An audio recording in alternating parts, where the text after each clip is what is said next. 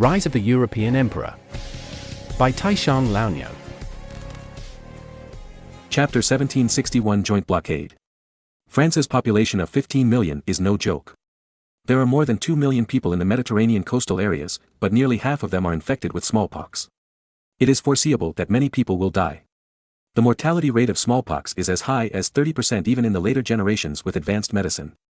In this era of backward medicine, it is not surprising that more than half of the people die. Therefore, people are extremely afraid of this infectious disease. At this time, Paris, France, was in a panic. The French government and the people were helpless about the smallpox in the south. Not to mention France, even Marin, who was in the North Sea Kingdom, was panicking. This is smallpox.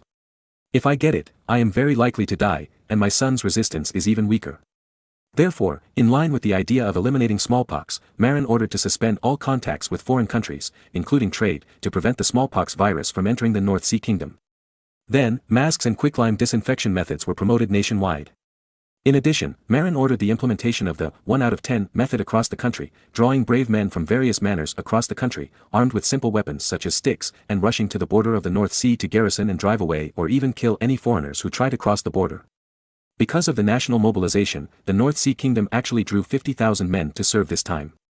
In other words, the total number of men in the North Sea Kingdom is now more than 500,000, accounting for a quarter of the population. Of course, this is because the North Sea Kingdom has never lost a battle and not many men have died. If there were continuous wars, the total number of men would not be so high. Moreover, the North Sea Kingdom originally had the 1st, 2nd, 3rd and 6th legions with a total of 40,000 people. The 50,000 men were actually helping the 40,000 main forces, mainly to fill the loopholes in the borderline and avoid the possibility of smallpox coming in.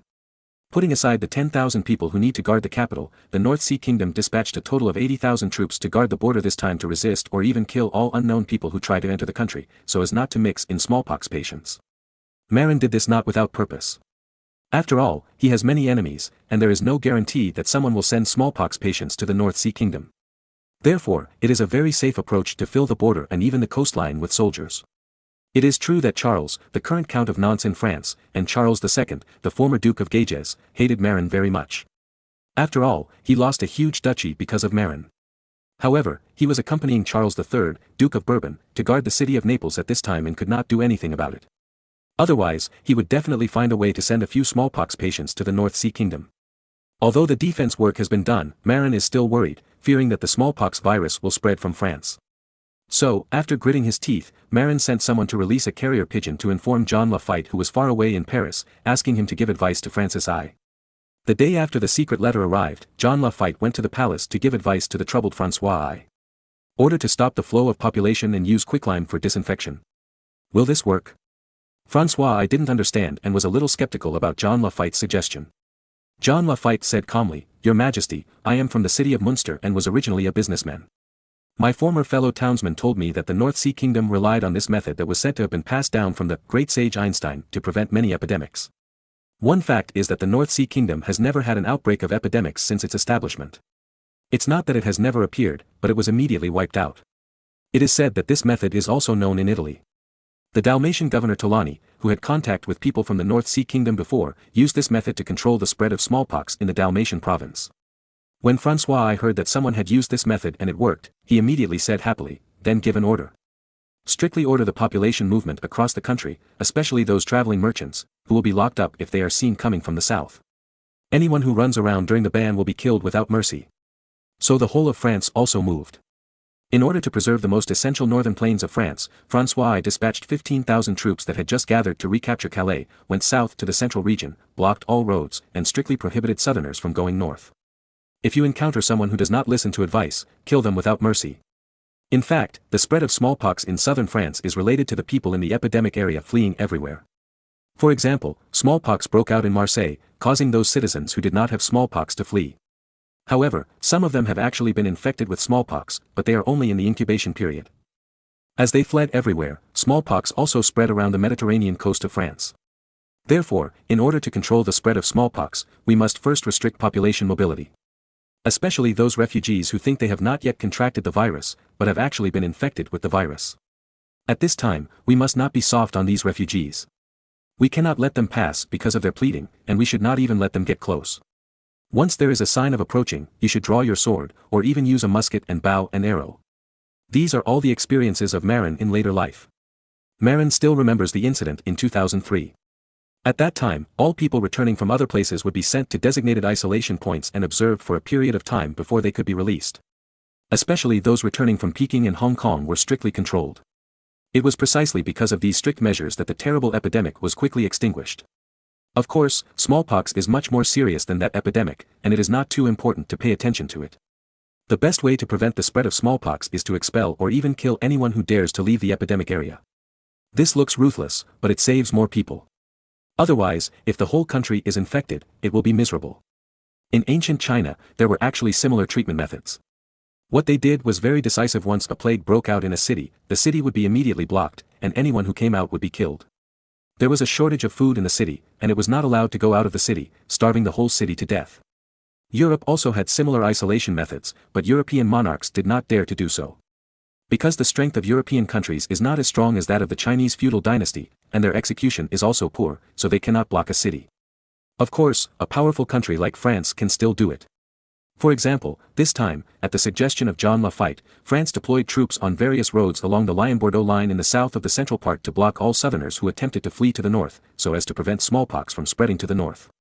Of course, it is not enough to just remind France, and it is still impossible to prevent smallpox from spreading to the north. For example, if smallpox patients in southern France enter the German region and then spread northward in the German region, the North Sea Kingdom will also be in danger. Fortunately, however, the area closest to southern France happens to be the territory of the Habsburg family of Emperor Maximilian I. So, Marin wrote to Maximilian I, asking Maximilian I to block the border in Switzerland and Franche-Comté to completely prevent the entry of smallpox. Marin even wrote a letter to Sieg, the leader of the Swiss resistance army, who had dealt with him before, asking him to cooperate in blocking the western border of Switzerland to prevent smallpox from entering Switzerland and further spreading to Germany. Of course, Marin did not leave out the Duchy of Milan, and also wrote a letter to Ludovico Sforza, Duke of Milan, warning him to block the border and prevent anyone coming from France from entering northern Italy. After all, northern Italy is close to Switzerland in the south of Germany. Once the Duchy of Milan falls, smallpox can easily enter Germany. Moreover, Marin also wrote a letter to Carlo III, Duke of Savoy, of the Duchy of Savoy, which is directly close to France in the westernmost part of northern Italy, asking him to cut off contact with France. The border between the Duchy of Savoy and southeastern France is the most dangerous area. Fortunately, the Duchy of Savoy and France are separated by the Alps, and it is very difficult to travel across the border. The main traffic between the two places comes from the sea, but during this period, the Spanish fleet blocked the French coast, and no smallpox patients arrived in the Duchy of Savoy by sea from southern France. However, we must also be vigilant against a small number of smallpox patients in southern France crossing the Alps to enter the Savoy region. After all, in order to survive, smallpox patients can do anything. Therefore, Marin wrote to Carlo III, asking him to send troops to block all mountain roads connecting southern France to prevent the smallpox virus from entering Italy and then entering the German region. People cherish their lives, and they don't want the people under their rule to die. Otherwise, who will those nobles exploit? Therefore, whether it is Emperor Maximilian I, Duke of Milan Ludovico Sforza, Duke of Savoy Carlo III, or the leader of the Swiss resistance army Sieg, they all accepted Marin's advice and began to deploy troops on their respective borders, block roads, and block all people in southern France who may want to cross the border to prevent the spread of smallpox. Chapter 1762. The French were frightened. In addition to giving advice to several big men close to southern France, Marin also sent people to notify the Duchy of Lorraine, which is close to France but not close to southern France. After all, Marin did not dare to guarantee that the French blockade would be successful.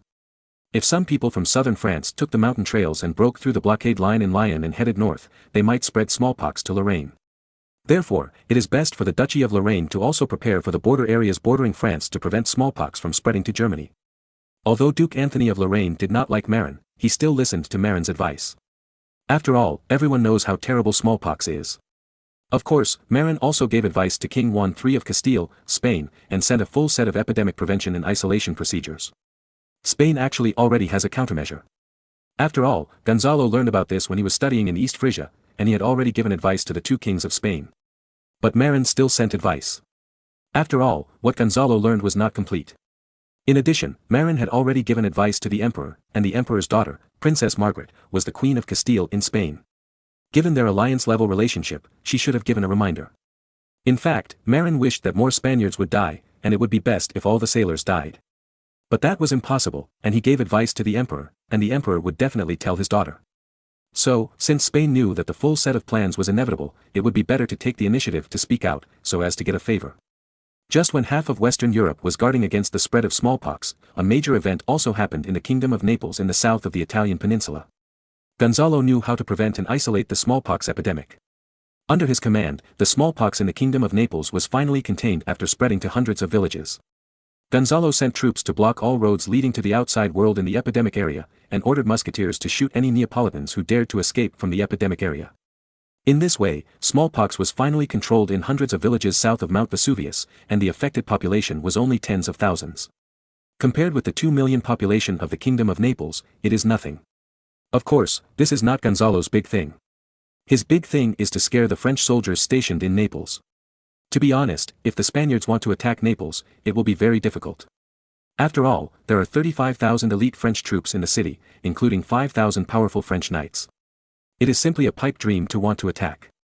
Therefore, Gonzalo did not mess around and chose to be trapped for a long time. Under normal circumstances, the Spaniards naturally have no way to deal with the 35,000 French troops in Naples, and can only wait for the other side to run out of food. However, this smallpox epidemic gave Gonzalo a chance. Of course, Gonzalo was not stupid enough to send smallpox patients into the city. Not to mention that the French would definitely not let him, he could not stand the anger of the Pope. Pope Julius II's attitude is very clear: whoever spreads smallpox will be excommunicated. Even the spreader may be taken to Rome for trial and be burned at the stake. Gonzalo hadn't lived long enough, so he naturally wouldn't use the method of throwing smallpox into Naples. Although there were no civilians in Naples, and they were all French soldiers, this trick couldn't be used casually. As long as it got out, there was a risk of excommunication and execution. But Gonzalo had his own way: don't let the smallpox really spread into Naples, right? I can scare the French, right? So Gonzalo asked craftsmen to build dozens of catapults, and threw some old clothes and blankets into the city by throwing stones. Moreover, he threatened that these were the clothes worn by smallpox patients, and the owner of the clothes was dead. The French army in the city was immediately in a state of panic because of fear. Everyone in Europe knew how terrible smallpox was. And the clothes left by the smallpox victims could indeed spread smallpox. In America, European colonists used this method to kill many Indians. They gave the Indians the blankets used by the smallpox victims, and then the Indians began to suffer from smallpox. The Indians were indeed less resistant to smallpox, and then, many people died. It is said that tens of millions of people died, but some of the data on massacres by American and other European and American colonists were blamed on smallpox. But no matter what, smallpox caused at least tens of millions of deaths to Indians. Even though the medical level in Europe at that time was extremely backward and bloodletting treatment was still popular, Europeans knew that blankets and underwear left by smallpox patients after they died could not be kept. They gave the blankets of smallpox victims to the Indians with ill intentions. Because, no matter how stupid the Europeans were, they had seen examples of poor people who picked up blankets used by smallpox patients and contracted smallpox. Although they did not understand the principles of viruses, they knew that the underwear and blankets left by smallpox patients after they died were unclean. Therefore, many French soldiers were shocked to see that the Spaniards actually threw the old clothes and blankets of the so-called smallpox victims into the city. They were 35,000 people crowded in a city, with no way to retreat or escape. Once smallpox really spreads, most people will not be spared, and only a few people who have had smallpox dare to say they are fearless. Therefore, Charles III, Duke of Bourbon, Charles, Count of Nantes and others were very scared and lost the courage to continue to resist. Gonzalo also sent people to shout and issued an ultimatum to the French: if they don't leave, continue to throw clothes and blankets. In fact, those old clothes and blankets were just things that Gonzalo casually looted from nearby villages, and they looked very old. Moreover, they smelled bad. After all, Europeans in this era were not used to taking a bath, and it would be strange if old clothes and blankets smelled good. This kind of original thing just scared the French in the city. Charles III and his men were isolated from the news, but they also learned about the recent major events in the outside world through pigeon smallpox broke out. Moreover, the former governor of Venice Dalmatia, Tolani, did send smallpox patients to Naples. It was originally intended to harm the Spanish army, but it seems that it did not harm them. But in a blink of an eye, the Spaniards actually threatened them with clothes and blankets used by smallpox victims, and they believed it. After all, Naples is an epidemic area, and it is not surprising to have clothes and blankets of smallpox victims. So, they all believed Gonzalo's threats. In order to save the lives of the soldiers in the city, especially his own precious life, the commander of the French army, Charles III, Duke of Bourbon, decided to give in. The great European nobles of this era were not afraid of defeat. Even, there was nothing to be afraid of if they were defeated. The opponent would not kill him, but would let his family redeem him with a ransom. And after returning, the king would not do anything to him. After all, a duke is not a cat or dog, and the king cannot move lightly. At most, he will not be favored and reused by the king in the future. However, compared with his own life, the king's favor and reuse are really insignificant. His idea was also unanimously supported by the French officers in the city. These French officers of noble origin are not afraid of dying in battle, because it is an honor. But if they died of smallpox, what would that mean? They wouldn't even get any credit. So, they had always supported Charles III, Duke of Bourbon, in negotiating with the Spanish. They demanded that the Spanish let them go on the condition that they peacefully gave up the city of Naples. Chapter 1763, The French Army Withdraws. Gonzalo was certainly not satisfied with the French's request. I scared you half to death, but you didn't get any benefits. Of course, Gonzalo was unwilling to make too much demands. This time he was just scaring the other party, and he didn't dare to really mess around. Therefore, he didn't dare to let the other party surrender unconditionally. Otherwise, once the negotiations reached a deadlock, it would be more trouble than gain. After all, under the premise of not daring to really use smallpox, the Spanish army was not sure to defeat the French army. After thinking about it, Gonzalo thought of a way to let the other party hand over all the war horses as his own trophies. Then, let the other party leave. There are 5,000 French knights in the city, with 5,000 war horses. And each knight's special war horse, especially the war horse of the French knight, costs hundreds of gold coins. If 5,000 war horses are seized, it means that the profit reaches 500,000 gold coins. As Gonzalo, who once studied in East Frisia, he clearly remembered the reason why Marin became rich that year. He seized the war horses of thousands of French knights, including those French knights themselves. Because of the high value, Marin was suddenly canonized as an imperial baron by the emperor from a small knight, and he had an autonomous imperial baron territory. Moreover, he also knew that Marin was very bold at the time. In addition to giving half of the spoils to the Venetians, he also hid half of the war horses and sold them secretly, and finally obtained huge funds, laying the foundation for the establishment of the North Sea Army and the annexation of the East Frisian state. These Marin did not disclose, but afterwards the Spanish spies got the exact number in France, and deduced that Marin only handed over some of the war horses to the emperor. Because there were 4,000 captured French knights, but Marin only handed over 1,000 war horses to the emperor, and he must have blackmailed a lot. However, those prisoners of war Marin did not dare to hide privately. Because, Marin was a small figure and could not negotiate with France for the ransom. However, that was the result of the French knights being ambushed by Marin and defeated. He did not defeat the French army trapped in the city, and did not dare to take prisoners of war. Therefore, letting the French leave and extorting a batch of war horses from the other side was already a great bargain. When the conditions reached the city, Charles III, Duke of Bourbon, was furious. That was a war horse. The most valuable wealth of a knight. Generally speaking, the most valuable wealth of a knight is a war horse, and most of the output of a knight's fiefdom is used to feed the horses. The second is a full set of plate armor, which is worth dozens of gold coins. Charles III was a little reluctant, but he didn't expect that most of the 5,000 French knights in the city were willing to hand over their war horses in exchange for leaving. Many old knights clearly remember how many French knights died of syphilis that year. Smallpox is much more terrible than syphilis. If the other party continues to throw in clothes and blankets of smallpox victims, they may really die. War horses are precious, but human lives are more precious. Because those knights' manors do not only raise one war horse. You know, the wealth of French knights is famous in Europe. The Kingdom of France has vast lands, and the average fief of the knights is as high as 1,500 acres, which is much more than the 1,000 acres of the German knights and the 600 acres of the English knights. Therefore, the French knights have the confidence to take out another war horse. And now, they cherish their lives even more. Seeing that the knights are eager to return to their country for refuge, Bourbon Duke Charles III did not say anything and was ready to agree to the other party's conditions. At this time, Count Charles of Nantes spoke up to stop him. "Wait, Duke, I have an idea." "What idea?" Bourbon Duke Charles III was a little confused. At this time, what else can be done? It's like this: the other party asked us to hand over 5,000 war horses, but did not ask us to hand over those ordinary replacement horses, right? It's like this. Charles explained, "My Lord Duke, I found that some knights' war horses look shorter and not as majestic as some replacement draft horses. So, why don't we use some tall replacement draft horses as war horses and replace those short-looking war horses? In this way, we can also reduce some losses." Duke Charles was also somewhat tempted, but he hesitated. What if the Spaniards find out? Besides, we must swear an oath, and I dare not lie and swear in front of God. Count Charles smiled and said, "So, when you swear an oath with the Spaniards, don't mention the war horses, even if you are willing to give them the good horses of 5,000 knights." Good horses. Looking at the tall and majestic draft horses, they can also be called good horses. Moreover, some of the draft horses that the knights changed to look very majestic. If it weren't for the fully armed knights who personally rode on them to charge, you couldn't tell that they were not war horses. When the horses were given to the French, these fake war horses were mixed in the innermost, and the Spaniards couldn't tell them in a hurry. In addition, before we leave the city, let the replaced war horses starve for a few meals to make them a little listless, so that the Spaniards won't see it. Charles III thought about it and it was really feasible. So he asked his knights to select from the horses, and replaced 800 war horses that didn't look majestic with 800 draft horses that looked strong but actually had poor explosive power, war horses dragging plate armor knights to charge, which requires strong explosive power.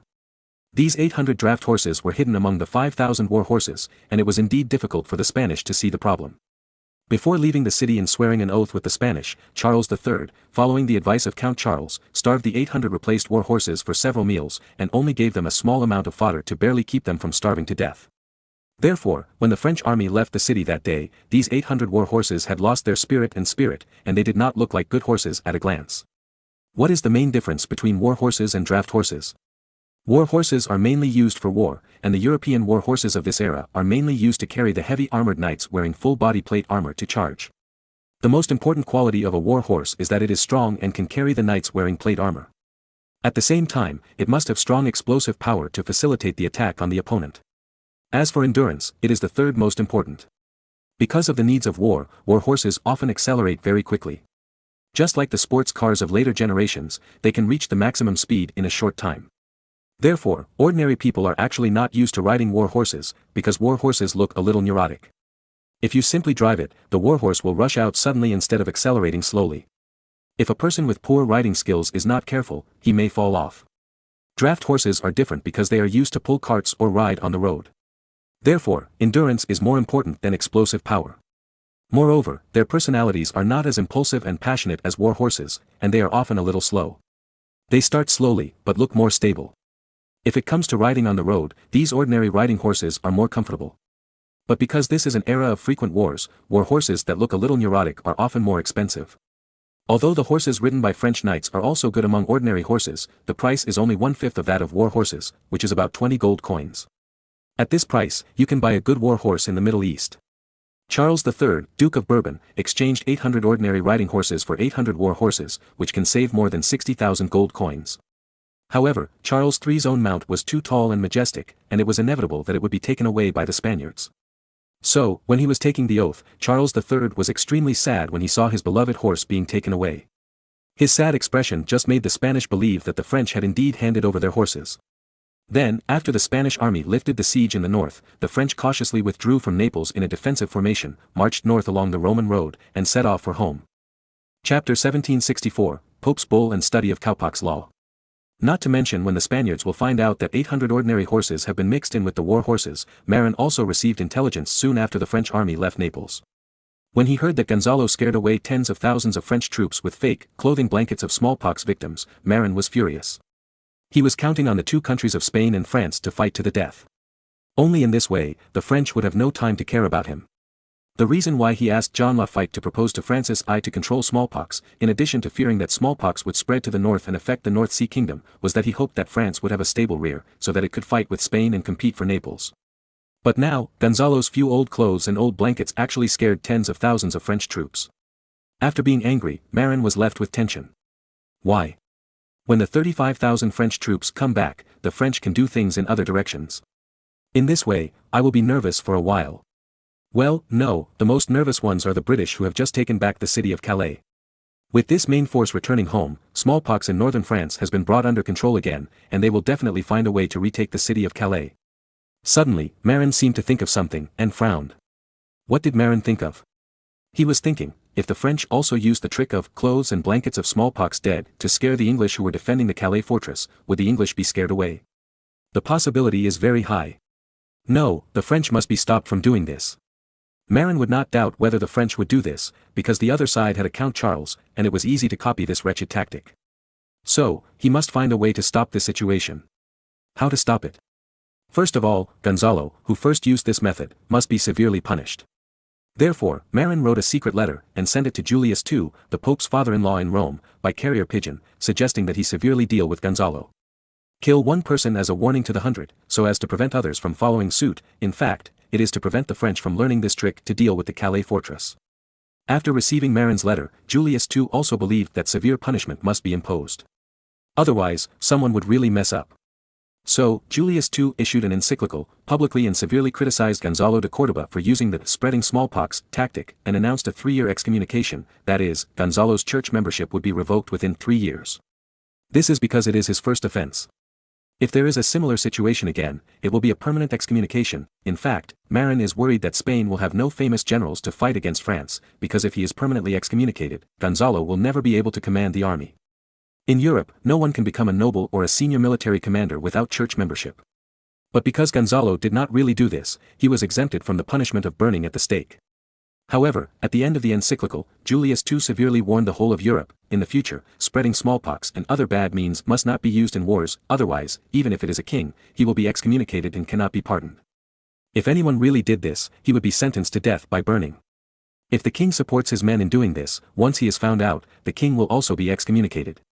After this decree was issued, it was supported and welcomed by most people in Europe. Because the act of spreading smallpox is indeed very bad and scares everyone. Only Count Charles of Nantes, who was on his way back to France, was very depressed after hearing about it. Because he did think of offering this plan to deal with the fortress of Calais after returning home. In this way, he would be valued by the new king, Francis I. Unexpectedly, the Pope patched it in advance, which made his idea fall through.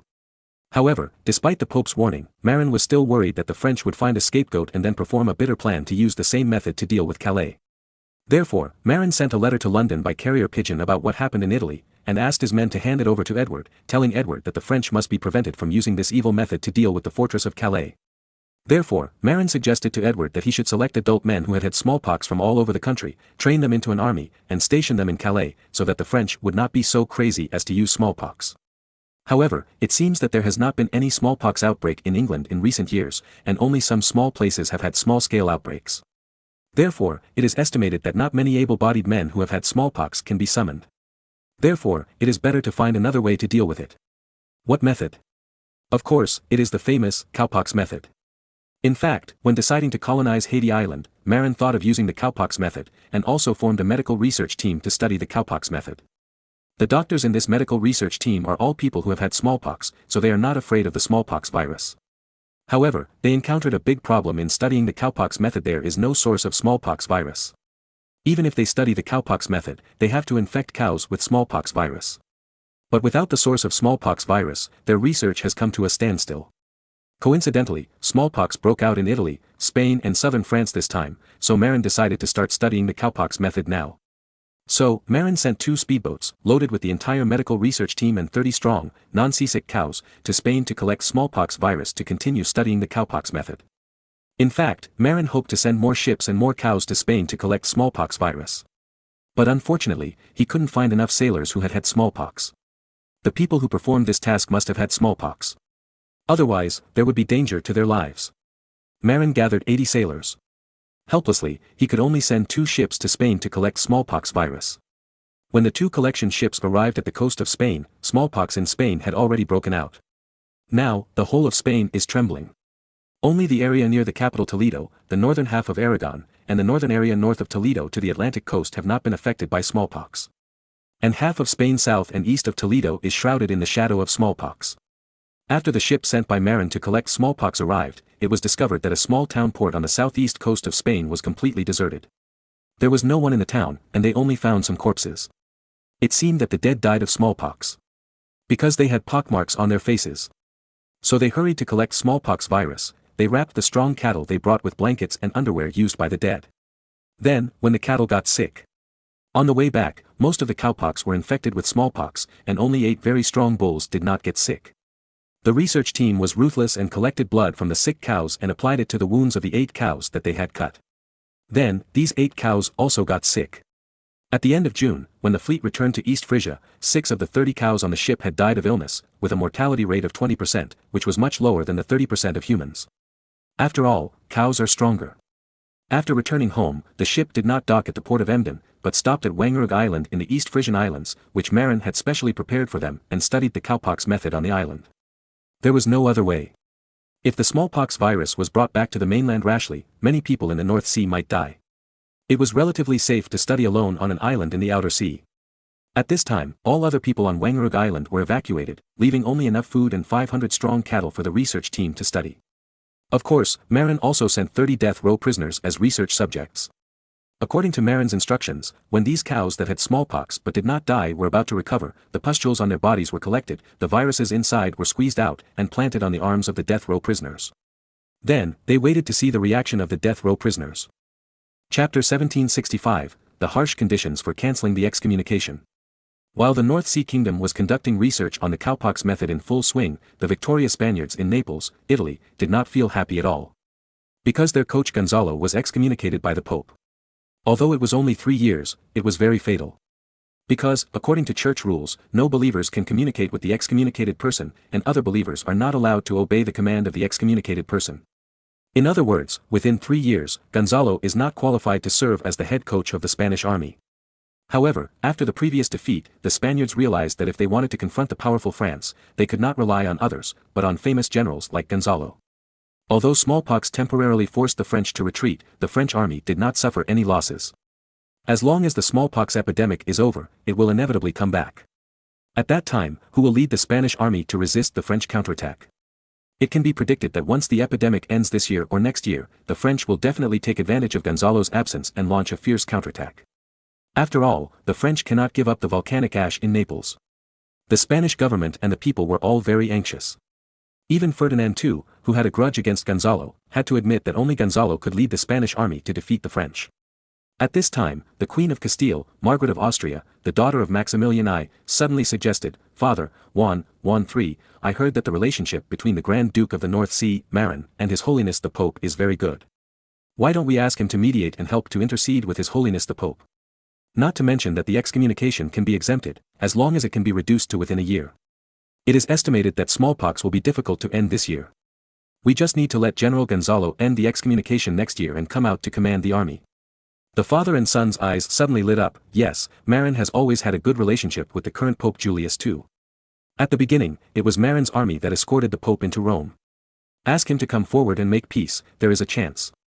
So, the 2 generations of Spanish kings contacted Reed, the ambassador of the North Sea Kingdom in Toledo, and asked Reed to contact Marin by pigeon, asking him to help mediate the matter. After receiving the letters from the 2 kings of Spain, Marin thought for a long time and decided to help. Because he was indeed worried that Spain would lose to France, which would lead to the strong rise of France. France has a very deep foundation. They have a large population, many knights, and the number of war horses is also the highest in Europe. Once the French have enough food, it is not a problem to raise an army of 100,000. Although Spain is rich, the potential for domestic war is not great. The main reason is that the knight class, as the pillar of the army, is not strong enough. There is no way. France not only has an area of 10,000, but also has many plains. This gave the French monarch the capital to canonize knights on a large scale, so that there are 10,000 or 20,000 people in France with the title of knight. And the children of the knight family who can fight on horseback are estimated to be tens of thousands. However, due to the shortage of food and grass supply, France can only send out more than 10,000 knights in each battle. More, it can't be supported. The main thing is that war horses are too good at eating food. If they solve the problem of food and grass, it is estimated that the whole of Western Europe will tremble under the iron hoof of France. On the Spanish side, although the land area is not much smaller than that of France, most of it is mountainous. Mountains are obviously not suitable for knights' fiefdoms, so the scale of Spanish knights has always been small. Moreover, influenced by the Moors who once ruled southern Spain, Spanish knights are more like a type of soldier between plate knights and light cavalry. They are more than enough to deal with light cavalry, but not with French knights, both in terms of combat effectiveness and scale. Therefore, Marin would rather the Spaniards occupy the kingdom of Naples and let the French attack. He naturally agreed to the request of the 2 Spanish kings. So, Marin sent a pigeon to contact his father-in-law, the Pope, who was far away in Rome. After receiving the letter from his son-in-law, Julius II thought about it again and again and wrote back. He told Marin that it was impossible to pardon Gonzalo casually. After all, he is the Pope and he also has to save face. If the excommunication is easily withdrawn, it will have a blow to the Pope's WeChat. But it can be flexible. However, Spain and Gonzalo must make enough gestures to let the Holy See have a way out. Otherwise, casually reducing the excommunication will inevitably make people look down on the Holy See. Therefore, Julius II told Marin that Gonzalo could learn from the canossa humiliation of Henry IV, the Holy Roman Emperor who was excommunicated, and come to the Holy See to ask for his forgiveness. In this way, after having a way out, Julius II can take the opportunity to reduce the excommunication. However, as an emperor, Henry IV also stood in the wind and snow for 3 days and 3 nights before being forgiven. And Gonzalo was just a count, several levels lower than the emperor. Therefore, Julius II asked Gonzalo to kneel at the door of the Holy See for 3 days and 3 nights before he could be forgiven. And letting the commander-in-chief of the Spanish army kneel for 3 days and 3 nights in the Holy See is also a huge improvement in the prestige of the Holy See. Of course, Julius II also gave a second option, which was also a way to reduce excommunication, caning, which was carried out in public by the confessor, and 3,000 canes offset 1 year of excommunication. Marin received the letter from the Pope's father-in-law and felt very tricky. Why? Because the punishment is a bit cruel. If it was a young man, it would be okay, but Gonzalo was 62 years old. Originally in history, General Gonzalo died in the winter of this year. It seems that he was infected with malaria. After all, he is no longer young and is more likely to get sick. Even in the humiliation of Canossa, Henry IV of that year only stood for 3 days and 3 nights, which was much easier than kneeling. Moreover, when Henry IV repented, he was only 27 years old, a strong young man. How could he be compared with Gonzalo, who was already 62 years old? But the other option is even worse, that is caning. 3,000 canes can only be equivalent to 1 year, wouldn't it be 9,000 canes in 3 years? Gonzalo, a 62-year-old old man, would not be beaten to death. If the Spanish themselves carried out the caning, and it was not carried out in public, they could still let it go and let people have a taste of it. But that was a public execution in the Vatican, and it was carried out by the confessor of the Vatican. Even if the confessor was bribed, they had to make some noise in the public eye. If it was a few sticks, this kind of punishment that only heard the sound and did not cause serious injuries might be easy to pass. But if it was 9,000 sticks, no matter how much you fooled around, it would kill people, especially an old man like Gonzalo. Marin didn't know how to choose, so he gave the choice to the Spaniards. After receiving Marin's pigeon, the 2 Spanish kings were both happy and worried. They were happy that they could indeed reduce the excommunication, but they were worried about the 2 types of excommunication. One was too embarrassing, and the other was easy to kill people. The 2 kings had no choice but to give the choice to Gonzalo himself. Gonzalo received the letter from the 2 kings, and after thinking it over, he decided to accept the punishment of kneeling for 3 days and 3 nights. Although this punishment was very embarrassing, it was at least better than being beaten with 9,000 sticks. It was not that he was afraid of pain, but that he was afraid that if he was killed, Spain would lose to the French in the next war. As for humiliation, the emperor had bowed his head to admit his mistakes to the Pope. Henry IV not only stood in the snow for 3 days and 3 nights, but also knelt down and cried for mercy. For an ordinary earl, kneeling for 3 days and 3 nights was not particularly unfair.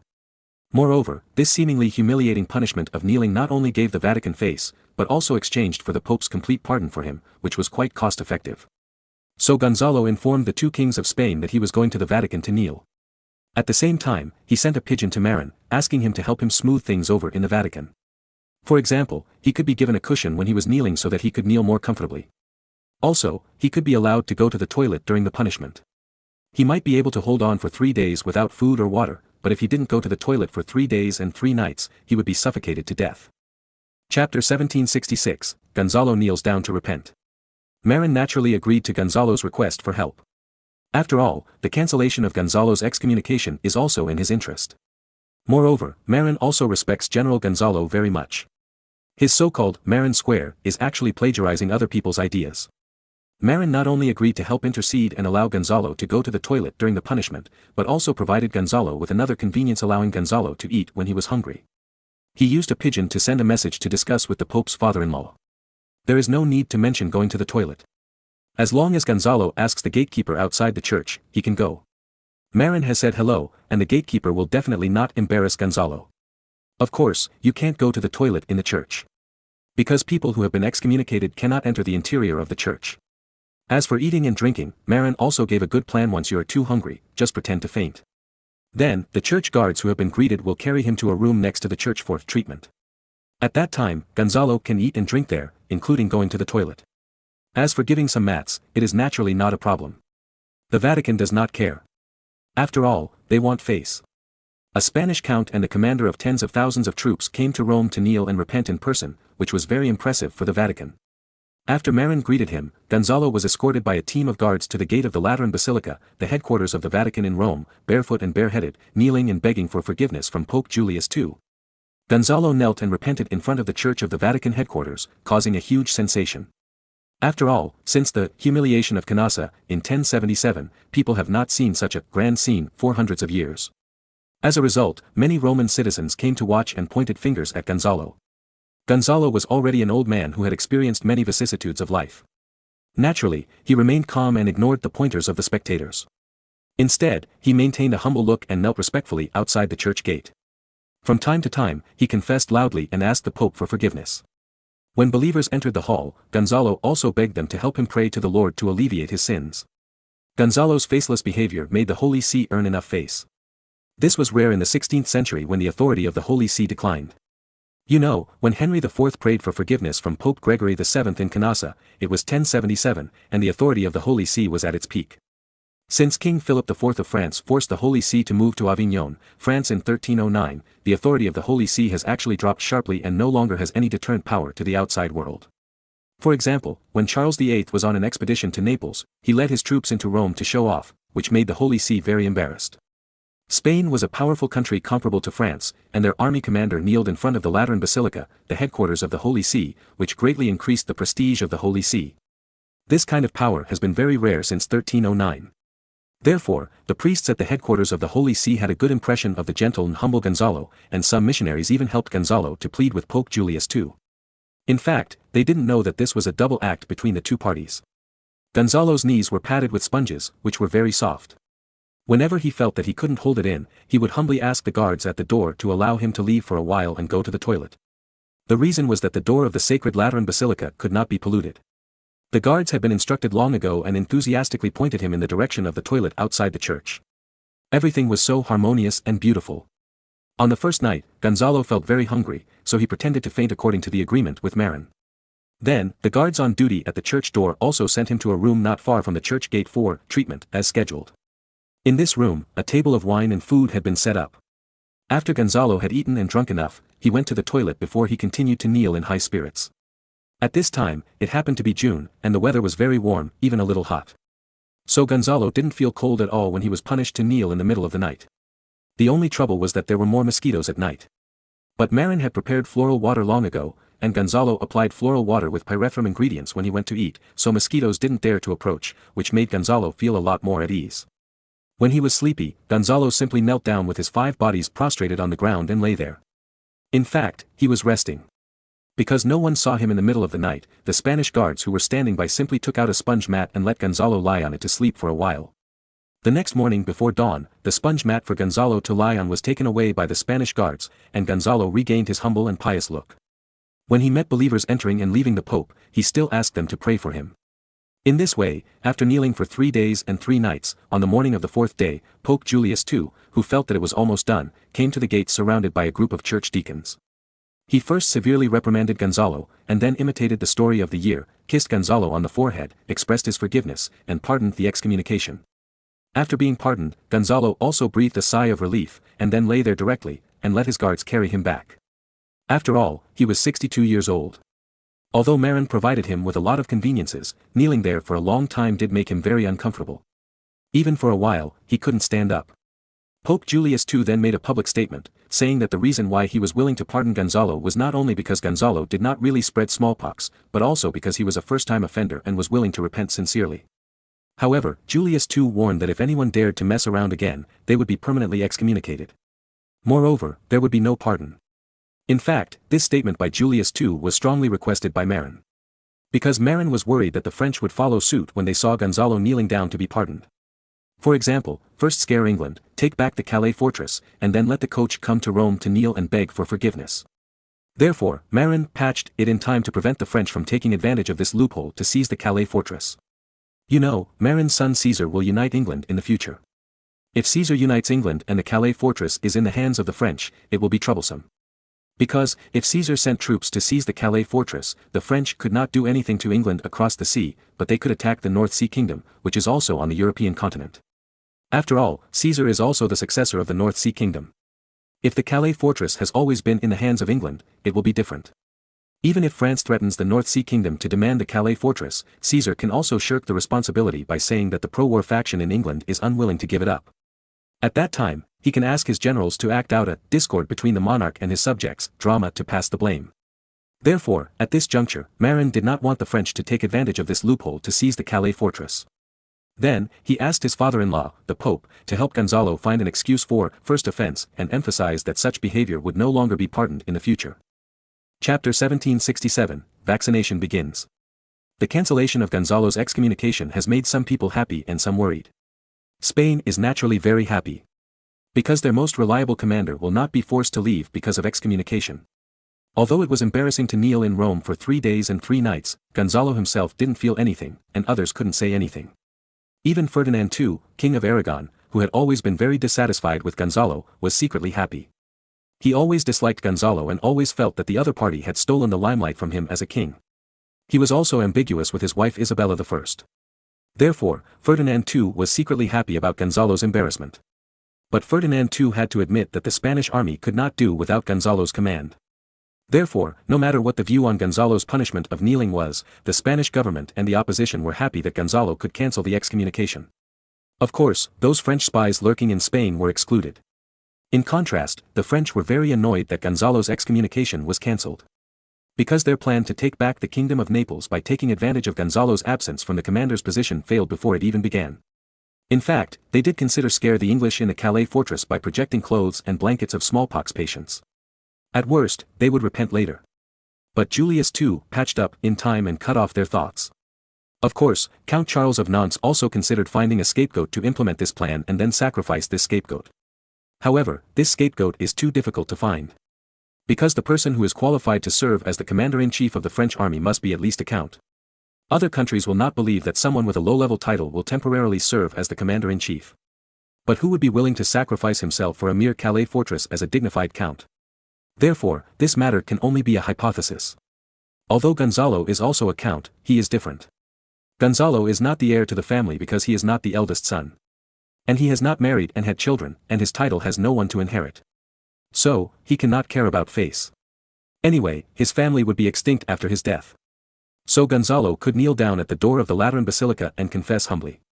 For the benefit of Spain, he could disregard his face. But ordinary earls are different. Ordinary earls are burdened by their families and need to consider their family's face and family inheritance. So no one can risk it. And those who can risk it are often those who have nothing. Otherwise, there would not be the saying, the barefoot are not afraid of those wearing shoes. Moreover, the English are not stupid. After being reminded by Marin, Edward rushed to all parts of England to select and forcibly recruit 3,000 able-bodied men who had had smallpox, and train them into an army as the garrison of the Calais fortress. To be honest, 3,000 soldiers are a little less, but Edward has no choice. Because it is far away from the European continent, the spread of the plague in England is not as serious as on the European continent. It is already very good to be able to find 3,000 able-bodied men who have had smallpox. The Calais fortress was originally very strong, and 3,000 strong men could hold it for a long time. Moreover, there was full support from England behind it. However, the English were also a little nervous. What if the French really did this? Once smallpox broke out in the city, only the 3,000 strong men would be useful. They were not professional soldiers, but only recruits. I don't know if they could withstand the siege of the French. For this question, the little Caesar finally gave the answer: there was no need to worry about the French using smallpox to seize Calais. Why? Caesar's reason was very simple and straightforward: if smallpox really broke out in Calais, ordinary French soldiers would not dare to approach it. They also cherished their lives. Only those who had smallpox dared to approach and besiege the Calais fortress. Even if there were more strong men in France who had smallpox than in England, there was no guarantee of how many there were. It would be the best if more than 10,000 people could be mobilized. But these people were not necessarily elite veterans. If they were strong men recruited from civilians, what was the difference between them and the strong men in England in the city? Everyone is a new soldier. The English strong men can still have an advantage by relying on the walls of the Calais fortress. Marin suddenly realized that smallpox was too terrible. If smallpox really broke out in the Calais fortress, normal French knights who had never had smallpox would not dare to approach it. Didn't you see that the French knights were scared when Gonzalo threatened? If ordinary strong men who had had smallpox came to attack the city, facing the tall walls, there would be nothing they could do. I was thinking too much, and it was not as clear as Caesar's child. Marin informed Edward of Caesar's opinion in the form of a pigeon letter, and Edward was relieved and put down his worries. Of course, there are still hidden dangers. Therefore, if you really want to solve the problem thoroughly, you still have to rely on the cowpox method. On Wangyeog Island, the easternmost island of the East Frisian Islands, the results of the observation of cowpox planting of 30 death row prisoners have come out. The 30 death row prisoners were planted with cowpox in batches. It turned out that 2 of the 6 people who were planted with cowpox died in the first batch, and 1 died in the second batch. But in the following batches, no one died. In other words, the closer to the recovery of the cows from smallpox, the safer it is to collect smallpox from cows infected with smallpox. Because the later the cows are, the stronger their resistance to smallpox is. It is safer to collect such smallpox and inoculate it on human arms. Moreover, this is also related to the cows themselves. The stronger the cows, the better the effect of transplanting the smallpox on their bodies. For example, the 8 strong bulls that were difficult to get sick even after contact with the smallpox virus recovered the fastest after being forcibly infected. The smallpox collected from them was also very effective. Therefore, Hans, the leader of the smallpox research team, wrote a long report reporting the results of this study. The report shows that it is safest to collect smallpox when the smallpox begins to scab on the cows. However, collecting smallpox when the cows are covered with pustules is dangerous. For example, the 3 people who died in the experiment all had accidents when collecting and transplanting smallpox in the early stage before scabs formed. If you wait until the cows infected with smallpox begin to scab, then collect the meat particles from the scab-forming area, the effect will be very good. Moreover, it is also very safe. Then, Dr. Hans also applied to use the cowpox from the strongest 8 cows to vaccinate Marin's family. Marin happily went with his family, as well as Felice and Felice's children, including the liver-sucked Mizuko and the liver-sucked Nobunaga who were raised outside the palace, to the northernmost small fishing village of Harel in Wangerland in the north of the Jeva region opposite Wangerog Island, waiting for the cowpox to be sent over from the other side. Soon, several doctors in white coats, holding glass containers, and wearing masks, landed in the Harel fishing village on a special fishing boat and quickly vaccinated Marin's family with cowpox. After the cowpox vaccination, Marin did not leave immediately, but stayed in the local fishing village, waiting for a mild reaction. Chapter 1768. Do you want it? 3 days later, the youngest children, William and Gonfu Nobunaga, began to react first, and papules began to appear on the vaccination site. Because they were young, they also had a slight fever. Fortunately, Marin had prepared professional fever-reducing bupleurum and inchiao, which easily suppressed the children's fever. Then, older children such as Caesar and Robert also began to develop papules, but they probably did not have a fever because Marin often exercised more than them, although they were not feeling well. Then it was the adults. Marin, needless to say, had no reaction, but Felice and Gonfu Shuizi had some fever, but they were all suppressed by bupleurum and inchiao. Then, the papules on the arm turned into herpes, then into pustules, and then began to scab. After about 17 or 18 days, only the scab wounds were left on the arm of the vaccine. During this period, the fever of the weak people in the family was not suitable, and they were all suppressed by sufficient preparations, and there were no accidents. Marin breathed a sigh of relief. The family was finally safe. Because the experiment had been done on 30 people before, Marin was not at risk this time. After all, this is an effective treatment that has been proven in later generations. In his previous life, when Marin was born, it was already the 1980s, and smallpox had been extinct for several years. Therefore, he had never been vaccinated with cowpox. But his uncle's cousins were all born in the 1970s and had all been vaccinated with cowpox. Of course, his parents had also been vaccinated with cowpox. He was not worried about problems with vaccination for adults, but only worried about problems with children. Fortunately, although William and Nobunaga Gonfu had some minor accidents, they were still suppressed. And teenagers like Caesar and Robert already have the ability to resist the adverse reactions of cowpox. The reason why Marin was in a hurry to experiment was because the 8 strong cows were about to recover. When these cows recovered, there would be no source of high-quality cowpox. So he was in a hurry to bring his family to get vaccinated. After Marin returned to Auric, he began to arrange for the second group of people to be vaccinated with cowpox. The second batch naturally included the old Hoffman couple, who could still enjoy the last bit of cowpox from the 8 cows. If it's later, we have to wait for the cowpox of other cows. There is no shortage of cowpox on the island, and Marin sent 500 cows there. Moreover, taking turns to get smallpox will never cut off the source of cowpox. Now, because the cowpox method is successful, Marin plans to continue to transport cattle to the island to get more cowpox. Even this year, Marin plans to use the 10,000 cows imported from the Crimean Khanate to cultivate cowpox to meet the needs of the country's 2 million people. Even to meet the needs of the American colonies. Subsequently, the high-ranking nobles of the entire North Sea Kingdom were arranged in batches to go to the Harel fishing village and start to vaccinate cowpox in batches. Of course, Marin was not strong at all, and did not say the reason, but just forced the order, and took the lead in showing the scar on his arm. I took the lead, don't talk nonsense. Even Marin specially invited Princess Margaret of England to come to the North Sea Kingdom to play. In fact, it was arranged for Princess Margaret to be vaccinated with cowpox. After all, this is his own daughter-in-law, and she can't be harmed by smallpox. As for Edward and his wife, Marin didn't care that they died. In addition, the Adlers and their children who were far away in Ireland, and the Simons and their wives who were far away in Ukraine, were also called back to get the smallpox vaccination. As for his sister Anne and her husband, Marin thought about it, and in the name of his parents, he invited Anne to bring her child, Marin, back to visit relatives, and then took the opportunity to get the smallpox vaccination. As for the brother-in-law Sigismund I, who was older than him, because he was a foreign monarch, Marin didn't want to make it public to him for the time being. Even Anne, Marin would not give any extra explanations, just tell her that it was good for her. Anyway, her own children were all planted on their arms, and Anne would definitely not have any doubts when she saw it. Of course, his respected father-in-law Julius II also had to be planted. However, the father-in-law was far away in the Vatican, and he certainly couldn't come to the North Sea Kingdom. So Marin sent a ship carrying a strong bull infected with smallpox to Italy in the south. Then, he planned to dock in a small fishing village outside Rome, and then let the Pope's father-in-law go out of the city secretly to get the smallpox vaccination. The same thing happened to my third brother Albert and his wife. Although they were far away in New York, they could send a ship carrying cows and doctors to vaccinate them. Marin even planned to vaccinate the sailors first, and then let them carry enough smallpox cows and doctors to the North American colonies to vaccinate everyone. When everyone in the North American colonies had been vaccinated with cowpox, some smallpox could be sent to the North American Indians. Marin had two attitudes towards the American Indians. One was the Delaware people who were willing to surrender, and the more gentle Taino people on the islands of Haiti and Cuba. Marin would also vaccinate these two major ethnic groups to protect their safety. However, Marin was not so polite to the unruly Indians in the jungles of North America. Sending some relics of smallpox patients over would save the trouble of encircling and suppressing them. Marin suddenly felt deeply guilty. He had previously despised the Americans for slaughtering Indians. As a result, he turned around and became so cruel. But he had no other options.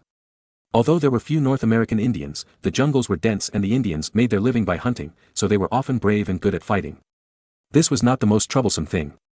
The most troublesome thing was that they were familiar with the jungles, and it would be difficult for Marin to send a large army to encircle and suppress them. You know, guerrilla warfare was unsolvable until the 20th century. Therefore, the best way was to cut down trees slowly. When the original jungle was cut down, the other side would have nowhere to hide. However, who knows how long it would take to cut down the forest. Therefore, if possible, Marin did not mind using special tactics against some powerful Indian tribes. And taking special measures against the pagans like the Indians would not be blamed by the Vatican. Moreover, the Vatican was also one of their own. In order to protect the smallpox virus from becoming ineffective, Marin decided to follow the example of the United States in later generations, refrigerating samples. The refrigeration method was very simple, which was to throw the underwear and blankets used by the smallpox victims and other personal items into the ice storage. Even directly sent to Iceland for refrigeration. Anyway, Iceland is now Marin's territory, and a cold storage can be built there. In the future, if you need cowpox, just take a piece of clothing and wrap it around the cow's face to infect the cow. If you are dealing with an Indian tribe that is good at guerrilla warfare, you can also send a piece of underwear from a smallpox victim. Of course, this kind of thing should be avoided as much as possible. If you can send troops to conquer, don't use this method. Only tribes that are too powerful and cannot be conquered by military force can use this unethical method. For example, Marin plans to vaccinate the hundreds of thousands of Taino people in Cuba and Haiti with cowpox. Because these people are gentle and easier to manage. The Aztec Empire and the Inca Empire to be conquered in the future are easier to conquer because there is no forest cover. At that time, if they surrender, they will be vaccinated with cowpox. After all, that's tens of millions of laborers. In the era without automated machinery, population is productivity. Lying in bed, Marin has been thinking, should I spread smallpox to Japan? Should I? Chapter 1769, Cowpox Law for the Crown. After thinking all night, Marin still didn't make up his mind. Because he felt that the brutality of the devils in later generations had nothing to do with people of this era. In this era, there were three kinds of people in Japan: nobles, samurai and civilians.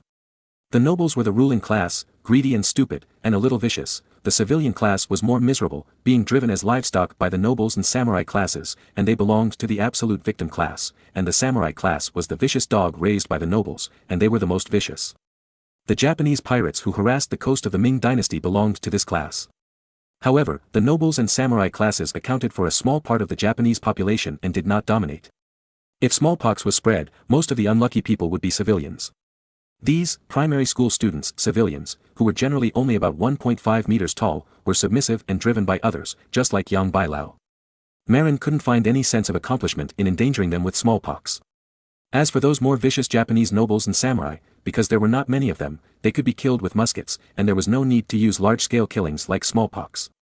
Moreover, if smallpox is spread to Japan, it will be easily brought to the Ming dynasty by the Japanese pirates who harassed the coastal areas of the Ming dynasty, which is not what Marin wants to see. Therefore, Marin finally gave up the idea of spreading smallpox to Japan. However, the virus still needs to be frozen. After all, if you want to get a vaccine in the future, you also need the source of the virus. To this end, Marin plans to build a freezer on the snow-capped mountains of Iceland to store the underwear and blankets used by smallpox victims who were sent to Spain and southern France. But after thinking about it, Marin suddenly remembered that Greenland, which is only separated from Iceland by a strait, seems to be more suitable for preserving smallpox viruses. This is because, although Iceland is located near the Arctic Circle, the temperature is not very low due to the influence of the North Atlantic warm current, and the temperature in summer can even reach more than 10 degrees. Greenland, which is only a little west of Iceland, is different. There is no influence of the North Atlantic warm current there, and there is even the Labrador cold current. Therefore, although the latitude is similar, Greenland is much colder. It seems that only some areas along the southwest coast of Greenland will thaw and expose the surface in summer because of the Greenland warm current. In most other areas, the coastal areas are extremely cold. Its inland areas even have temperatures of dozens of degrees below zero. It is perfect to build a virus cold storage here. As for the location, Marin has also planned it. It is on the eastern coast across the sea from Iceland. It is cold all year round there, even the sea surface will freeze, and only in summer will the sea surface thaw and ships can sail in. Now is summer, we can get some clothes and blankets of smallpox victims and transport them there for storage. When the vaccine is needed, send sailors who have been vaccinated with cowpox there, take out a relic, infect cattle, make cowpox, and vaccinate patients. At present, many people in eastern and southern Spain, southern France, and the Naples region of Italy have been infected with smallpox, and people die every day. There is no shortage of clothes and blankets of smallpox victims, and it is easy to collect them. Because all the spies stationed in Spain, France, and Italy have returned to their country to receive the vaccination, only John Lafitte and other senior spies who cannot easily go to the North Sea Kingdom have the vaccination sent to their homes. Marin does not know how many people in these three regions have been infected with smallpox. However, before these spies came back, the number of people infected with smallpox in southern France reached millions, and tens of thousands of people had died. Because of the isolation measures taken by Spain and the less densely populated population, there are only 300,000 or 400,000 infected people, but they are widely distributed. In the Naples area, there are also 200,000 infected people. These are just the data before the spies returned home, but Marin estimates that it must have increased a lot now. After all, the spread of smallpox is still very fast. Moreover, the total number of deaths from smallpox is said to have exceeded 200,000 and is still increasing. At present, the entire southern part of Western Europe is shrouded in panic, and people dare not go out. They are all shivering at home. Because going out means facing the threat of death. After all, in this era, the mortality rate of smallpox is as high as more than 30%, and can even reach 40% or 50%. I'm afraid that only the North Sea Kingdom, which is currently vaccinating cowpox, can have a certain resistance to smallpox. Other regions, even those who have not been infected with smallpox for the time being, have already been in a state of panic. Because of the fear of smallpox infection, Europe's maritime trade has now been completely stopped. England, in particular, has announced a closed-door policy and strictly prohibits any foreign ships from docking. Only ships from the North Sea Kingdom can approach the port of London. But they must also apply in advance with a pigeon, and only after permission is granted can they dock. Marin quietly sent 5 warships to take his future daughter-in-law, Princess Margaret, to Auric to play for a few days, and then tricked her into the small fishing village of Harel, a cowpox planting base, and secretly vaccinated her with cowpox. Afterwards, Princess Margaret had a fever, but it was quickly suppressed by Chai Hu and Yin Xiao. In other words, Princess Margaret will no longer be afraid of the threat of smallpox in the future. Just when Marin was secretly promoting cowpox vaccination to his own people in the North Sea Kingdom, a pigeon suddenly flew from Rome, Italy, bringing a secret letter from the Pope's father-in-law, Julius II. When he opened the secret letter, he saw a suggestion from his father-in-law. Julius II himself had been vaccinated with cowpox, in the small fishing village of Dolomia, which was close to Rome, where Marin escorted him ashore. Accompanying the Pope in the vaccination with cowpox were a group of followers cultivated by the Rovere family since childhood. After the vaccination with cowpox, the Pope did not seem to believe in its effect. So he sent a family soldier of Chinese cowpox to the smallpox epidemic area outside Rome. As a result, he was fined for more than 10 days after returning. Obviously, the effect of cowpox is reliable. Then, our Pope was fearless. However, some ideas also came into being. As a senior clergyman, Julius II did not attach much importance to interests. What he wanted more was to go down in history and become a great pope respected by future generations. And for a pope, what could be more fulfilling than defeating a devilish epidemic like smallpox? If he came forward and promoted the method of defeating smallpox throughout Europe, wouldn't his reputation after his death be so good that it would explode? Maybe, he could get the title of the greatest pope. Thinking of this, Julius II couldn't help but be very tempted. Of course, he couldn't forget his son-in-law. After all, this method to fight smallpox was indeed invented by his son-in-law. If Marin publicly offered the solution to smallpox and promoted it himself, he could also give Marin a reward while gaining enough fame. For example, reward a throne. The throne in Europe is very rare, and most people can't get it. Eastern European powers like Lithuania have not been able to get the title of a kingdom. However, the Holy See can give it. Of course, the premise is that you have to make great contributions that will never be seen in the world. In this way, the Pope has a reason to crown you with a crown. But this is not a problem for Marin. As long as he offers the cowpox method and curbs the terrible smallpox that has plagued Europeans for thousands of years, and gives a throne, other countries will not object. Because everyone is a beneficiary in this matter. If anyone dares to object, they will be scolded to death. After all, in this era, people still distinguish between gratitude and resentment, and attach more importance to morality. Marin City is indebted to the whole of Europe, and it is not too much to get a crown. What's more, the whole of Europe is trembling in fear of the smallpox epidemic. Chapter 1770, Going South to be Crowned. Marin was actually somewhat unhappy with the Pope's father-in-law's suggestion. Because smallpox is a big killer. If the cowpox method to eliminate smallpox is handed over so easily, smallpox can no longer be used to make a fuss in the future. However, the fierce reaction of the Holy See this time also made Marin realize a problem to spread smallpox to deal with the enemy. While harming the enemy, it is also easy to make oneself a street rat that everyone shouts and beats. Even, it may be destroyed by the angry countries united. Therefore, although it is a pity, Marin thought again and again and decided to accept the advice of the Pope's father-in-law and offer the cowpox method in exchange for practical benefits. However, he has his own views on how to operate. After all, it is the soul of a modern person who has experienced the hype era of later generations. Marin is more proficient in how to use the cowpox method to exchange for the greatest benefits than his Pope father-in-law. So, under his advice, Pope Julius II first came forward in person and prayed publicly for all smallpox patients. In addition, Julius II publicly offered a reward throughout Europe. If anyone could find a way to defeat smallpox, he would give him a crown. Julius II's attitude was respected by all of Europe, but no one thought that anyone could get the crown. Because, in everyone's eyes, smallpox is no different from the god of death. Moreover, according to superstition, smallpox, like the Black Death, is God's punishment on the world. Which mortal can solve it? Only a small number of people in the North Sea Kingdom knew that this crown was prepared for their Grand Duke Marin. Because, although Marin kept it secret and did not reveal the role of cowpox, there were still a few insiders who knew that cowpox vaccination could fight smallpox. For example, the core senior officials of the North Sea Kingdom, as well as some spies. Especially those spies sent to the epidemic area, Marin clearly told them that they were immune to smallpox, so they dared to return to Spain, southern France and Italy. However, there was a big mistake in the middle. A spy sent by the North Sea Kingdom to Italy, probably had a brain twitch, and was so confused that he planned to offer the cowpox method himself in exchange for the throne with the Pope. As a result, this guy was naturally secretly dealt with by Julius II. Just kidding, this was originally a crown prepared for his own son-in-law. You, a servant, actually tried to seize the credit of the master. Besides, if you are given a crown, do you have land? Then, Julius II issued 12 edicts in a row, including a confession of guilt and an earnest prayer for God to bless the people. In short, a good pope who was eager to save the people was interpreted to the extreme. At the critical moment, Marin finally stood up. Of course, Marin couldn't directly say that he invented a way to fight smallpox. After all, this is too fantasy and does not conform to the religious environment. Therefore, Marin still let the non-existent so-called great sage teacher Einstein take the blame. Marin said that the Pope's piety moved God. Therefore, God specifically guided him to look through the notes left by his former teacher, the great sage Einstein, and found clues. After several months of attempts, and risking his life to try it himself, he finally found a way to fight smallpox, the cowpox method.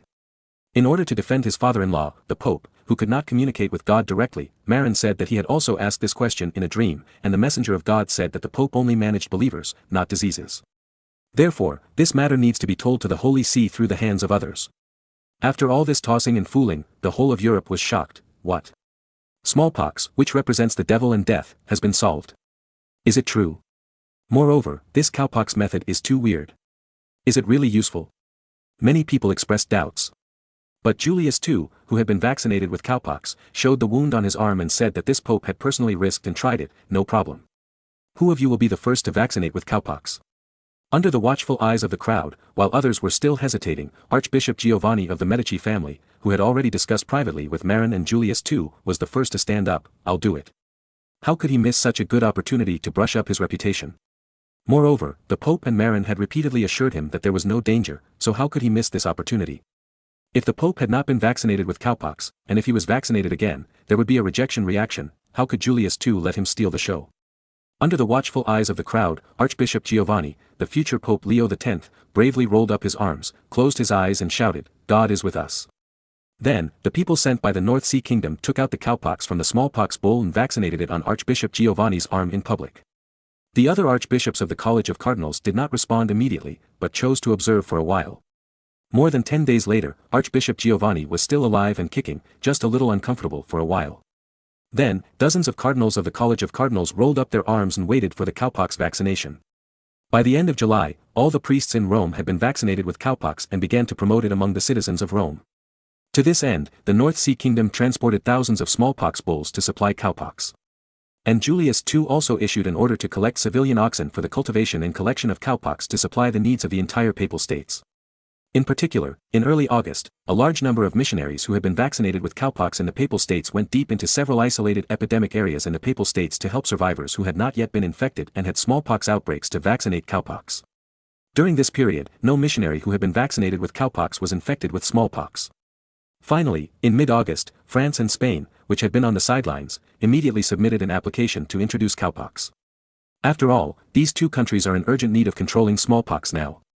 Of course, after they introduced the smallpox bulls allocated by the Holy See, the first step was not to send them to the epidemic area, but to send them to the capitals of the two countries first, and vaccinate all monarchs and nobles with cowpox. Then, new smallpox bulls were cultivated and sent to the epidemic areas for use. At this time, more than 300,000 people had died of smallpox in the three major epidemic areas of France, Spain and Italy, and the death toll was still increasing.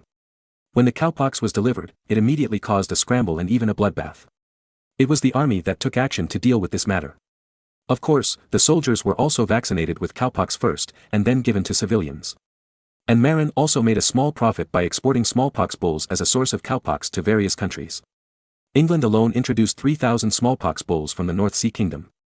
Of course, these cattle were bought by Marin from the Ukrainian steppes of the Crimean Khanate and the Grand Duchy of Lithuania, and the price was cheap. When all of Europe was vaccinating cowpox, Julius II saw that the time was almost right, so he announced the redemption of the reward and prepared to grant Marin the throne. Marin, escorted by 2,000 cavalrymen, headed south to Rome, preparing to publicly accept the coronation of his father-in-law, Pope Julius II, at the Lateran Basilica, the headquarters of the Vatican. Chapter 1771, The American King. However, Marin's journey south to the coronation was not particularly smooth. Because Emperor Maximilian I protested to the Pope. It was not that Maximilian I was targeting Marin, but he felt that the granting of the throne belonged to secular rights, not to the Holy See. Although Marin made great contributions to the establishment of the cowpox law, the granting of the throne within the Holy Roman Empire should still be decided by him, the emperor. After all, after the humiliation of Canossa, the emperor and the pope had already made clear the division of labor. The emperor was in charge of secular rights, and the pope was in charge of religion. If the pope promoted Marin's North Sea Grand Duchy to a kingdom, it would be suspected of overstepping his authority. In addition, if Marin was promoted to king, the newly promoted North Sea Kingdom would have an embarrassing position in the German region. Because the king is supposed to be slightly higher than the elector, so the king of Bohemia is the highest-ranking secular elector among the 7 electors. But if Marin becomes the king of the North Sea, what about the emperor's election in the future? Not only the emperor raised objections, but also the princes of Germany raised opinions. Germany has a new king, and it is not easy for us to get along. After all, the status of the king is higher than that of the general elector. But what should be done if Marin becomes the king of the German region? Automatically become an elector? Everyone is not happy. Isn't this a direct vote for the Habsburg family? But it seems embarrassing not to become an elector. Therefore, the emperor and the 7 electors, as well as some important German princes, rushed to Rome as soon as possible to discuss the matter together. In fact, the emperor is happy that Marin is called the German elector. However, the 7 electors unanimously opposed it, and many German nobles with real power also opposed it. However, Marin's establishment has made great achievements, and there is no reason to oppose him from getting the crown. In the end, the 7 electors and a dozen German nobles who came to Rome came up with a compromise agreeing to Marin's coronation as king, but not the king of the North Sea Kingdom, but the king of the savage continent, Marin's colony. They heard from the Spaniards that the savage continent was not small. The island of Hispaniola, which had been colonized by Spain, was much larger than Sicily. The entire continent should be more than enough to establish a kingdom. Therefore, the 7 electors and more than a dozen German dukes jointly suggested to the Holy See that Marin be crowned the Savage King. In addition, France also strongly opposed Marin being called the king of the German region and supported him to be the Savage King. Portugal also agreed with France, while Spain was neutral and waited and saw. The English envoy supported Marin to become the king of the North Sea, but England had no say in European affairs, and its influence on European affairs was not as good as that of the 7 electors. Marin heard their suggestions and was full of black lines. Savage King, your uncle. Can't it be shortened to Savage King? You guys are too vicious. However, he was moved in his heart, because he suddenly remembered that it seemed that the entire savage continent, the Holy See only awarded him the right to colonize the eastern and western coastal areas, and the vast inland areas of America. The Holy See has not yet rewarded him with all the rewards. Originally, he planned to proceed step by step and gradually get the reward of all the American lands from the Holy See. However, this time, while he had made great contributions, why not take America for himself? After discussing with his father-in-law, the Pope, Julius II immediately announced publicly that the entire savage continent would be awarded to Marin. The German princes and France had no objection. Anyway, they had no interests overseas. Portugal disagreed, but Portugal was also a maritime country, and its influence on the European continent was similar to that of England. Therefore, the Portuguese objection could not change anything. Spain was somewhat reluctant. After all, they also had the idea of returning to America. However, Spain and the North Sea Kingdom had a good relationship, and even if there were some small ideas, the Spanish envoy still voted in favor. As a result, Marin achieved his goal of taking the entire America for himself. However, Marin hated the title of Wild King. He didn't want to be recorded as Wild King Marin by future generations, so he raised his objection in public, which made the nobles and envoys present happy. After much thought, Marin proposed to rename the savage continent as the American continent, and this new kingdom would be called the Kingdom of America, and his title would be the King of America. America is actually the name of America. For Marin's naming of the country after his navigators, some people present despised it. Why don't you use your own name? But Marin also had a hard time saying it. Imagine how nice it would be to be called America. King of the United States. If it was called the Kingdom of Marin, it would not be very nice, abbreviated as the Kingdom of Horses. King of the Kingdom of Horses. The leader of the beasts. Not as good as the King of the Savage. So, under the watch of the melon-eating nobles, Marin was finally crowned the King of America by Julius II. Moreover, after the authorization, there is no need to come to Rome for the coronation, and you can find an archbishop at home to be crowned. In addition, at the suggestion of Marin, the Pope also issued an edict announcing that the entire Americas belonged to Marin and his heirs, and other countries were not allowed to compete for it. Otherwise, it would be a betrayal of Marin's great kindness in saving the whole of Europe, and it would be ungrateful. As a church that values morality, moral corruption must be excommunicated. At this time, the savage continent had long been misleadingly promoted by Marin as a terrible wilderness. How could other countries have any objections? In addition, Marin did save all of Europe this time, and everyone owed him a favor. Therefore, representatives of various countries readily signed the oath of automatically excommunicating if they robbed America. Only the Portuguese representative Waldo did not attend the coronation ceremony or the signing on the grounds of illness. And this also laid the groundwork for the subsequent conflict between the North Sea Kingdom and Portugal. Of course, Portugal is not the opponent of the North Sea Kingdom. However, countries such as France that participated in the signing but later regretted it supported and instigated Portugal behind the scenes. They signed the oath and it was not easy to violate the oath. But Portugal did not sign, so it became the representative of the jealous country who was elected to find fault. However, these are all things in the future. After being crowned as the King of America, Marin was in high spirits and proud. Angela also came to Rome, met her father, and was given the Queen's crown by her kind-hearted father, Julius II, and became the Queen of America. And Caesar also became the Crown Prince of the United States. So far, Marin has finally been promoted from His Royal Highness the Grand Duke to His Majesty the King. However, the German nobles and envoys from various countries who participated in the coronation ceremony felt a little funny. Because, in their eyes, Marin is just a country bumpkin king of the wild continent, and his gold content is not as high as that of the kings of small European countries. Or, in their hearts, Marin is just a barbarian king. So, they actually despise the high-spirited Marin in their hearts. But Marin doesn't care. No matter how much you despise me, I am also a king. When you see me in the future, you have to call, Your Majesty Marin. The throne crowned by the Pope himself is recognized by all of Europe, unlike those self-proclaimed country bumpkin kings. Whether you like it or not, I will be the King of America in the future. Even if the elector sees him, he has to salute first. After all, the king has a slightly higher status than the elector. After all, although the elector is considered by the Germans to be equal to the king, in fact, the elector usually salutes first when he sees the king. Or, the elector is equal to the king, is just the German self-indulgent idea. Outside of Germany, no one admits this. Just like the Japanese emperor, the Japanese believe that he is equal to the emperor of China, but ancient East Asian countries generally believe that the Japanese emperor and the king of Korea are equal. Even the electors themselves have a clear idea in their hearts, and they salute first when they see the kings. Among the electors, the king of Bohemia, who is also an elector, has the highest status among the secular electors. Although the territories of Marin, the king of America, are all wilderness overseas, they have been confirmed by the Holy See as a sovereign kingdom. Therefore, this crown is still relatively strong. Since he has been promoted to the title of king, he naturally needs the royal emblem and seal as the symbol of the royal family. Marin personally took charge, and then a brand new stars and stripes appeared at the coronation ceremony of the Holy See. However, Marin made a very big change to the stars and stripes of later generations. 13 stripes became 12, and 50 stars became 12 stars. After all, history has changed. There are no 13 states in North America now, so where do the 13 stripes come from? There are number 50 stars in 50 states. As for the interpretation of the stars and stripes, Marin explained it this way: the 12 bars represent the 12 disciples of Jesus, and the 12 stars represent the 12 zodiac signs used in traditional Western astrology. This explanation is very consistent with the superstitious requirements of Catholicism and is very suitable for this era.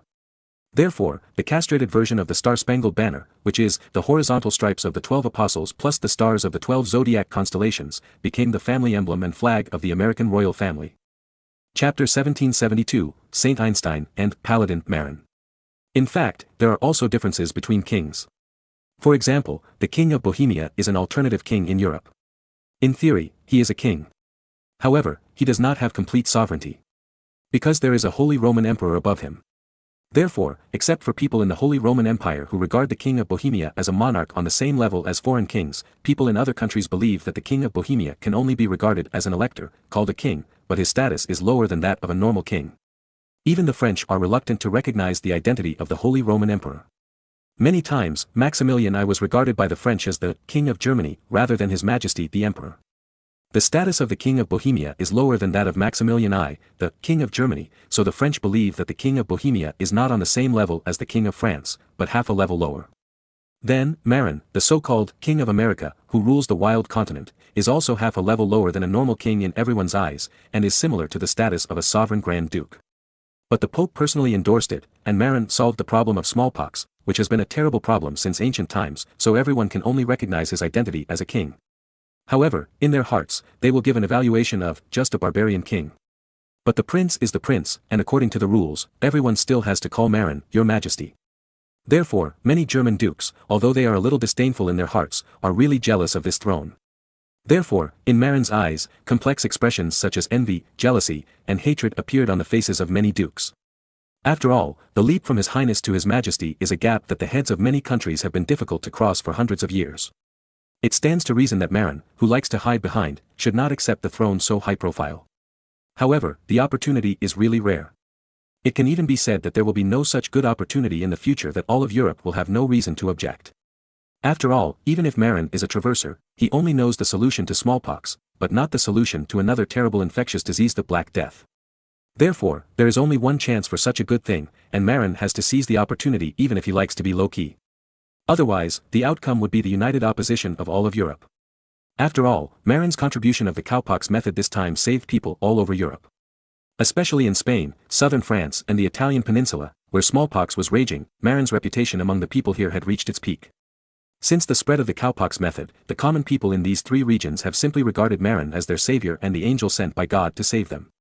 Perhaps those noble lords with complicated minds would criticize Marin, but those common people who were spared from the disaster regarded Marin as the incarnation of an angel. Therefore, in European history, Marin has another title, Smallpox Terminator. At this time, no one in European countries doubted the identity of the disciple of the great sage that Marin had fabricated. Because, I am afraid that only the disciples taught by the great sage can solve smallpox, a disease comparable to the god of death.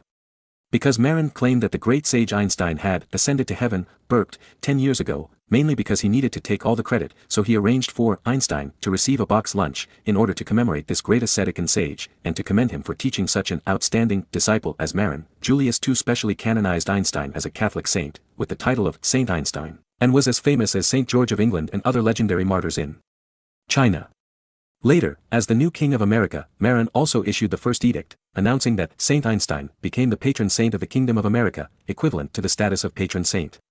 In fact, Marin solved smallpox, and if he did not ask for the throne, he could also be canonized, but he had to wait until his death to be canonized and considered to have entered heaven. Marin was not interested in canonization after death, but only cared about the interests of the living. Therefore, he asked for the throne and rewards, and the sovereignty of the entire America that others did not notice. As for the religious honor of posthumous canonization, Marin gave it to Einstein, a big man who was born hundreds of years later, and made Einstein the patron saint of America. If the Grand Duchy of the North Sea did not have complete sovereignty, but only autonomy, Marin would have wanted to announce that the patron saint of the Grand Duchy of the North Sea was also Saint Einstein. If the real Einstein knew about it, he would probably be in tears and laughter. I am a scientific giant, but you actually arranged a feudal and superstitious identity for me and canonized me. As for the field of Saint Einstein, Marin also gave an official explanation: wisdom and power. This has a lot to do with Marin's road to success. Indeed, Marin's success mainly depends on wisdom, not strength. Therefore, there is no problem with wisdom being ranked first. And these wisdoms have indeed been transformed into strength, helping Marin become a powerful prince, and now he has become a king. Moreover, the real Einstein is indeed the embodiment of wisdom and power. There is no problem with wisdom. He is originally a god with the highest IQ in the world. As for power, it's very simple. The atomic bomb made under the guidance of his theory, do you think it is strong? In addition to the title of Sovereignty of America and the King of America, Marin's status in religion has also been improved. From the original Holy Spirit warrior, he was promoted to a paladin and became the spokesperson of the patron saint, Saint Einstein, in the world. Moreover, according to Marin's request, Julius II also approved Marin's right to form an official Salvation Knights, with the right to award the Knight's Medal. The reason why Marin wanted this title was actually to provide a legal official identity for the Red Cross hospital organization under his command.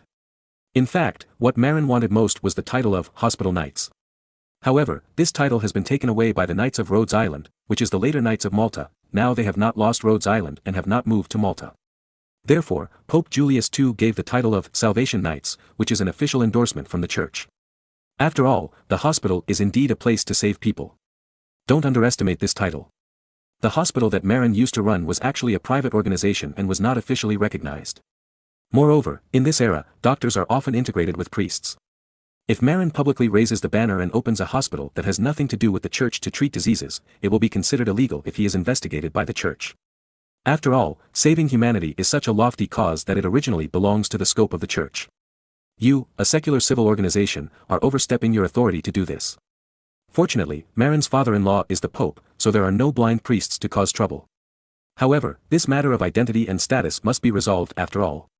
The best way is to give the Church a establishment of the Knights, which solves the legitimacy of the hospital. However, generally speaking, only sovereign monarchs are qualified to form a Knights. As the Pope, Julius II cannot casually give a prince the qualifications to form a Knights. Fortunately, now that the Kingdom of America has been established, Marin has the qualifications to form a Knights. It just so happens that the hospital can be legalized. In the future, hospitals in the North Sea Kingdom can openly display the Red Cross symbol without worrying about the Church finding fault. As the founder of the Knights of Salvation, Marin naturally became the Grand Master of the Knights of Salvation. His church identity was that of a paladin who was canonized by the Church to save the common people. Chapter 1773 Occupying Church Resources. However, unlike the three major knightly orders, the newly established Knights of Salvation is not a group of monks, but a secular group. Therefore, the core group of the Knights of Salvation is not armed monks, but secular monarchs. Moreover, the position of the Grand Master is also held by the King of America, not elected by the monks. In addition, although the Knights of Salvation has been recognized by the Holy See, it does not have independent sovereignty, diplomacy, and the right to wage war. It is just a vassal of the American royal family. This is somewhat similar to the Knights of the Garter in England and the Knights of the Golden Fleece in Burgundy. However, the difference from the previous two knightly orders is that the first two knightly orders are completely secular knightly orders and have not received the support and recognition of the Church. Marin's Knights of Salvation has the endorsement of the Holy See and can cooperate with the Church and practice medicine in the name of the Church. Moreover, it is nominally protected by the Holy See. In other words, before the Holy See gave up the Knights of Salvation, no Christian dared to touch the Knights of Salvation casually, otherwise it would be difficult for the Holy See.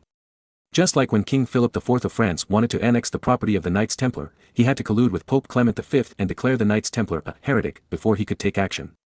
However, Clement V was a puppet of Philip IV, and even his base was in Avignon, France.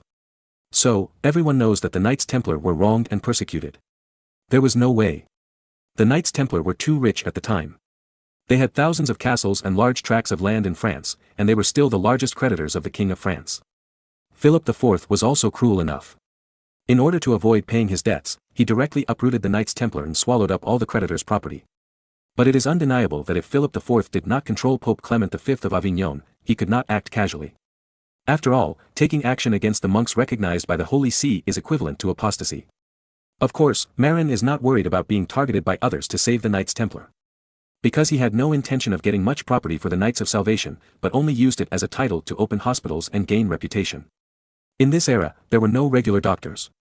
Many doctors were priests who knew some medical knowledge within the church, rather than professional doctors. Their means of treating diseases mainly relied on prayer and blessing, and they rarely prescribed medicine. Their model was similar to that of witches and sorcerers in China in the past. There were many doctors in the folk, but most of them were executioner-level wild doctors who bled people, and they did not even have the qualifications to practice medicine legally. Because, according to church rules, birth, aging, illness and death are all gifts and punishments from God, and mortals cannot interfere casually. Treating people is generally the business scope of priests. And most folk doctors practiced medicine secretly. For example, until the rise of modern medicine in the 19th century, the doctor responsible for amputating people was actually a barber who served concurrently. Many court doctors were also priests. Therefore, the mortality rate of nobles who got sick in this era was so high. Only after the rise of Protestantism and the decline of Catholic authority did medicine begin to slowly rise. For example, the first anatomical work, not counting those in ancient Rome and ancient Greece, The Structure of the Human Body, was published in 1543. At this time, Luther had initiated the Reformation for 26 years. Like now, Leonardo da Vinci has actually dissected many stolen corpses and drawn anatomical drawings. But the power of Catholicism was still very strong in this era, and Leonardo da Vinci did not dare to publish it, so he could only hide it. Marin did not want to confront the Vatican, and he did not need to confront the Vatican. After all, he had a deep relationship with the Vatican, and there was no need to turn against the Vatican. Moreover, he relied on the support of the Vatican in many places.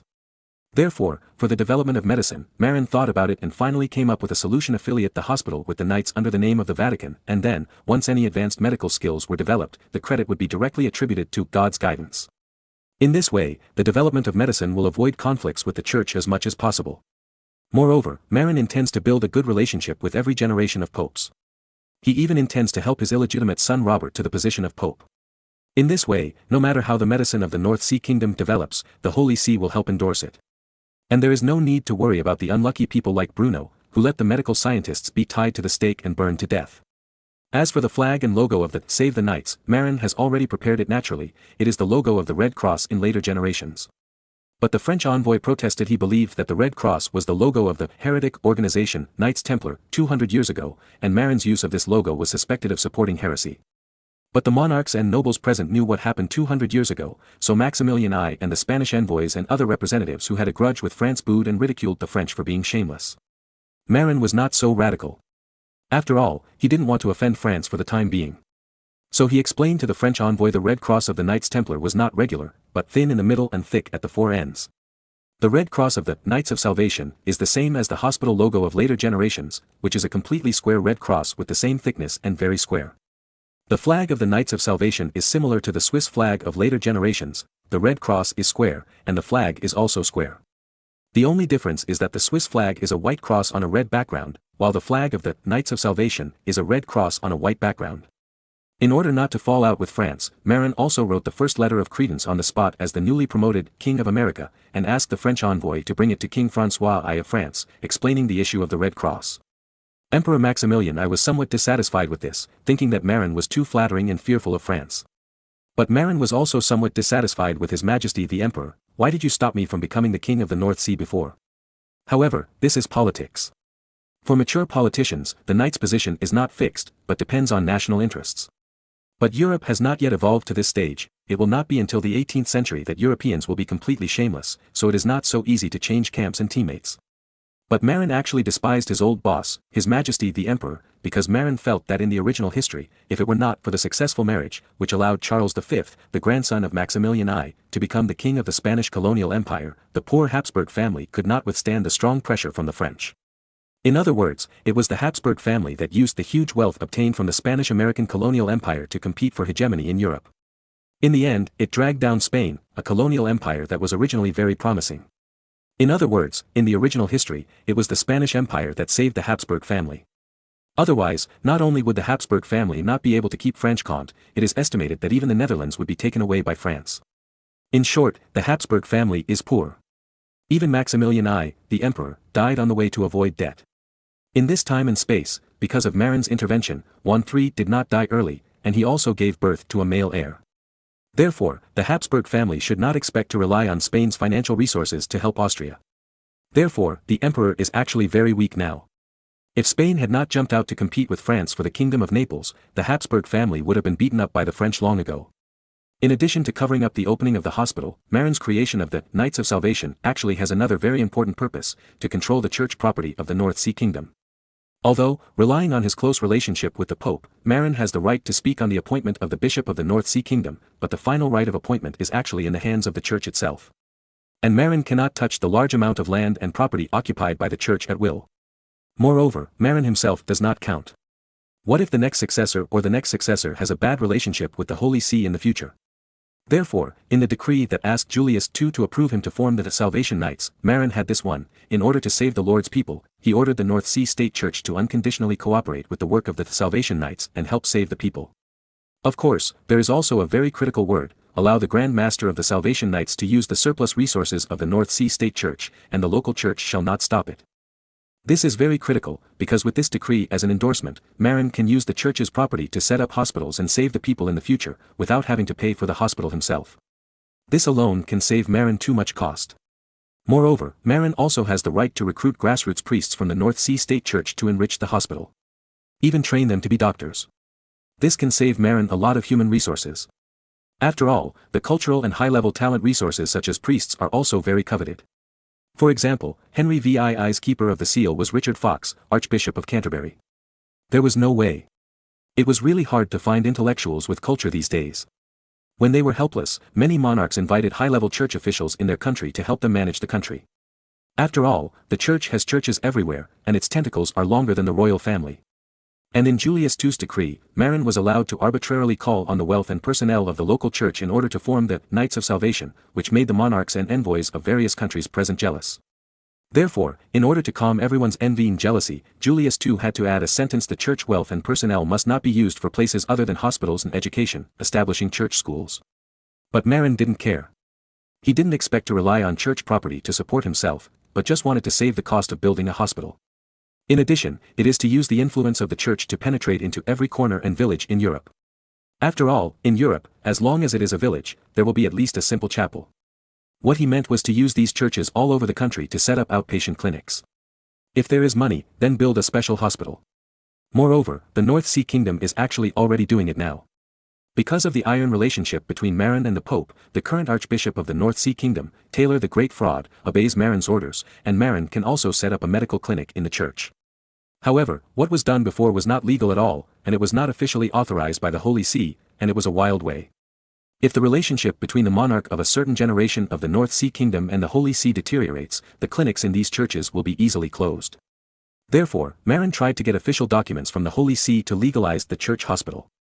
Moreover, wouldn't it be more refreshing to use the property of the country's church to build a hospital system that benefits the whole country without having to pay for it? Chapter 1774, Clearing the Name of Cats.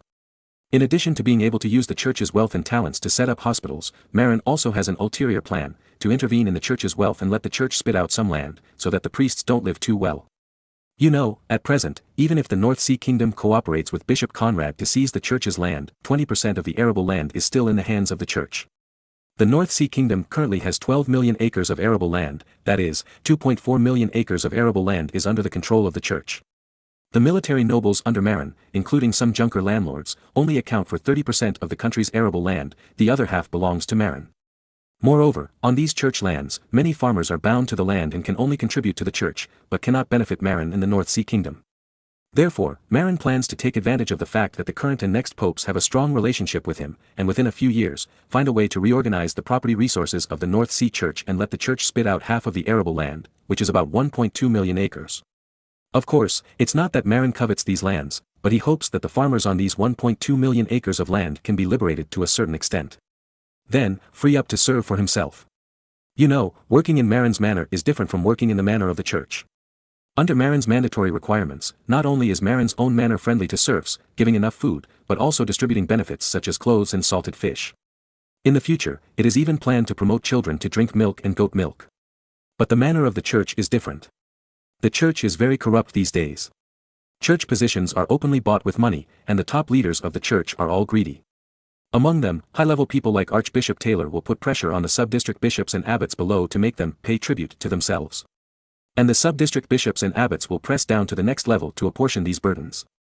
Finally, it is naturally apportioned to the low-level missionaries who are responsible for managing the manors at the bottom. These low-level priests who are personally responsible for managing the manors are often old and hopeless in the church. Because these people have no hope for the future, they are often more willful. Anyway, since there is no future, let's make money. So, even in time, Marin also provided fertilizers to the manors of the church in his country, so that the church's arable land yield per mu reached more than 400 pounds. However, in the end, the church manor still treated farmers very harshly. At most, it was a little better than before. In the past, because the yield per mu was only about 100 pounds, the church would take more than half of it, so the serfs in the church manor at that time lived a miserable life. They couldn't even afford the black stick bread mixed with mud and stones, and could only eat bitter rye porridge with wild vegetables, leaves and grass roots. Moreover, it was very thin. After Marin promoted new fertilizers and curved plows, the church did improve the treatment of serfs in the church manor. However, it was only black bread. It should be noted that they gave the serfs a low-end version of kohler bread, that is, black bread mixed with straw bran. According to Marin's original requirements, the proportion of straw bran mixed in kohler bread must not exceed 30%, that is, the straw bran content must be less than 30%. Later, as the North Sea Kingdom stored more and more rye, Marin kept lowering the proportion of straw bran in kohler bread. Now, in Marin's manor, the black bread given to serfs no longer contains straw bran. At most, the bran of rye is not removed, but ground together to make bread. This seems a bit stingy, but in fact Marin knows that bran is also very nutritious. So, he doesn't treat the people badly. And many of Marin's military nobles have given up mixing straw bran into the black bread for serfs. Only those stingy nobles and those old noble families in Bremen still insist on mixing less than 30% of straw bran into the bread given to serfs to make more profits. But Marin can't manage the manor under the name of the church. Because the church does not belong to the administrative system of the North Sea Kingdom, Marin can't force the people of the church to do something. Even Archbishop Taylor, the highest-ranking bishop in the North Sea Kingdom, can't control the priests under his rule to reduce the exploitation of farmers. In other words, people join the church to make money. Can you control it? Unless, like in later generations, we fight tigers every day, we can shock everyone. But the church these days is extremely corrupt. Even if Archbishop Taylor issues orders every day, what should be done below is still what should be done. For example, Archbishop Taylor has ordered that the straw bran content of the kohler bread distributed to serfs in the church manor should not exceed 30%, which is in line with the secular manor of Bahai state. But in fact, the straw bran content of the kohler bread distributed to serfs in the church manor of Bahai state is stable at about half. However, when reporting from below, it is calculated based on 30% straw bran. In other words, the extra 20% of rye was embezzled by the lower-level priests. Marin can't do anything about this phenomenon. Because he can draw his sword against other princes, but he can't be rough with the people of the church. Even if there are very evil and brutal scums in the church, Marin can only report to Rome, and after obtaining permission from the Holy See, he can solve it with the help of Archbishop Taylor, but he can't eradicate it himself. Therefore, Marin very much hopes to personally interfere in the management of church land. For example, when repairing a hospital, he deliberately overspent. What to do if the budget is overspent? Sell some land for emergency. Then, Marin will give money to buy part of the church's land, including the serfs trapped on the land. As long as 10% of the arable land can be taken away from the domestic church, it is equivalent to taking away nearly 200,000 farmers from the church, which is of great significance to Marin. Even Marin plans to find a way to recruit Slavic farmers to replace the German farmers under the control of the church. In this way, Marin can get a total of 300,000 or 400,000 German farmers from the church. These populations are of great benefit to the development of the mainland or the Americas. But those are secondary and need to be solved later. Moreover, it can only be done slowly. After all, the Holy See also has to save face. If you bully the North Sea Church too hard, it will cause trouble for the North Sea priests, which will make the Holy See lose face. Therefore, Marin can only do this slowly, which will take many years. The most important thing is to get control of the North Sea Church first. Then, you can raise the knife to cut the meat. And now, the most important thing for Marin's savior knights is not how to calculate the church of his country, but to make a name for himself and get recognition and praise from all of Europe. In this way, the future work can continue. Otherwise, it is easy to be blackened. After all, being able to use the wealth of the church is too enviable and hateful. As the head of the North Sea Kingdom, what is the first thing Marin has to do now? Give cats a good name. Throughout the Middle Ages, cats were regarded as the embodiment of ominousness and disaster in Europe, and were expelled and even killed by people. When Marin first crossed over, he couldn't even find kittens to catch, so he could only run to the grass near the Frisian fishing village on the North Sea to catch stray cats. Because cats love to eat fish, and the fishing villages on the North Sea often dry salted fish, so it has become a place where stray cats like to stay. In inland areas, most places are basically extinct because cats are regarded as the embodiment of ominousness. Later, Marin used stray cats caught near the fishing village on the North Sea to breed and cultivate a large number of cats, which were distributed to each ship to prevent rats from being born on the ship and plague, Black Death. In the city, many cats were also raised. But except for some people who were loyal to Marin and listened to Marin very much, most people in the North Sea still had doubts about cats and did not dare to raise cats for fear of bringing bad luck. Taking advantage of the establishment of the Knights of Salvation, Marin decided to popularize the source of the Black Death and the importance of raising cats to the monarchs and envoys of various countries present. If cats are successfully rehabilitated, mice will have to behave like humans, no, like mice, and the Black Death, plague, will be greatly reduced.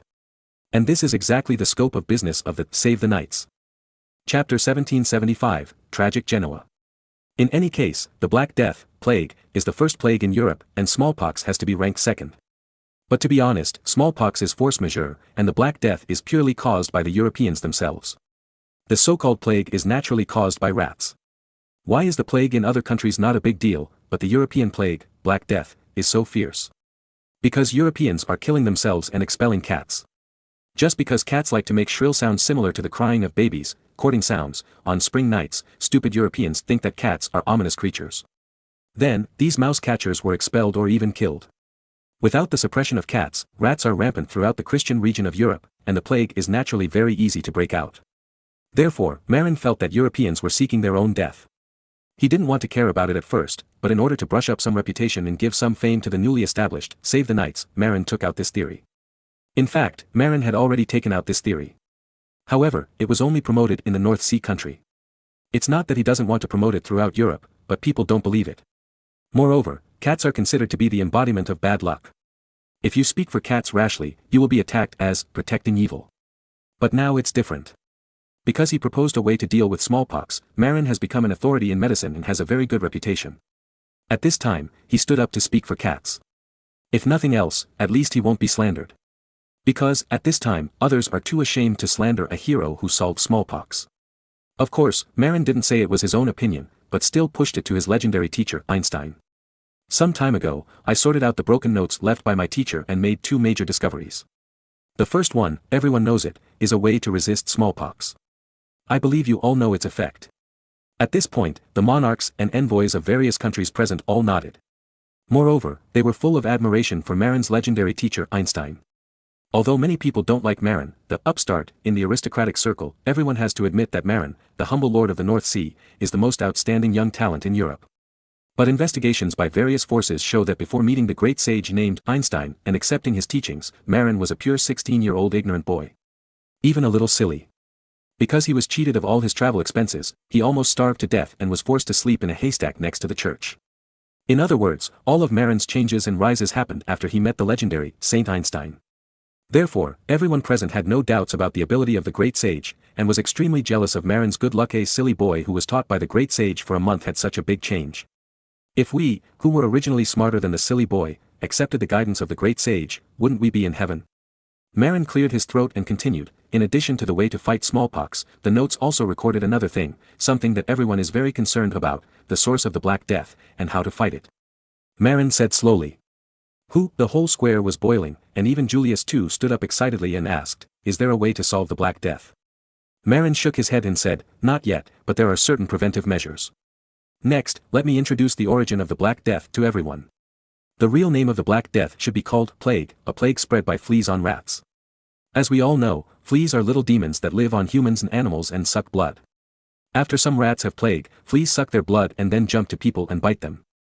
At this time, the flea's fangs have been infected with this plague, and if they bite people again, people will also be infected with plague, that is, the Black Death. So that's it. Then, where did the Black Death come from?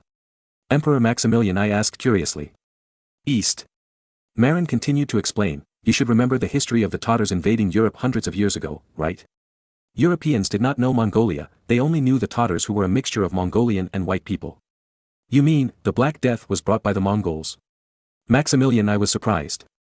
Marin nodded and said, yes, my teacher has traveled as an envoy and investigated this matter in the Far East. He found that the first plague in Europe broke out in the port of Kaffa in the Crimean Khanate. In those years, the Tatar army of the Golden Horde besieged the port of Kaffa occupied by the Genoese around 1347, but failed to conquer Kaffa. At this time, the Black Death happened to break out in the Tatar army. So the Tatars used catapults to throw the dead of the Black Death into the city of Kaffa, causing the Black Death to break out in the city of Kaffa. Then, the Genoese mercenaries in the city were forced to evacuate and return to Italy, bringing this terrible Black Death back to Western Europe. Protest, this is a slander against the Republic of Genoa. Genoa envoy Macchini protested.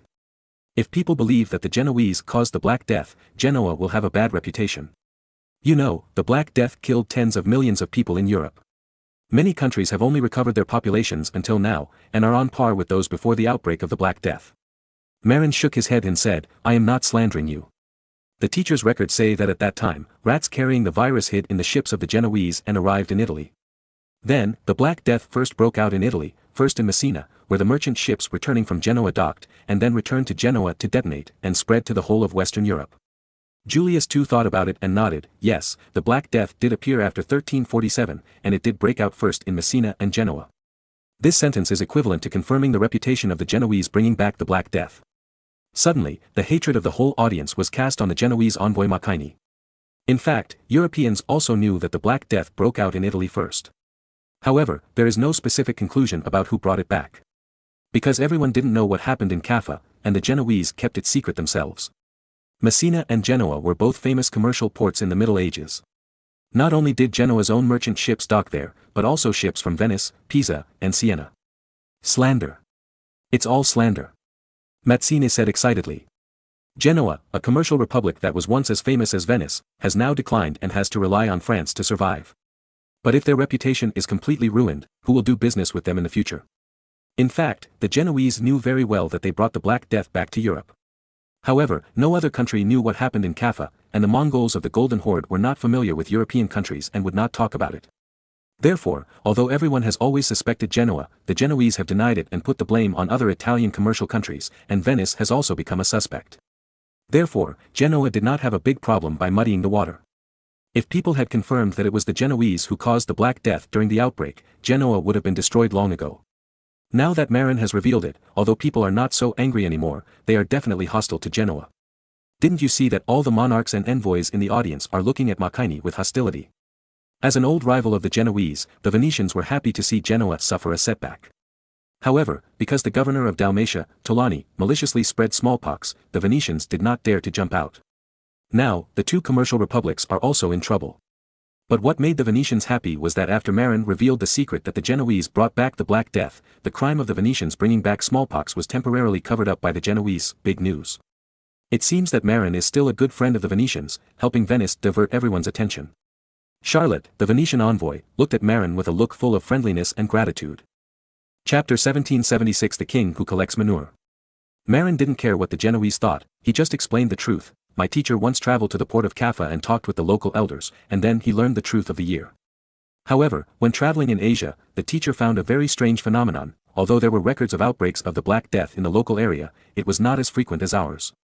Then, he conducted an investigation in Persia and Turkey for more than 10 years, and finally found the secret. What secret? Everyone pricked up their ears curiously. Because the Black Death is more terrible than smallpox, it is also very important to avoid the Black Death. The teacher found that women in the Middle East are trapped at home and are not allowed to go out, so many women like to keep cats to accompany themselves. And these cats are not only companions for those hostesses to relieve boredom, but also killers of mice, eliminating the mice in those Middle Eastern homes completely. Raising cats. But, aren't cats the embodiment of ominousness? Emperor Maximilian I wondered. That's the problem. Marin gave the emperor a thumbs up in his heart, a very good supporting role. Marin explained, teachers' research found that the reason why cats are considered ominous is that on spring nights, cats make very scary and annoying calls when they are courting. In the quiet night, this call is indeed frightening, like a devil. But in fact, it's just that those cats want to find the opposite sex to mate. At this point, many people laughed. This kind of topic has excited men since ancient times. Marin waved his hand and said, "Don't laugh, I'm talking to you seriously." This call is actually a normal courtship confession of cats, similar to the human saying, "Girl, I love you." Everyone laughed even louder. This topic is a bit exciting. It's just that the courtship call of cats sounds a bit scary, and it's really quiet at night, so people misunderstand it as a devil.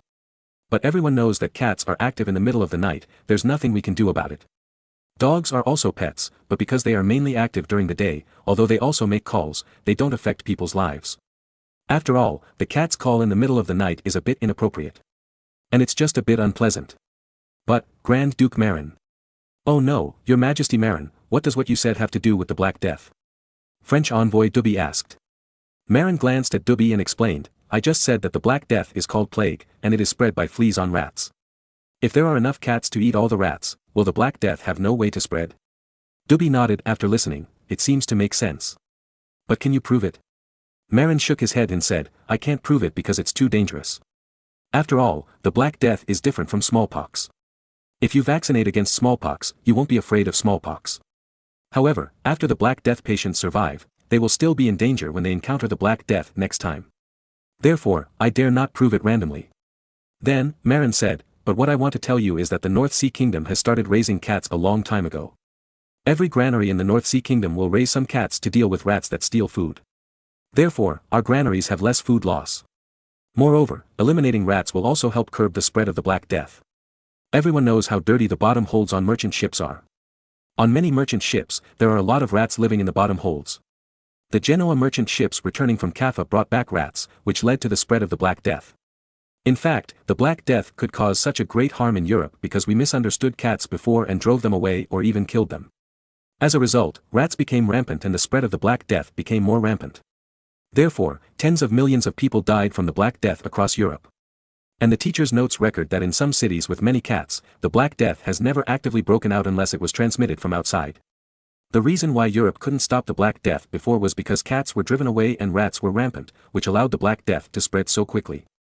Therefore, in order to prevent those merchant ships from bringing back the plague from the outside world, I have ordered that every merchant ship sailing overseas must have a cat on board to deal with rats on the ship to prevent the Black Death from spreading again. Without rats, the Black Death will have no source of transmission. Of course, raising cats to kill mice is only the first step. In addition to eliminating mice, the teacher also advocated paying attention to hygiene in his notes. For example, all the feces in the city need to be cleaned up and transported out of the city to prevent the breeding of flies. The teacher recorded that not only are rats prone to breeding problems, but the flies that parasitize on the feces that can be found everywhere in the city are also prone to cause plague. So you made the cities of the North Sea Kingdom clean, collected all the feces and transported them out of the city? Maximilian I, the supporting actor, stood up in time. Marin nodded and said, yes, that's right. Flies grow from maggots that parasitize on feces, and their claws are full of feces and other unclean things. If the flies bite the feces that can be found everywhere in the city, and then bite the white bread that you eat. At this point, many people probably thought of something, and their faces turned ugly, because this possibility is really high. Marin didn't care whether they were disgusted or not, but continued, if flies bite something that has the plague, and then bite the food you eat, eating this food will easily get you sick or even cause plague. Many people changed their faces, and Maximilian I, who was the supporting actor, again, hesitated and said, it's not that we don't want to do this, but if we also start collecting feces, the labor cost will be very high. If we clean up the city, God knows how much it will cost. For the famous poor emperor, money is the biggest problem. Marin really wants to tell them that feces can be pulled out as fertilizer, just like in the Ming dynasty. However, doing so would cultivate competitors and easily cause grain prices to collapse. Marin made his fortune from this, so how could he tell the secret? However, he did think of a way. Everyone, don't you know that feces piled up in the manure pit can collect saltpeter soil for refining saltpeter? Just build a saltpeter collection center outside each city and dig multiple square pits to collect saltpeter soil. As we all know, the price of saltpeter is also in short supply. This alone can recover the labor cost required to collect feces in the city. This is a good idea. The emperor nodded, but asked again, nitrate soil frosts, usually in cold weather. How to collect saltpeter soil in warm weather such as summer and late spring and early autumn? At this time, the means of collecting saltpeter soil were still very backward. They only knew to collect saltpeter soil that had been frosted in the corners of the manure pit when the weather was cold, and scrape it off for refining. But they didn't know that in the future, collecting saltpeter soil would not be so troublesome. They could directly mix urine with soil for natural reaction. Then, directly refine it. In this way, the proportion of saltpeter collected would be higher. The proportion of nitrate soil hanging in the corner of the wall is actually relatively low, and can only be regarded as partial nitrate. But Marin would not tell them the complete method of extracting nitrate from soil, so he gave a suggestion. How about this: if you have a city near the Rhine River and cannot extract saltpeter in summer, late spring and early autumn, you can pack it in barrels and ship it to the North Sea Kingdom by ship, and I will buy it. In this way, you don't have to worry about not being able to recover the labor costs of collecting feces when the weather is warm. Marin had actually coveted the vast amount of feces from various countries for a long time, but unfortunately, he couldn't find a reason to buy it before. Moreover, it was easy to arouse suspicion from other countries. But now he has found a reason. Do you have a way to collect saltpeter when it's hot? Maximilian I, the right actor, asked in confusion. Marin had a plan, so he answered confidently, yes, I have bought Iceland from Denmark. It is cold all year round, but not cold enough to freeze. It is the best climate for collecting saltpeter. As long as the feces are shipped to Iceland, a lot of saltpeter can be scraped out in a few days. Moreover, there are few people in Iceland, so there is no need to worry about the island being filled with feces and getting too dirty. In addition, it is a bit cold there, and flies can hardly survive. Everyone thought it made sense. After all, everyone has heard of Iceland. Although it is called Iceland, only the inland is relatively cold, and the coast is still not frozen. This temperature is roughly equivalent to the climate of frost in the middle of the night in late autumn, which is most suitable for the infiltration of saltpeter. It is indeed very good. But they don't know that Marin actually wants to cheat fertilizers from various countries through this means. After all, compared with the saltpeter frost, the fertility of feces is what Marin values most. Moreover, Marin has no ability to make synthetic ammonia now. If he wants enough nitrogen fertilizer, he can only cheat other countries for feces. And the lie of using Iceland's climate to collect saltpeter frost seems flawless and very reasonable, so reasonable that no one doubts it. Moreover, the North Sea Kingdom does need saltpeter. After all, the proportion of firearms in the North Sea Army is very high. Therefore, while introducing the causes and prevention methods of the Black Death, Marin, the newly promoted king, actually talked about the business of collecting manure with the monarchs and envoys present. Marin repeatedly emphasized, it must be wet feces with urine, not dry feces. The reason for this emphasis is that most of the cost of saltpeter comes from urine, not feces. He was afraid that the feces sold by various countries would be too real and sold to him after drying. For this reason, Marin also took the initiative to express his willingness to provide sealed feces buckets for them to use to hold wet feces. As for the purchase price, it is almost the labor required for those cities to collect feces. The labor cost in the German region is only 2 pfennigs per day, so there is really no need to pay much. The monarchs and nobles would not care about this little money, as long as they did not have to pay for the workers who collected the feces. In this way, a good scientific lecture on how to deal with the Black Death was turned into a negotiation meeting for collecting feces by Marin, a wretched idiot. The king collects feces, Marin is famous. This joke was later used by Europeans for hundreds of years. Chapter 1777 Great Prospects. Marin was as fierce as a tiger, but before signing the contract, he found out that he was a fool. Damn, as a king, he actually had to sign a contract to collect manure. This is so shameful that he should be thrown out of the solar system. Other kings signed armistice agreements, trade agreements, and at the very least, a peace agreement. On the other hand, on the first day of being a king, he signed an agreement to collect manure with others. This is going to be nailed to the pillar of shame. So, at the last moment, Marin woke up and refused to sign the contract as the King of America. Of course, it was impossible not to sign the contract. So, he directly pulled out Khan, the head of the #1 bodyguard who was staying beside him. What? My lord. Khan, who was distracted, was puzzled. He doesn't like to use his brain. When everyone was arguing, he had already wandered away. You, on my behalf, sign an agreement to collect manure with these nobles. Marin looked serious. When Khan heard this, he was in a bad mood and shook his head, almost falling off. I won't. I won't. Please find someone else to do this. Damn, I am also the #1 general of the North Sea Kingdom, and the Earl of the Grand Duchy of the North Sea. I actually signed a contract to collect manure, isn't this insulting? However, among the men that Marin brought this time, apart from his family of 3, only Khan was a noble who could be on the stage. The others were guards and the like, and they couldn't be representatives at all. Finally, Marin thought of a way, and he said to Khan, I won't let you sign in the name of a noble of the North Sea Kingdom, but on behalf of Blackwater. I remember that you are the manager of Blackwater, right? Blackwater was a shell company that Marin specially set up to lend troops to his allies. Its business scope is to provide mercenaries and help people fight. Marin is the boss of Blackwater, and Khan is the security manager of Blackwater. Khan wanted to refuse, but Marin was angry. Do you want me to sign this agreement by myself? I recruited you, but you won't help me with this little thing. Besides, there's no danger, blah blah blah. Marin was fooling around, using his righteousness to pressure Khan. Khan was not very smart, and was stunned by Marin. He felt that if he stood up to help Marin sign again, he would probably be called a disloyal traitor.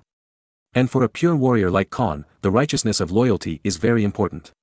Then, this guy plucked up his courage and went down to sign the contract. Of course, before signing, Marin reminded him, don't sign the title and military officer position, just write Khan, the security manager of Blackwater. Khan understood and did it. Of course, other monarchs and nobles were not stupid either. They all sent their men to sign. No one signed this kind of purchase contract involving excrement. It's nothing, it's too embarrassing. But Marin is still embarrassed.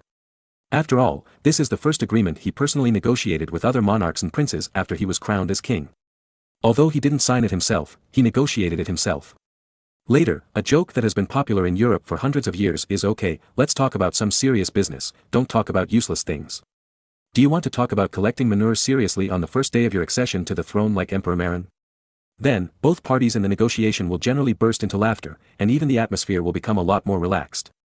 Of course, Marin doesn't know this joke yet, otherwise he would be so angry that he would vomit blood. How could he know that he sent Khan to take the blame, but he still paid for it? There are really many monarchs and princes who signed the agreement with Marin this time, involving more than 150 cities on the Rhine, Weser, Elbe and the Netherlands. It's not that only these cities have the intention to cooperate, but that other cities with the intention to cooperate do not have the transportation conditions. After all, feces is too cheap. If high-cost carriage transportation on land is used, it is estimated that the cost cannot be recovered. Therefore, only cities with convenient water transportation near the Rhine, Weser and Elbe rivers have the possibility of cooperation. Because the shipping volume is large and the cost is low. In everyone's opinion, although saltpeter can be extracted from feces, the extraction rate is really low. Only some can be extracted from the corners of a pool of feces. Moreover, cold weather is required for frost to condense saltpeter. Therefore, no one thinks there is any profit in this. How could they know that feces itself is a nitrogen fertilizer resource? Even if it is not used to extract saltpeter, Marin can turn them into more food. And even if it is to extract saltpeter, Marin uses the methods learned in his previous life to extract 8 or 9 kilograms of fire saltpeter from every 100 to 150 kilograms of urine or thin feces. The specific method is to mix 1,000 kilograms of fluffy, sandy damp soil with 100 to 150 kilograms of urine or feces, and then ferment it at 26 to 28 degrees for more than 20 days. Then mix the soil containing saltpeter and plant ash, ratio 8:1, and then soak it in hot water at 70 to 80 degrees to dissolve the saltpeter components in the hot water. After filtering, evaporating and condensing, saltpeter that can be used to configure gunpowder can be obtained.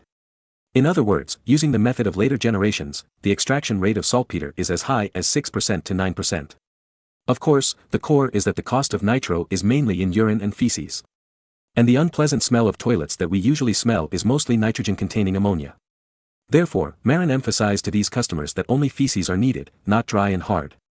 But sadly, using traditional methods to extract, the extraction rate of saltpeter is not even 6%, not to mention 6%. Even less than 1/1000. There is no way, the traditional method only scrapes the soil in the corners of the pool. Modern extraction methods directly pack and purify the entire soil. That ratio is completely incomparable. Although most of the 150 cities that cooperated with Marin were small towns with a population of 2,000 or 3,000, and few had more than 10,000 people, in these days, cities with a population of more than 10,000 were considered large cities, they added up to a total of hundreds of thousands of people, and at least hundreds of thousands of pounds of feces were produced every day. These feces were concentrated and extracted using modern methods, and at least tens of thousands of pounds of saltpeter could be extracted. In a year, Marin can collect at least half a year, in the other half of the year, in cold weather, those areas will extract saltpeter themselves, that is, about 1.8 million pounds of saltpeter can be extracted. Marin was a little scared of this number. After all, the cost was really not high. After all, those cities were half sold and half given to Marin. They were frightened by the sanitation theory introduced by Marin, and were afraid of the spread of diseases, so they didn't ask Marin for a high price at all. If it weren't for the ability to extract earth saltpeter, they wouldn't even ask Marin for the wages of the sanitation workers who collected feces. Of course, Marin did not pay for nothing. For example, in the early stage, Marin needed to provide those cities with a batch of sealable toilets specially used for transporting feces for free. After all, this thing is too smelly to be transported in bulk, and can only be transported in sealed toilets. In addition, Marin also plans to pay for the construction of a batch of public toilets in these cities to facilitate the concentration of feces. Marin even plans to build cement public toilets to prevent sewage from seeping into the ground through the soil. What? You say that citizens of this era will not abide by the rules and go to the toilet honestly? It doesn't matter. Marin has already given those monarchs and princes a solution that they like very much: fines. Whoever dares to do that anywhere in the city will be fined. The reason is that Marin proposed spreading diseases such as the Black Death, which is fair and square. In fact, the monarchs and nobles didn't care whether this was true or not. They only cared about, finally found an excuse to extort money from the common people. So, don't worry that they will not supervise strictly. For that little fine, these people will stare at the common people like mad dogs. It can be imagined that with this, it will be difficult for German cities to have that kind of bad scene everywhere in the future. And Marin can also take the opportunity to collect enough saltpeter raw materials, and it is not a problem to produce 1 or 2 million pounds of saltpeter a year. Even the scraps of saltpeter extraction can be used as low-quality fertilizer. Saltpeter is the main component of fertilizer. After saltpeter is extracted, the fertility of the remaining feces will be greatly reduced. Chapter 1778, The Barrel Factory. At least hundreds of thousands of pounds of that can be obtained every day, and 1 or 2 pounds of saltpeter can be extracted. What a bright prospect. But Marin would not tell anyone, but pretended to be bitter and cried to everyone. Alas, your majesty, my business is not profitable at all. Maximilian I was not so easy to fool, so he asked back, why are you so active in this if you don't make money? Don't fool me. At this time, many monarchs and nobles on the side also pricked up their ears, wanting to hear how Marin explained. Marin naturally had a way to deal with it. He pretended to cough awkwardly, and then explained, Your Majesty is indeed wise and saw the problem at a glance. Why, it's very profitable. Maximilian I became interested.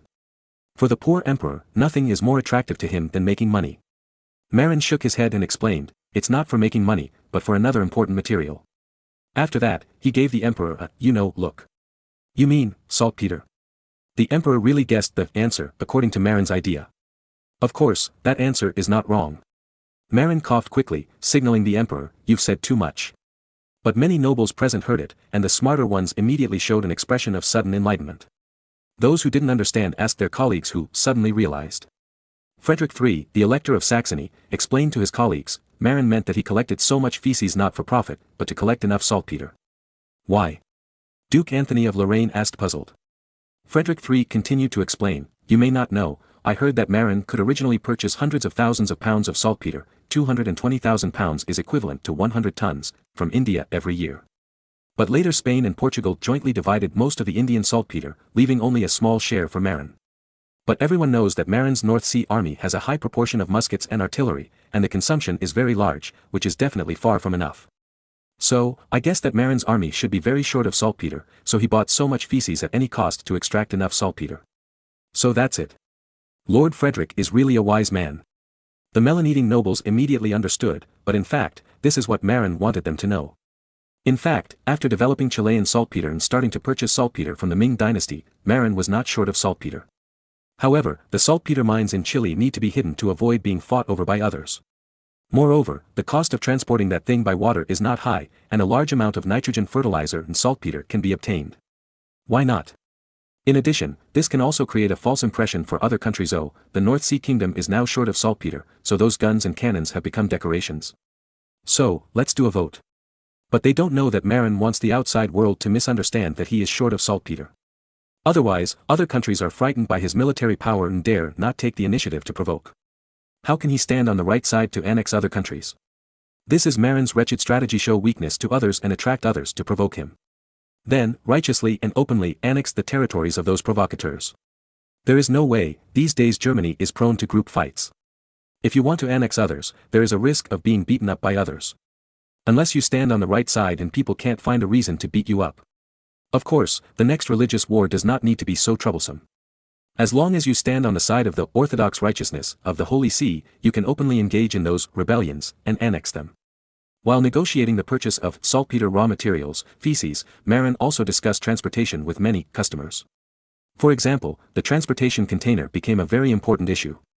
Marin drew a picture on the spot and designed an oak toilet similar to an oil barrel for shipping goods.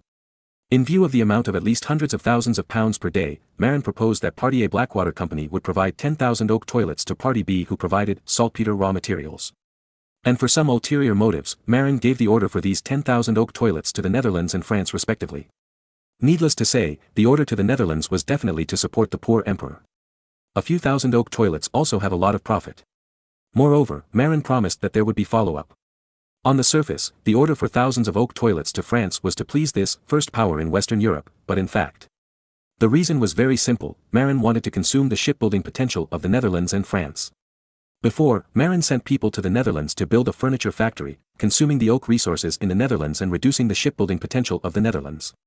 At the same time, John Lafitte was sent undercover in France to promote oak barrels for wine brewing, also to consume France's oak resources and reduce its shipbuilding potential. But that was not enough. Marin later realized that oak barrels were not only used for wine brewing, but also for other things. For example, flour, sugar, salt, even feces, such as toilets. Moreover, the demand for these barrels for transporting daily supplies is much greater than that of the furniture and wine industries. It should be noted that in this era, Europeans are used to using barrels to pack things. Not only are bulk materials such as wine, salt, grain, and sugar used to use oak barrels, but they are also used to pack salted fish, bacon, plant ash, whale oil, resin, and mineral sand. Only those goods that can be bundled and stacked without the risk of leakage will be shipped in wooden boxes and bags. For example, wool and fur, etc. For trade, bulk materials such as grain and salt are very dependent on barrel transportation. Even in this era, the measurement of grain in Europe was not by weight, but by volume. For example, the quarter and bushel were used to measure grain. Because when people transport materials, they often use barrels to measure directly, and are too lazy to weigh. Of course, that is a bulk transaction, and the retail of scattered goods, such as grain, is often measured in pounds. After all, ordinary people buy small quantities and do not need such a large measuring container. But some wealthy families with better economic conditions also use volume to measure grain when buying grain. When buying grain by bushel, they use containers to measure volume. In fact, even the contemporary Eastern huaxia is used to measuring grain with containers. For example, rice is measured with a bucket. When rice shops sell grain, they often calculate how much money a bucket of rice costs. Of course, there are also those who weigh by kilogram. But in ancient China, grain was cheap, and even ordinary people could afford to buy rice by the bucket. In Europe at the same time, because grain prices were too high, the lowest level people could only buy 2 or 3 pounds of grain after a day's work, which was not comparable to China at the same time. However, the transportation of bulk goods in the West still relied heavily on wooden barrels. Even if ordinary people did not use so much, merchants still used a lot of wooden barrels for transportation. Therefore, the wooden barrel business was a big business. This time, when Marin ordered thousands of oak toilets from the Netherlands and France, he had actually long been eyeing the barrel-making industry in the two countries, regions. After all, wooden barrels were widely used in ancient Europe. Marin planned to invest heavily in the establishment of barrel factories in these two countries and regions, specializing in cutting local oak for mass production of oak barrels. Moreover, he specifically targeted the tall old oak trees that were suitable for being used as keels. As long as you are willing to pay, there is no old oak tree that cannot be cut down. Poor Emperor Majesty and the French envoys did not know, thinking that Marin's purchase of oak toilets from the two countries, regions, was a gesture of goodwill. Who would have thought that Marin was digging the foundation of their navigation? Your Majesty, I will definitely send people to invest in the Netherlands and build more barrel factories to produce oak barrels. At that time, the barrel factories will actively pay taxes to the government. Marin said solemnly to Maximilian I. Good, good, good. Maximilian I was also very happy to hear this. Although most of the tax revenue of the Netherlands was squandered by his careless son, some of it could still be used to support the hegemony of the Habsburg family. He was relieved that Marin had this intention. Although he was unhappy that Marin was trying to please France at the same time, he also knew that this was the way for a small country to survive, to have the best of both worlds. Turning around, Marin clinked glasses with the French envoy Duby and said, Baron Duby, please believe that the Kingdom of America and the Grand Duchy of the North Sea are very happy to establish good relations with the powerful Kingdom of France. These thousands of barrels are just the beginning. I plan to send people to build multiple barrel factories in France. When the time comes, after these barrel factories have created value by selling barrels, they will actively pay taxes to the French royal family. Marin looked very friendly, like a friend. French envoy Duby was also very pleased, thinking, France's strength is indeed very useful, and then said reservedly, I will convey His Majesty Marin's goodwill to His Majesty François, and I also wish that the friendship between the two countries will last forever. But he didn't know that Marin had already made up his mind to build several oak barrel factories with huge production in France. God knows how many old French oak trees will suffer. But later, the French were happy to do so. Because these barrel factories did pay a lot of taxes to the French treasury. Chapter 1779, Deliberate. The French did not know that the reason why Marin had the confidence to open a large-scale barrel factory in France was not only because he planned to consume France's oak resources, but also because Marin had enough confidence to open a barrel factory in France. Why? Because the North Sea Mint can cast fake French denier silver coins on a large scale. The French denier silver coins that Marin cast with a mixture of nickel, copper, lead and other metals without silver are very low in cost. Thanks to Cuba's laterite nickel ore, Marin can get nickel ingots with much lower mining and smelting costs than copper. The value of nickel and copper, as well as the lead used to balance the density, is not high, and the overall cost is lower than that of pure copper. In other words, the nickel-white copper, French denier silver coins, cast by Marin may not cost even 1/10 of the denier silver coins cast by France, or even lower. However, the denier silver coins, cast by Marin at the North Sea Mint are almost so real that the French can't tell the real from the fake. Even because it is a machine-made coin, the quality is much better than the artificial coins of the French official mint. This is because Marin deliberately used inferior molds. If he didn't deliberately let the water go, the coins would probably be very exquisite, and they would beat the French genuine denier silver coins. In other words, if Marin wants to spend money to build a barrel factory in France and purchase wood, the cost is extremely low. He only needs to let the North Sea Mint cast more fake French denier small silver coins. So far, Marin has ordered the casting of tens of millions of fake French denier small silver coins made of nickel-white copper, with a total value of millions of gold coins. However, the casting cost is less than 1/10 of that in France. In other words, Marin can earn more than 90% of the huge profits by casting this inferior coin recognized by the French market. If it weren't for the production capacity not keeping up, and the limited supply of nickel metal ingots, Marin would have wanted to cast more and more nickel-white copper, denier small silver coins. At least, we must complete the small goal set at the beginning, casting 100 million French fake silver coins. Think about it, assuming that the average daily wage in Germany is 2 pfennigs, which is equivalent to 100 yuan in later generations. The French denier silver coin is estimated to be half the value because of its low silver content, but it is also worth about 25 yuan. And casting 100 million fake denier silver coins is equivalent to casting almost 2 billion worth of currency. Using this money to purchase wood in France to make oak barrels is not only low cost, but also can be sold to make money, which not only hits France's shipbuilding potential, but also makes a lot of profits. It's simply killing two birds with one stone. As for setting up a barrel factory in the Netherlands and cutting down local oak resources, there is not much profit. Because there is no huge profit from minting counterfeit coins, the profit of the barrel factory is very limited.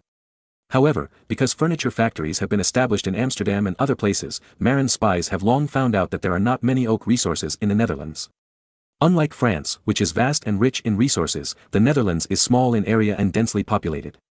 Therefore, like the central plains of China, many trees have been cut down in the Netherlands. Although it is not as exaggerated as it is difficult to find trees in the central plains, the area of domestic forests is far from comparable to that of France. Therefore, Marin does not need to invest too much to fully consume the local oak resources and hit the shipbuilding potential of the Netherlands. Moreover, Marin clearly remembers that in the history of the Netherlands during the sea coachman period, the oak and pine used for shipbuilding were not domestic, but mainly felled from the forests in southern Norway and southern Sweden. Originally, the Netherlands did not have any decent shipping industry, and there were not many merchant ships. At first, the Netherlands mainly relied on the wool textile industry in Flanders. Later, in the mid to late 16th century, there were many reasons why the Dutch shipping industry could develop. For example, England's suppression of the Dutch wool textile industry. Because Britain strictly restricted the export of British wool to Flanders, the wool textile industry in the Netherlands was forced to decline, and local capital had to shift its investment direction.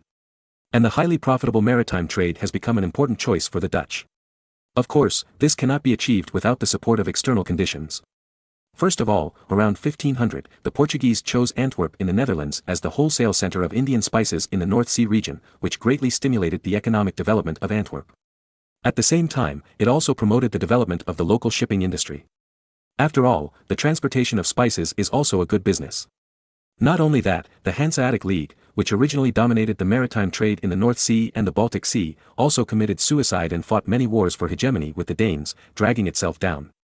At the same time, Britain also turned against the Hanseatic League, deprived Hanseatic merchants of their privileges, and competed with them. In this way, in the military conflict with Denmark and the trade conflict with England, the Hanseatic League, once the overlord of the North Sea, gradually declined in the 16th century. Of course, Denmark, which confronted the Hanseatic League, did not get any benefits, and the result of the confrontation between the two was a simultaneous decline. And this happened to be cheap for the Netherlands, which had just begun to develop maritime trade at that time. In other words, the important trade routes in the North Sea and the Baltic Sea that the Dutch later controlled were taken from the declining Hanseatic League. Of course, there is also the fact that herring resources were transferred from the Baltic Sea to the Netherlands near the North Sea in the 16th century. In short, it is a variety of reasons that have led to the rise of the Dutch shipping industry, which is full of contingency. In other words, it was not the Dutch who wanted to dominate the ocean from the beginning. It was because the Dutch's former opponents committed suicide one after another and finally benefited the Dutch. If we talk about their own shipbuilding potential, the Dutch are not qualified for oak resources alone. Not to mention oak, other wood resources are also scarce.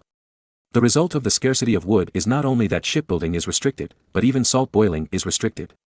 Just like the situation when Marin just crossed over, the Netherlands is obviously close to the sea, but because there is not enough firewood, it cannot develop the salt boiling industry, and can only choose to import salt from England across the sea. Or, import mineral salt from Lüneburg in Germany. Because of the lack of firewood as fuel, the Dutch even have the tradition of eating herring raw. Even in the 21st century, the Dutch still have a barbaric way of eating a whole herring, removing the head and bones, and stifling it into their stomachs in one mouthful, which is much more fierce than the Japanese eating sashimi. And this is also related to the lack of firewood fuel in the Netherlands. Who wants to eat raw food when they can eat it cooked? Or swallow the whole fish together? There is no way. The price of firewood in the lowland area is higher, and the fishermen on the coast are very poor and can't afford too much firewood. So sometimes when they are hungry, they just use the Dutch fish-cutting knife that was praised by later generations to scrape off the internal organs, remove the head and bones, and then swallow the whole fish raw, which is very fierce. Therefore, it is actually much easier for Marin to restrict the development of the shipbuilding industry in the Netherlands than in France. Because there are really not many local forest resources. In addition, it is also necessary to pay attention to the Dutch importing wood from Norway and southern Sweden under the control of Denmark to build ships. This is not difficult. Marin only needs to suppress any shipyards that appear in the Netherlands in a timely manner. In addition, those local ship owners should also be suppressed. In particular, we must not allow the Dutch merchant ships to open the route to Norway and Sweden, so as to prevent them from obtaining the source of wood for shipbuilding. Chapter 1780. The lack of firewood fuel on the cement road has also led to a new situation. Marin's honeycomb coal sells very well in the Netherlands. After all, honeycomb coal is convenient and low cost. It just so happens that firewood is more expensive in the Netherlands, so it's better to buy Marin's honeycomb coal. But this also caused a situation that made Marin laugh and cry. Some smart Dutch fishermen actually used the honeycomb coal stove and honeycomb coal bought from Marin to cook salt at home by the sea. Then, use the boiled salt to pickle salted fish. Not to mention, this trick is really good. Honeycomb coal stoves are relatively efficient and low cost. Although the pot used in the honeycomb coal stove is not big, the salt boiled is also small. However, the cost is much cheaper than the salt bought. Even less than 1/3 of the market price. So now Marin found that salt is not selling well in the coastal areas of the Netherlands. After those smart fishermen on the seaside bought the road and honeycomb coal, they boiled salt at home, which made the whole family live a very comfortable life. In desperation, Marin had to control the sales of honeycomb coal in the coastal areas of the Netherlands to suppress the local private salt-making industry. However, the business was still affected after all. And controlling the sales of honeycomb coal is not without results. At least, it limits the wave of local fishermen selling low-priced salt to the inland. Originally, there was enough honeycomb coal supply, and many Dutch coastal fishermen simply did not go out to sea to fish, and directly used honeycomb coal stoves to cook salt at home every day. Then, private salt was secretly sold to inland areas at a price lower than the market price of salt, which affected Marin's salt sales. Marin was also decisive. In addition to limiting the supply of honeycomb coal, he also pulled Prince Philip, the ruler of the Netherlands, into the chariot. He shared the profits from selling salt in the Netherlands with Prince Philip and made him the general agent for selling salt in the Netherlands. With the stimulation of profits, Prince Philip, who had no moral integrity, directly used the power in his hands to directly prohibit the sale of private salt. Once discovered, the whole family was confiscated, and the means were very severe and cruel. With this greedy guy as a thug, the salt business in the Netherlands soon stabilized. However, those coastal fishermen secretly boiled salt and then pickled the fish they caught, so there was no way to control it. As long as they did not sell salt to the outside world, they could not be held guilty. After all, this was not the unreasonable Qing dynasty. If the nobles wanted to find fault, they had to find a decent reason. As long as those fishermen did not sell salt to the outside world, Prince Philip could not do anything to them. In fact, although Prince Philip was unfeeling, he was still very smart and had a talent for extorting money. For example, after communicating with him, Marin suggested that he crack down on private salt trafficking in the name of safety and health, and this guy did it, and he did it very well. After that, he introduced the license system for salt trading in the Netherlands under his rule. However, no licenses were issued to the outside world. Because of the salt trade in the Netherlands, he became Marin's general agent, monopolized the local salt trade, and only allowed several powerful nobles in the Netherlands to get involved. Then, a group of unscrupulous nobles gathered together all day to discuss how to plunder the people. As for the promotion of feces collection and centralized treatment in cities in the Netherlands, Prince Philip also actively participated. There is no other reason, because the fine for urinating and defecating in public is also the interest that this greedy and mean prince has always pursued. As for the treatment of the collected feces, all cities near the sea and with rivers leading to the sea, the feces were finally contracted to Marin's Blackwater Company. And those with inconvenient transportation directly found a place outside the city to bury them, just like the garbage disposal in later generations. However, relying on the good relationship with the Habsburg family, Marin still got the priority cooperation right for feces treatment in these Dutch cities. For coastal cities such as Ghent, Bruges, Amsterdam and Antwerp, the feces of these cities are naturally transported out to sea and sold to Marin for stacking and making saltpeter. Prince Philip was too lazy to stack and make saltpeter himself, so he directly entrusted it to Marin. However, he also asked to buy saltpeter from Marin, and Marin naturally agreed. As for those Dutch cities that are not near the sea or the river, Marin has no solution for the time being, but he has proposed a solution. He plans to help build roads leading to the sea and rivers connecting the sea, and then, after the transportation is convenient in the future, Marin can still get the right to collect feces in the Netherlands. After all, the population of the Netherlands is over 1 million, and the proportion of urban population is relatively high. If you win the contract here, there are still many benefits. As for helping the Netherlands build roads, Marin began to consider directly helping to build cement roads. However, when Marin helped the Habsburg family build fortifications in Switzerland, he claimed that this thing was very rare. If you help build cement roads now, don't you tell the other party, I lied to you? Therefore, it is not okay to help build cement roads in the Netherlands. However, helping to build a cement slab road is okay. What is a cement slab road? In fact, it is to pour cement into a rectangular cement slab similar to stone. Then, it will be transported to the Netherlands to pave the local road. After cement is poured into cement slabs, it is similar to stone slabs, and the roads paved with it are also similar to stone slabs. However, the cost of cement slabs is much lower than that of stone slabs. After all, it takes a lot of manpower to grind irregular stones into rectangular stone slabs. However, pouring cement into rectangular cement slabs is very simple. Just mix the cement with sand and gravel, pour it into the mold, compact it, and wait for it to dry, and it will become a cement slab. This material is used to pave the road, and the effect is no less than that of stone slabs. After all, these days, there are no more than 10 tons of trucks pressing on the surface, which will not expose the problem of slightly insufficient strength of cement slabs.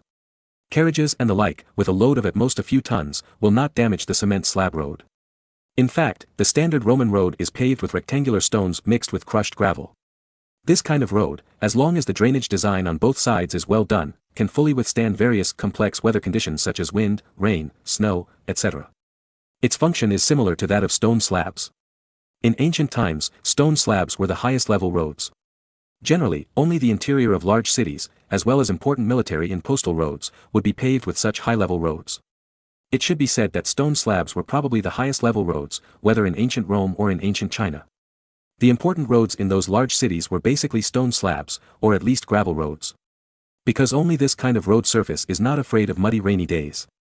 But the cost of stone slabs is too high, so, except for some large cities, the streets inside many small towns are mainly gravel roads. After all, it is easy to find gravel, but the cost of grinding stones into slabs is a bit too high. Unless the power of the empire is used, it is luxurious to pave the road with stone slabs. The roads paved with stone slabs are often the most important official avenues of the empire, and they are also traffic arteries with great military value. For example, the standard main roads in the Roman Avenue are often paved with stone slabs and paved at any time. But medieval Europe was much poorer than the Roman Empire, and it was difficult to afford stone slabs. Therefore, most of the roads in many cities are paved with cobblestones or pebbles that can be picked up everywhere. The effect is worse than that of stone slabs, but it is much better than ordinary roads. The most important thing is that the cost of stone and cobblestone roads is low. You know, it costs nothing to dig stones out of the mountains, send stonemasons to grind them into flat slabs suitable for paving, and then transport them to the construction area. Therefore, unless it is absolutely necessary, most countries are not willing to build stone slabs. But the cement slab road built by Marin can be as good as the stone slab road without the damage of heavy trucks. However, the cost is more than several times lower. After all, pouring cement into square cement slabs is more than several times easier than grinding stones into square slabs. Marin plans to build several cement slab roads for the Netherlands to show the superiority of cement slab roads to European countries. Then, sell cement slabs to other countries. Selling at a price lower than that of stone slabs will definitely attract a lot of big business. After all, in this backward era, the demand for roads is huge. After all, everyone in China knows that, if you want to be rich, build roads first. The ancients were not so smart, but they could understand this. If you really don't understand, Marin can also use the opportunity to help build roads in the Netherlands to show other countries the superiority of roads built with cement slabs. At that time, are you still afraid of no orders? Moreover, when selling cement slabs, Marin is not worried about leaks. Others don't understand the principle of cement, and at that time, Marin will say that it is a special stone. At that time, the asking price will be lower than that of ordinary stone slabs, and there will be no worries about lack of sales. In fact, the junior high school that Marin attended in the future was paved with square cement slabs on the campus. This kind of road surface is certainly not as smooth as a complete cement road surface, and vehicles are not so stable on it. However, it is much better than the roads of this era. Moreover, the construction of cement slab roads is very simple. As long as the square cement slabs are cast in the production base now, and then directly transported to the construction site where the foundation and roadbed have been laid, they can be laid directly on it. It is more convenient than building cement roads. After all, building cement roads requires waiting for the road surface to dry and harden before it can be opened, and it will take many days to pass. Unless, the special cement that dries quickly and hardens specifically for repairing roads is used. Otherwise, ordinary Portland cement will take many days to be passable. Cement slab roads are relatively simple. After laying the cement slabs, you can go on it in 1 or 2 days, which is extremely convenient. Marin thinks that if he does it well, he can make a lot of profits just by selling cement slabs for paving in the future. Chapter 1781 Hollow Steel Drum Roller. In fact, the so-called cement slab road was also very popular in later generations, and many squares also used this kind of pavement. Of course, that was a low-end square. High-end squares either used marble slabs to pave the ground, or ceramic tiles. Only those with a small investment budget would use cement slabs to pave the road. Because the strength of cement slabs is not high, unless it is a reinforced concrete cement slab. Ordinary cement slabs are not as strong as stone slabs. Moreover, the appearance is also very poor. After all, everyone knows what cement looks like, it is gray and looks low grade. Therefore, many pedestrian streets and squares directly lay ceramic tiles on the road surface, which looks very bright. But to be honest, ceramic tiles are so thin that their strength is not as good as cement slabs. If you encounter a heavy truck, it will definitely be finished. Only pedestrian squares will lay this thing. The appearance of cement slabs is much worse than that of ceramic tiles. But the practicality is a little stronger. At least, it is not a problem to withstand carriages, even heavy carriages. In addition, the road surface paved with cement slabs is also convenient for maintenance and replacement. If a cement board is crushed, just pry it up and replace it with a new one. Because it is so convenient to pave the road, Marin has now given up the original plan to promote cement roads and instead promote cement slab roads. Especially for streets in cities, laying cement slabs is quick and convenient, and the effect is also very good. At least, it is not worse than the previous stone slabs and cobblestone roads. But the most important point is that Marin can actually sell cement slabs to other countries. Before, Marin had been reluctant to help other countries build cement roads. Because the special properties of cement will definitely arouse strong interest in other countries when it is used and mixed, and it is easy to attract thieves. But selling cement slabs is different. Marin can lie that the cement slab is a low-quality stone slab. The price can be a little lower than that of authentic stone slabs, even if it is half lower, it is very profitable. In other words, from now on, Beihai will have a new exportable commodity pavement cement slabs. This square cement slab, which is about the same thickness as a brick but with a side length of 24 centimeters, is very convenient for paving roads. As long as the roadbed is tamped and the road surface is leveled, it can be directly laid on the roadbed with wet clay, as an adhesive. This is much simpler than making cement roads. A construction worker can lay dozens of cement slabs in a short time, and a long road surface can be laid in a day. As long as the clay mud used as a binder dries, the road surface can be put into use. As for the roadbed, a roadbed mixed with lime and sand, which was very popular in the Roman Empire in Europe, is used. This kind of roadbed is not damaged by water, and both Eastern and Western civilizations like to use it. Of course, the cement slab roads in Beihai are definitely different from those in foreign countries. The difference lies in the binder. In general countries, clay mud is definitely used as the binder between cement slabs. There is no problem at ordinary times, but if it is soaked in water during the rainy season, these muds will definitely soften, causing some looseness in the road surface. After a while, there will be some problems with the road surface and it needs to be repaired. The cement slab roads laid by Beihai itself use cement directly as a binder. Cement and cement slabs are the same substance, and they are not afraid of water after they are dry and hard.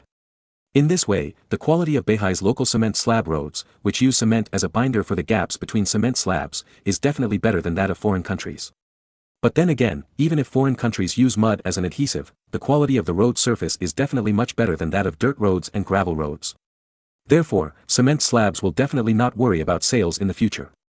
But first, Marin must make a sample to let everyone see the benefits. In this way, customers will come to order cement slabs. In this way, it has become a top priority to help the towns in the Netherlands that are not near the sea and the river to pave cement slabs. It just so happens that the engineering corps formed by Marin is currently idle because there is no war. Therefore, Marin plans to send engineering corps to the Netherlands to help build cement slabs and serve as a demonstration. Of course, it is already early September and the autumn harvest is about to come. Marin plans to send engineering corps to the Netherlands to help pave cement slabs after the autumn harvest.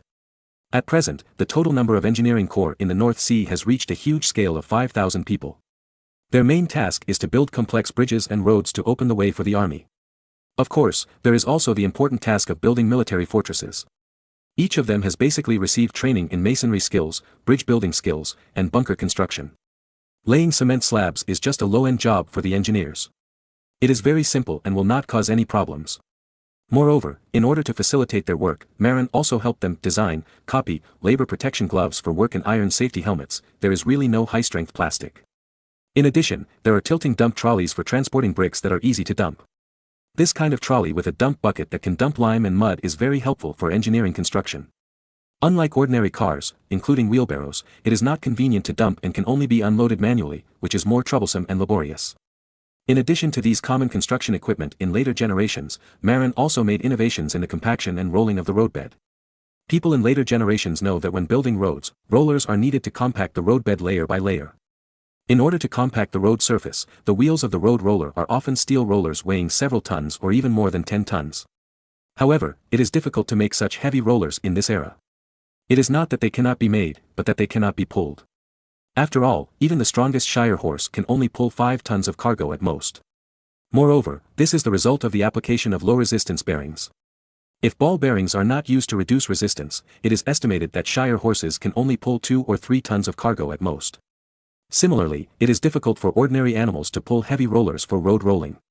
In order to achieve this goal, Marin used several cows to pull together. But the biggest problem is not how many rollers can be pulled by cows and horses, but the transportation of heavy rollers. If it is a stone roller weighing several hundred kilograms, it is easy to transport, and a few people can just lift it onto a carriage. This is the current artillery in Europe. A 3-pound cannon weighs 300 kilograms, which is easy to lift onto a carriage and can be used for long-distance marches. However, the roller used for rolling the road must weigh at least 2 tons, or even several tons. Otherwise, the effect of compacting the roadbed cannot be achieved. But the problem is that a roller weighing several tons is easy to make, but it is difficult to transport it to the construction site. If it is a construction area near the sea or the river, it can be transported to the construction site by boat with movable pulleys and levers. But if it is in an inland area, it is very difficult to transport it in, especially in mountainous areas. It is simply impossible to transport it. These days, there are no heavy construction machinery. It is almost fatal to transport a roller weighing several tons to an area with inconvenient transportation. Therefore, even the largest caliber infantry gun made by Beihai country generally weighs no more than 1 or 2 tons. This is still under the premise that Beihai country has caged ball bearings. If it is other countries, it is difficult to transport a 1-ton infantry gun. What to do? Without several tons of gravity, it is impossible to achieve the requirements of compacting the roadbed. Finally, Marin found inspiration when he saw Robert kicking a half-filled glass bottle. Yes, an empty bottle is not heavy, but it becomes much heavier when filled with water. What if a hollow steel barrel is used? So, Marin designed a huge hollow steel barrel. The steel barrel itself weighs less than 1 ton, but when filled with water, the total weight reaches 5 tons. It is definitely enough to use it to roll the road. When transporting the roller, this hollow steel barrel only needs to drain the water and it will become an empty barrel weighing less than 1 ton. In addition, the ball bearing with caged balls is used, which is very convenient to pull with a horse. Or, by building a springboard ramp, the hollow steel barrel can be rolled onto a special wide-body carriage, which is very convenient. Then, the road construction industry in Beihai Kingdom has been greatly developed. With this hollow steel barrel roller, Beihai Kingdom can easily transport this roller to all parts of the country, arrive at the construction site quickly and easily, compact the roadbed, and build a more durable road. Even in mountainous areas, it can be used to build roads. Anyway, as long as it is not filled with water, although this hollow steel barrel is not light, it can still be loaded on a carriage and transported into the mountains. After all, things with a total weight of no more than 1 ton are completely within the carrying capacity of the carriage. If it really doesn't work, we can use 2 or 3 horses to pull the cart together, and we can always transport the roller to the construction site. Chapter 1782 Colonial Road Construction. As for helping the Netherlands build roads, the problem of hollow steel barrel rollers would be exposed, but Marin never worried. Because the material used to make hollow steel barrels is stainless steel. After all, it is something to hold water, and there is no qualified waterproof paint these days. Therefore, ordinary steel cannot make steel barrels for water. Even if it is made, it is easy to rust and break. After all, ordinary iron is afraid of water and is prone to rust when it encounters moisture. In the absence of qualified waterproof paint, only hollow steel barrels made of stainless steel can be fearless of wind and rain and rust. After all, this is not an ordinary small iron barrel with a thin skin, and it is not even convenient to repair. In order to maintain the gravity and strength of the rolling foundation, the steel barrel is cast as a whole, otherwise the strength is not enough. Only the sealing part uses welding technology and riveting technology. After all, a whole hollow barrel cannot be cast these days, and at most, an open metal copper can be cast, which is similar to the principle of casting a cannon. But unlike the requirements of casting a cannon, this kind of hollow barrel does not require high wall strength. After all, it is only used to hold water and roll the road, and does not need to withstand the huge pressure of gunpowder explosion like artillery. Of course, other countries can also imitate it. The way is to use copper, which is more corrosion resistant, instead of steel, to cast a hollow drum, and use it as a roller wheel for rolling the road after filling it with water. But the problem is, how expensive is copper? Who can be so rich to use it as a roller wheel for rolling the road? Even Marin, a real rich man, dare not do this. After all, the roller is just an ordinary tool that is durable on the construction site. If it is made of priceless materials. In the future, you will take the roller made of gold to the construction site to try it? As for the tinning of empty barrels, how much tin water is needed to soak such a large iron barrel? Moreover, tin plate is afraid of damage. Once it is worn, it will rust quickly. It just so happens that it is most likely to be worn out when used on the construction site. Therefore, in terms of road construction, the North Sea Kingdom crushes other countries in terms of engineering equipment alone, and people cannot compare with it. The emergence of hollow steel barrel rollers has also greatly improved the efficiency of road construction in the North Sea Kingdom. In addition, the American colonies actually need this kind of hollow steel drum roller. Because Panama and Cuba and other places there have tropical rainforest climates, the soil is relatively humid and not solid enough. It is necessary to use heavy rollers to roll repeatedly to ensure the firmness and durability of the roadbed. Otherwise, if the rainy season lasts for a while in the rainforest climate, the roadbed will be soaked and softened. Marin ordered the casting of 100 stainless steel hollow steel drum rollers in one breath and sent them to tropical areas with relatively humid climates such as Cuba, Panama, and Grenada. In the future, a batch will be manufactured and sent to the newly developed island of Haiti. These hollow steel drum rollers, combined with materials such as limestone, sand and cement slabs, will allow tropical colonies with more rain to have more reliable roads. Of course, those main roads with great strategic significance still need to be paved with more solid and durable cement roads. After all, if cement slab roads are used frequently on rainy days, it is easy to cause some gaps in the cement slabs to be loosened and pressed out of shape, affecting the use of the road. Therefore, Marin plans to divide domestic roads into 2 levels, national highways and ordinary roads. Among them, national highways are very frequently used main roads, which can only be paved with cement as a whole to ensure the quality of the road. Ordinary roads, including streets inside the city, can be replaced by cement slabs. Anyway, if you don't often use loaded carriages on rainy days, cement slabs are not so easy to break.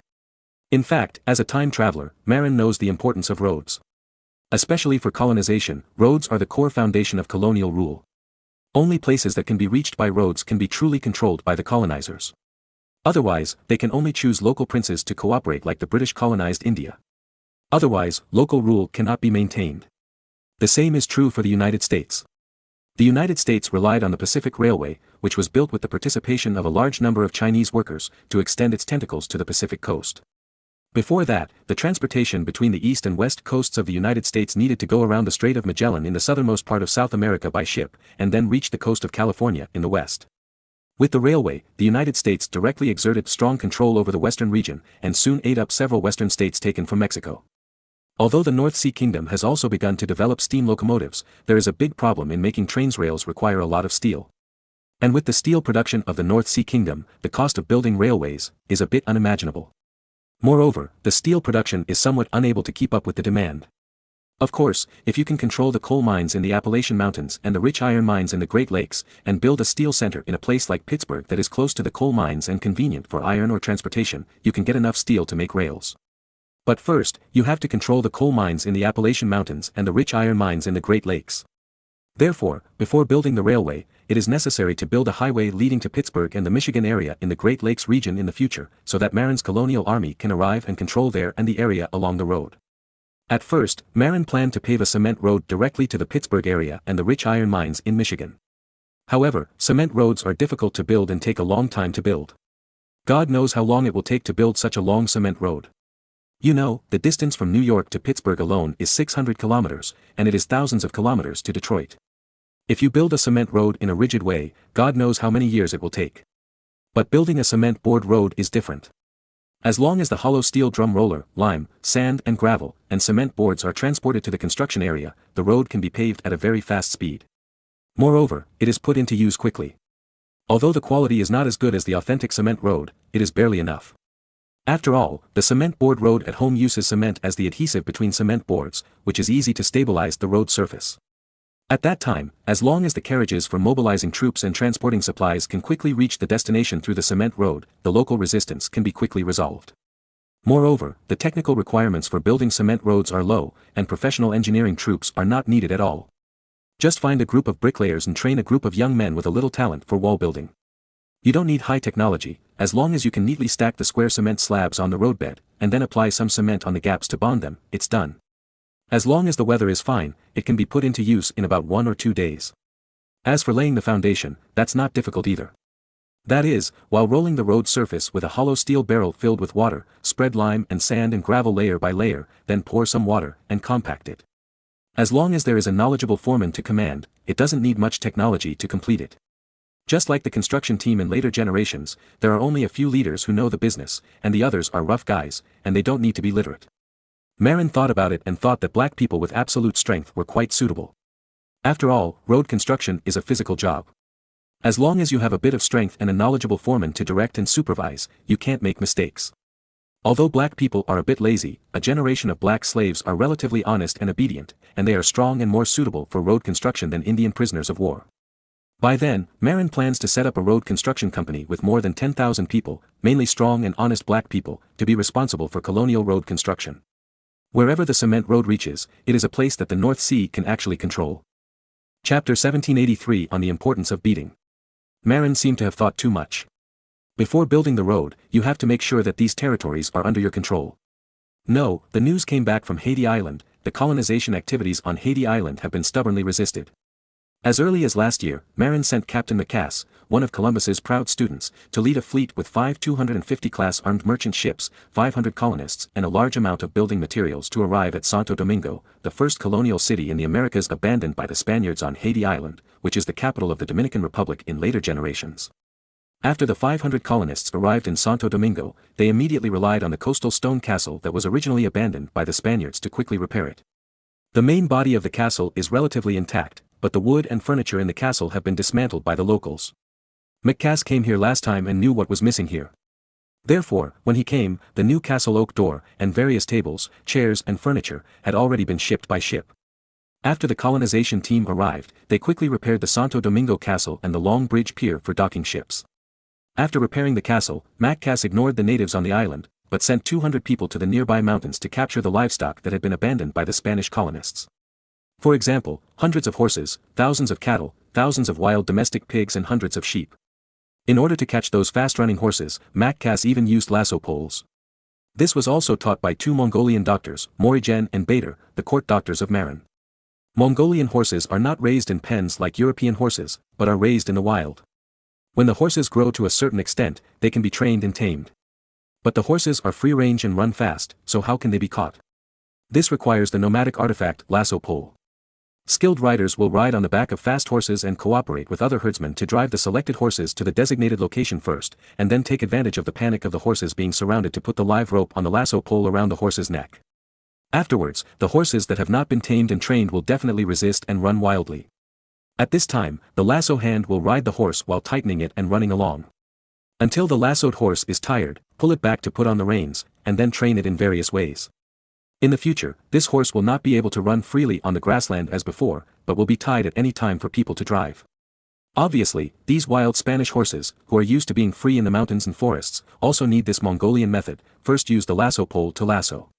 Then, tame and train them so that they can be used by people. Of course, Marin is not a person who loves horses particularly. When training horses, Marin is simple and rough for the captured wild horses. You don't need to be too patient to tame them. If they are obedient, give them good treatment. If they are disobedient, beat them to death. In his previous life, although he didn't like Wu Zetian as a woman, Marin still admired her way of training horses. Wu Zetian once proposed a method to tame the fierce horses in the western regions using iron whips, hammers and daggers.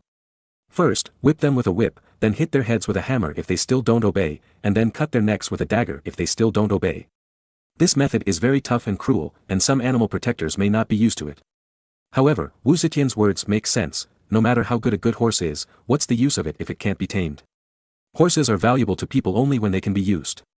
If they are not driven by people, they are worthless. This may be very unfair to horses, but this is a world dominated by people. If horses refuse to serve people, they can only be abandoned or even killed. Therefore, Marin never lets knights take risks to tame horses.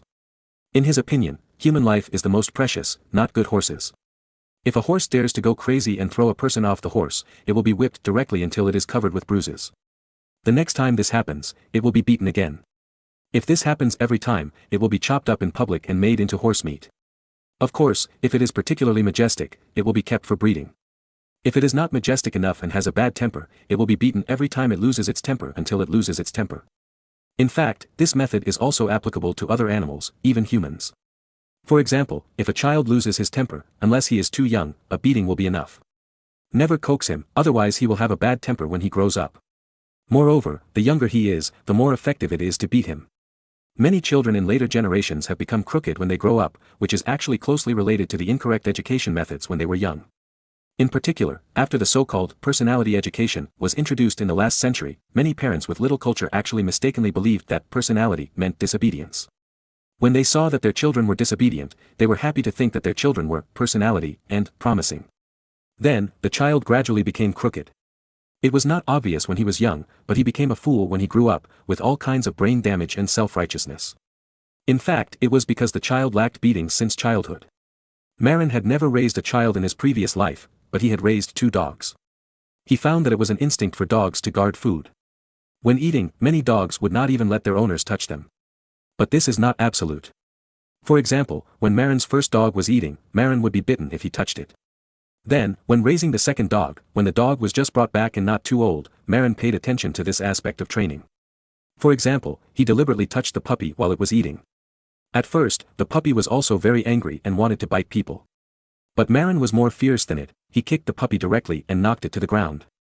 In this way, after many such trial trainings, the second dog finally got rid of the bad habit of not paying attention to the owner when eating.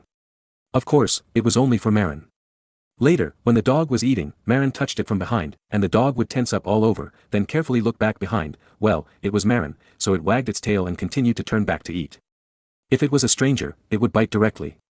Even the instinct of the dog to protect food can be trained well, which shows that some things are not difficult to educate. For example, children with bad tempers can also be educated. Of course, it is best to do it when they are young. The younger they are, the more effective the beating is. Why do people in the last century seem to be less mentally retarded? It is purely because the popular education before was stick education. If children were beaten enough when they were children, naturally there would not be so many sick people. There is even a terrible saying that goes, if you beat your child on a rainy day, you're just sitting around doing nothing. This shows how many beatings our predecessors suffered. The turning point came in the 1990s when personality education was introduced and stick education was opposed. As a result, children were beaten less when they were young, and there were more and more mentally retarded and willful children. Of course, many parents themselves have problems. They always use the excuse that the child is still young and can be forgiven and can't bring themselves to do it. But they don't know that the younger the child is, the more useful it is to do it. When they grow up and can withstand the beating, it's useless to beat them. Of course, you can't beat them during infancy. When they can remember things, it means they can be beaten. Because they can remember things, and only after being beaten can they learn to remember and know what not to do next time. However, there is a difference between humans and animals. So, when you are training someone, you can't really hurt them, but you have to beat them until they are as painful as possible without breaking any bones. For example, when Marlon was a child in his previous life, his mother liked to beat him with a rope. The thun-thick hemp rope used to tie up goods is so satisfying to whip people. The body is covered with bloody marks, which look scary and painful, but it is not serious. Apply some medicine and they are full of life again. Just like in many Ming dynasty, the officers in charge of beating are skilled and can beat people with boards that make the skin and flesh burst, which looks miserable but is not serious. At the same time, they can also beat people with boards that do not look serious but cause serious internal injuries. When dealing with children, it is natural to use a beating method that looks serious but is not too serious. After all, children are precious and cannot be hurt. But they cannot be beaten without beating, nor can they be beaten too late. If they are beaten several times when they are young, they will get used to the rules when they grow up. If they really have to wait until they grow up to beat them, it will be too late. Maybe, they will be beaten to death by others in the future because of their willfulness. But for horses, there is no need to be so polite. Just beat them hard. Except for the extremely majestic and good horses of the King of Horses level, other horses will be beaten to death if they dare to lose their temper. If they don't obey, they will be beaten to death. Horses that are unwilling to serve people will either be kept for breeding or killed for meat. This is Wu Zetian's horse training technique, and it is also one of the few things of Wu Zetian that Marin admires. Whether it is horse training or training people, Marin advocates that there is nothing that can't be solved by a beating. If there is, just beat him again. If beating every day still doesn't work. For horse training, give up and change another one. For training people, have a second child. Chapter 1784, Sending Reinforcements to Haiti. To be honest, Marin felt that there was an evil wind in China in the 1980s and 1990s. The content of the evil wind was, the moon in foreign countries is rounder than that in China, and everything in foreign countries is better. The most outrageous thing is that there was a group of idiots who were trying to certify that Chinese people were inferior races. For example, because the Chinese national football team did not play football well, there were idiots who inferred that Chinese people had no athletic talent. But where did all the champions other than football go? Were they eaten by dogs? These are not important. The most important thing is that a group of idiot educational ideas were introduced in that era. The most typical one is personality education. This so-called advanced educational concept, introduced from the United States by a group of licking dogs, has poisoned China for decades. It started to poison since the 1980s. Because of the lack of beatings and even the encouragement of personality, idiots began to breed from then on. The 1980s were probably the first batch. Although they were criticized, the impact was not too great. When it came to the generation born in the 1990s, this kind of deceptive educational thought broke out. People complained at first, but when it came to the generation born in the 2000s, everyone was too lazy to complain. This is not the children's fault, but the disaster caused by the so-called advanced educational concept brought by the group of bootlickers from the United States. Newspapers and TV broadcast it every day, and everyone followed suit. Then, that's it. In fact, stick education has been popular in China for thousands of years, and there is nothing wrong with it. In fact, ancient China produced many talents and flourished culture. Only science and technology were innocently suppressed because of the grievances between Confucianism and Moism. Otherwise, if it weren't for this problem, how could the world's science and technology allow other countries to jump around?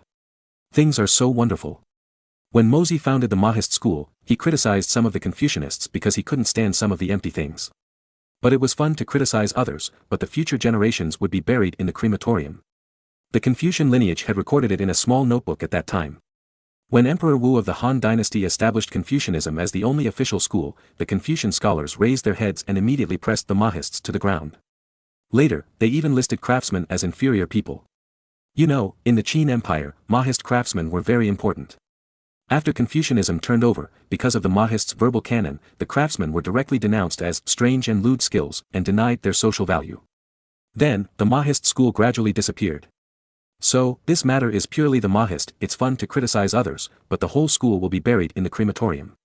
This is secondary. The most important thing is that it has affected the development of Chinese science and technology. Mozi, you are a great engineer, why are you involved in Mao's politics? Isn't it better to do scientific research at ease? You have to criticize others, and as a result, it has affected the engineers of the whole China and reduced them to inferior people. Then, later, foreigners' technology was more advanced than that of China, and they turned around and beat China. This beating broke the kneecaps of people, and even the bizarre theory of the race is not good was made up. In fact, in the 16th century, the people of the Ming dynasty had the best physical fitness in the world. Their average height even exceeded that of Europe. In fact, the people of the Ming dynasty at this time looked more like white people than Europeans, and their skin was whiter. Of course, this does not mean that Europeans of this era were black. Rather, Europeans of this era were not used to taking baths, and they looked dark and dirty. The people of the Ming dynasty often took baths in large wooden barrels. Shimen Aching once secretly watched Pan Jia A Lian taking a bath. The author was a scholar of the Ming dynasty. Because of frequent bathing, the people of the Ming dynasty looked white. But in fact, Europeans were white. Under the management of Marin, the North Sea Kingdom promoted hot bathing, and the scene of white and beautiful women appeared all over the country. Moreover, Marin also promoted sun hats throughout the North Sea Kingdom. Specifically, men were popular with the kind of straw hats worn by Western cowboys in later generations to block the sun and prevent their faces from getting too dark. The same is true for women, with wide-brimmed hats. However, the material is cloth, and there are various colors, and embroidery, which looks very beautiful. Of course, only ladies from wealthy families will wear this kind of wide-brimmed sun hat. Some of the styles of these hats are similar to those worn by the ladies in the 19th century, which were also copied, by Marin. As for ordinary working women, the hats they wear are actually similar to men's cowboy straw hats. At most, the brim is wider, which can better block the sun and avoid tanning. The final result is that the women of the North Sea Kingdom are all whiter and more beautiful. These days are not like the aesthetics of later European and American countries. They don't think that tanning is beautiful, but like China, white is beautiful. If someone looks dark, he will be contemptuously called Moor and despised in various ways. In fact, Marin later generations also found it quite funny. For example, some of the global 100 beauties and 100 handsome men rankings actually have black people.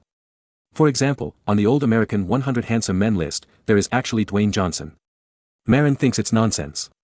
Where is Johnson handsome? Only the muscles are bigger. The black faces are so dark that I can't see the details clearly, so how can I tell who is handsome? Even before Marin traveled through time, he had only heard of whitening, but never heard of tanning. In fact, tanning is easy, just put some coal on your face. Marin is not discriminating or anything, but he has always thought that white is beautiful in both his lives.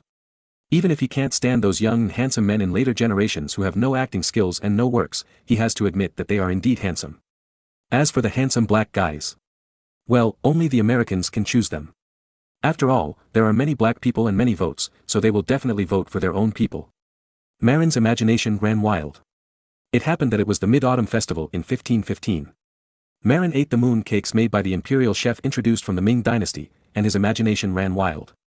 But after watching the moon and eating the moon cakes, Marin remembered that he seemed to have forgotten to send reinforcements to Haiti Island. Why did something happen on Haiti Island? It turned out that when Maccass sent people to capture livestock, he had a conflict with the locals. Originally, when Maccass sent people to round up those fast-running horses and ferocious-looking cows with double horns, the local indigenous people had no objection. Anyway, that was not their hunting target. The locals had no objection to rounding up wild boars, and they did not dare to provoke wild boars. However, when rounding up sheep, the locals refused to do it. Although the local Taino people also have agriculture, they also have fishing and hunting activities. They have long regarded the goats abandoned by the Spaniards as their own prey resources. How could they tolerate Maccass sending people to round up? So, the two sides clashed. At the beginning of the conflict, the colonial army naturally had the upper hand. After all, the weapons and equipment of both sides were not at the same level. The 200 dispatched troops of the colonial army easily defeated the 800 or 900 indigenous people in several nearby villages. However, this also angered the locals. Under the leadership of a local indigenous leader named Carlos, dozens of local villages united and dispatched more than 3,000 warriors to attack the roundup team, causing the roundup team to lose more than 40 of the 200 people. Then, the remaining members of the capture team fled into the castle of Santo Domingo to resist the siege of the locals. Although they successfully repelled the enemy's siege, Maccass and his gang did not dare to leave the castle. After all, the other side had more people. This local leader named Carlos was originally a young man who served the Spaniards when Spain colonized the island of Haiti in 1492. Because he was smart, he was named Carlos by the Spanish priest, and learned Spanish and many skills and knowledge of the colonists. For example, this person can make bows and arrows. Of course, the Indians can make bows and arrows, but they basically make earthen bows and arrows with little power. Carlos and the craftsmen in Santo Domingo have learned it specially and know how to make more powerful European recurve bows.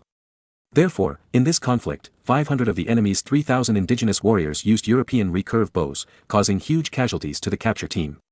Otherwise, those indigenous warriors could not suppress the capture team at all with their earthen bows and arrows, whose range was far less than that of muskets. Because of the appearance of this native named Carlos, who had served the Spanish colonists in Santo Domingo for several years, the colonists of Macas in Santo Domingo did not dare to go out.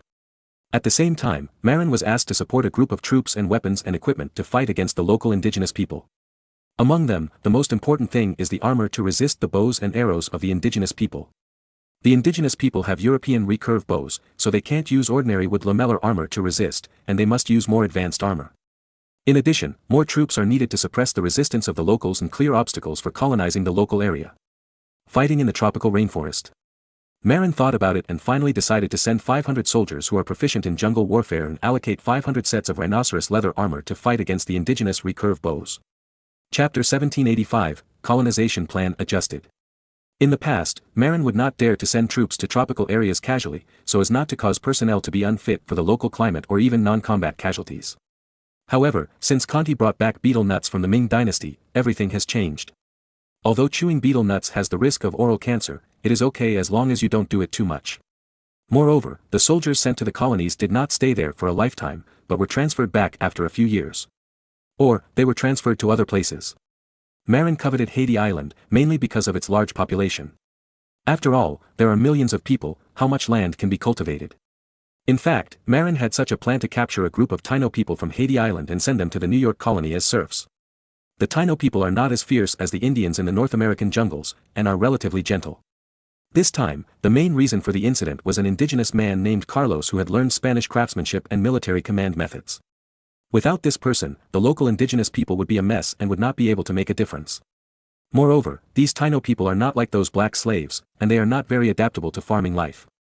The Taino people on the island of Haiti actually started to grow sweet potatoes and cassava a long time ago. The sweet potatoes that Columbus brought back to Europe were obtained from the Taino people on the island of Haiti. In other words, these Taino people actually know how to farm. Although the skills are average, as long as they are taught hand in hand, they can still farm normally. In addition, bringing these relatively gentle Taino people among the Indians to the New York colony, these Taino people will be more restrained and dare not mess around when they leave their familiar hometown. Generally speaking, those who resist colonization are mostly local indigenous people. And outsiders will instead join forces with the colonists. Just like when the Dutch colonized Indonesia, they relied heavily on Chinese immigrants in the early days. And the Chinese immigrants were also very loyal to the Dutch colonists at the beginning, working for them and exploiting the local indigenous people. However, later the Dutch found that the Chinese immigrants were too smart and their ability to accumulate wealth was too strong. So, later they became jealous and joined the indigenous people to persecute the Chinese. Of course, the Taino people on the island of Haiti are definitely not as smart as the Chinese. Therefore, Marin was not worried at all that they would become the host. As long as these Taino people are well fed and given some salted fish and other things to improve their lives from time to time, Marin thinks that they are unlikely to resist. You know, the Spanish colonists were so brutal. They colonized Haiti for decades, but the Taino people did not resist fiercely. Marin's methods were gentle and he was willing to feed people who would risk their lives to resist. To put it bluntly, Marin's plan was to transform the 1 million Taino people on Haiti into his own serfs. This is 1 million people. The indigenous people have a short lifespan, and the proportion of strong men among them is higher, estimated to be more than 300,000. In addition, those strong women are also excellent labor. Before, the reason why Marin did not take action against the Taino people on Haiti was because he was worried that these Taino people would be infected with smallpox by Europeans, and they would be as unlucky as they were in history. In addition, the Taino people on the island have a high rate of syphilis transmission. If you come into contact with them rashly, you are likely to get infected. What should I do? It seems that the problem of syphilis cannot be solved for a while.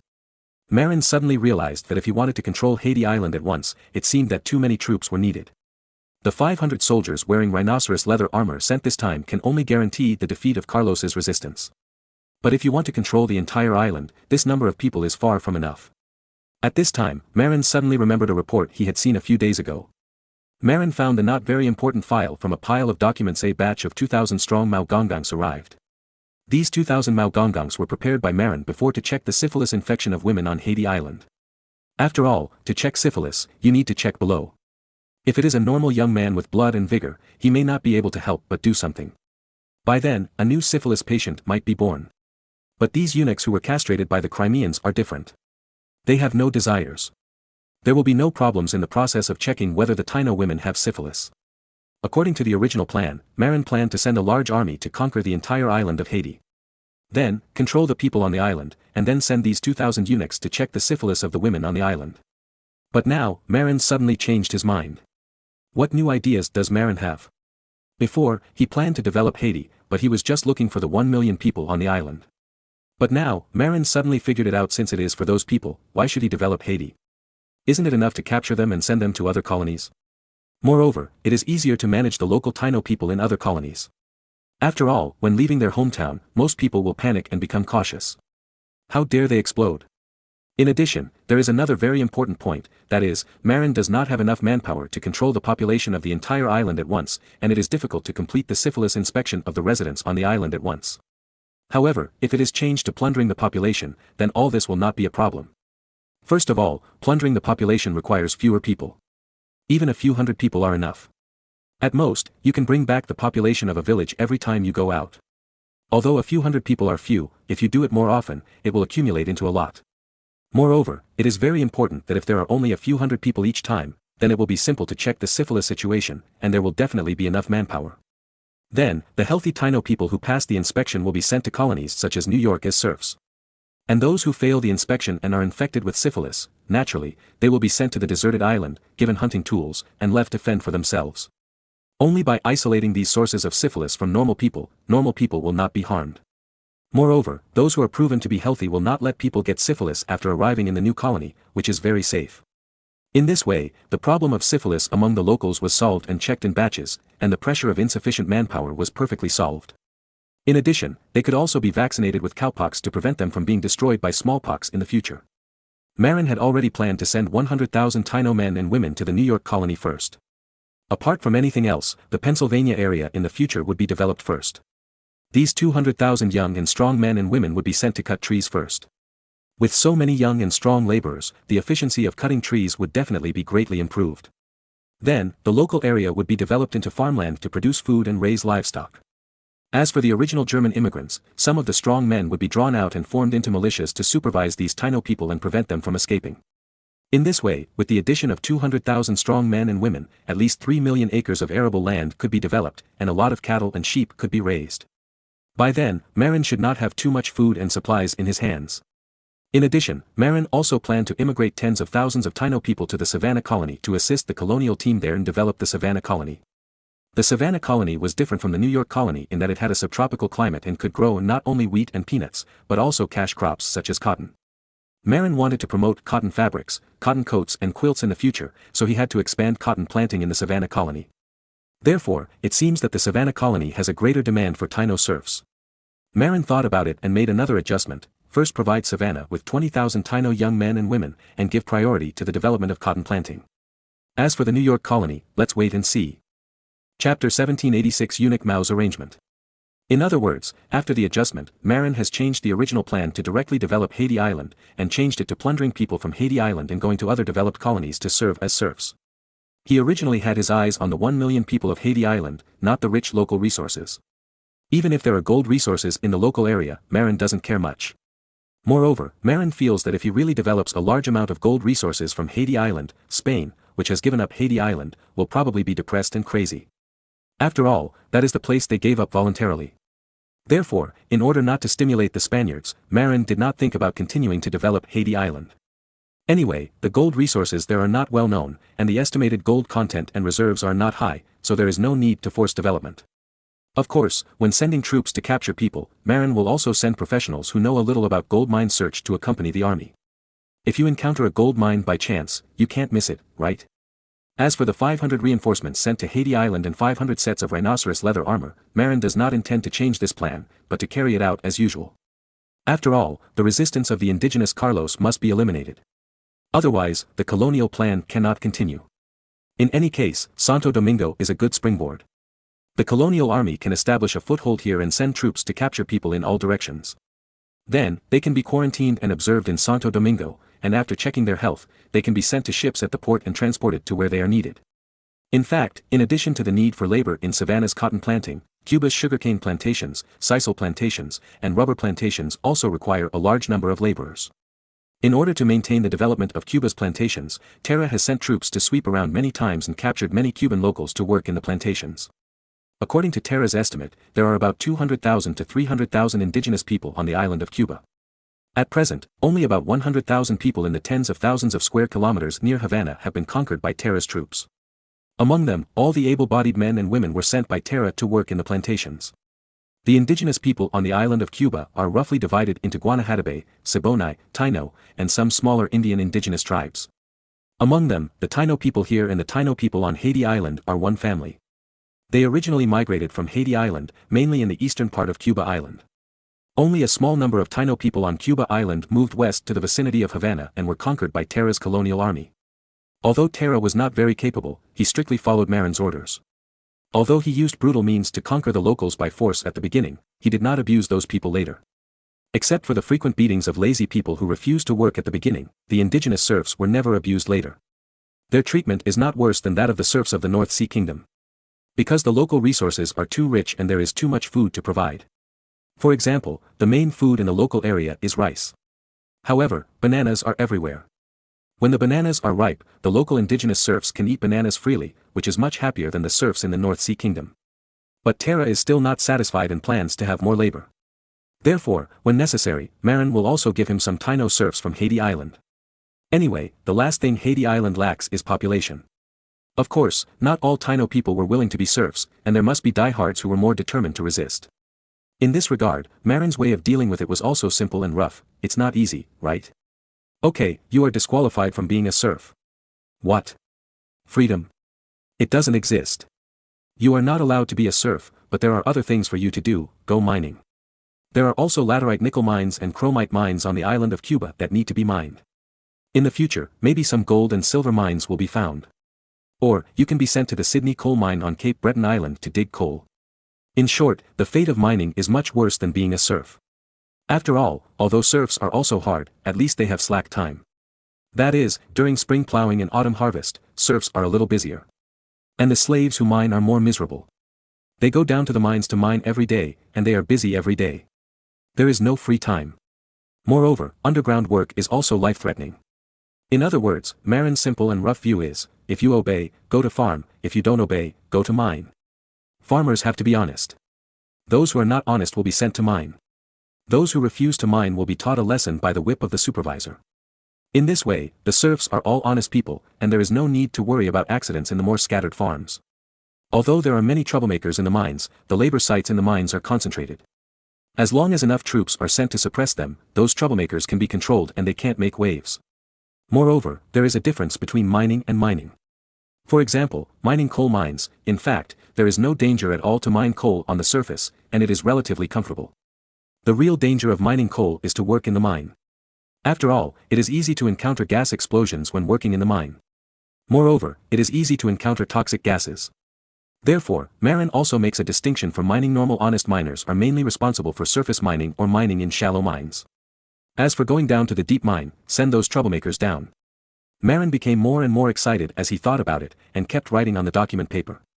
These are all produced in the paper mill in the north of Cape Breton Island, with excellent quality and low cost. As he wrote, Marin glanced at the document about receiving 2,000 Malgongongs that he had just turned over. 2,000 people. How should I arrange them? The plan has changed, and the arrangements for these Malgongongs must also be adjusted. Originally, Marin planned to send tens of thousands of troops to conquer the entire island directly. But in the end, he gave up, not because he couldn't beat them, but because it was too time-consuming. If the 1 million people were concentrated in one city, it would be easy to deal with. Just send 10,000 troops to attack the city, conquer it, and take the people away directly. However, these 1 million Taino people are scattered on a huge island with an area of 76,000 square kilometers. What is the concept of 76,000 square kilometers? It's larger than 2 Taiwanese provinces. Moreover, the mountains on the island are rugged and the roads are very difficult to walk. If you want to conquer the entire island, fighting is definitely no problem, but marching is a big problem. Moreover, it is easy to cause a large number of soldiers to be ill and even die. Before, Marin also thought it was simple, but he didn't expect the specific difficulties. Now, thinking about it, he had to give up the previous plan and adjust the plan. This adjustment seems to be too much for these 2,000 Malgongongs. After all, 2,000 people are not many to assist the 10,000 troops. However, it seems that there are too many people to assist hundreds of colonial troops.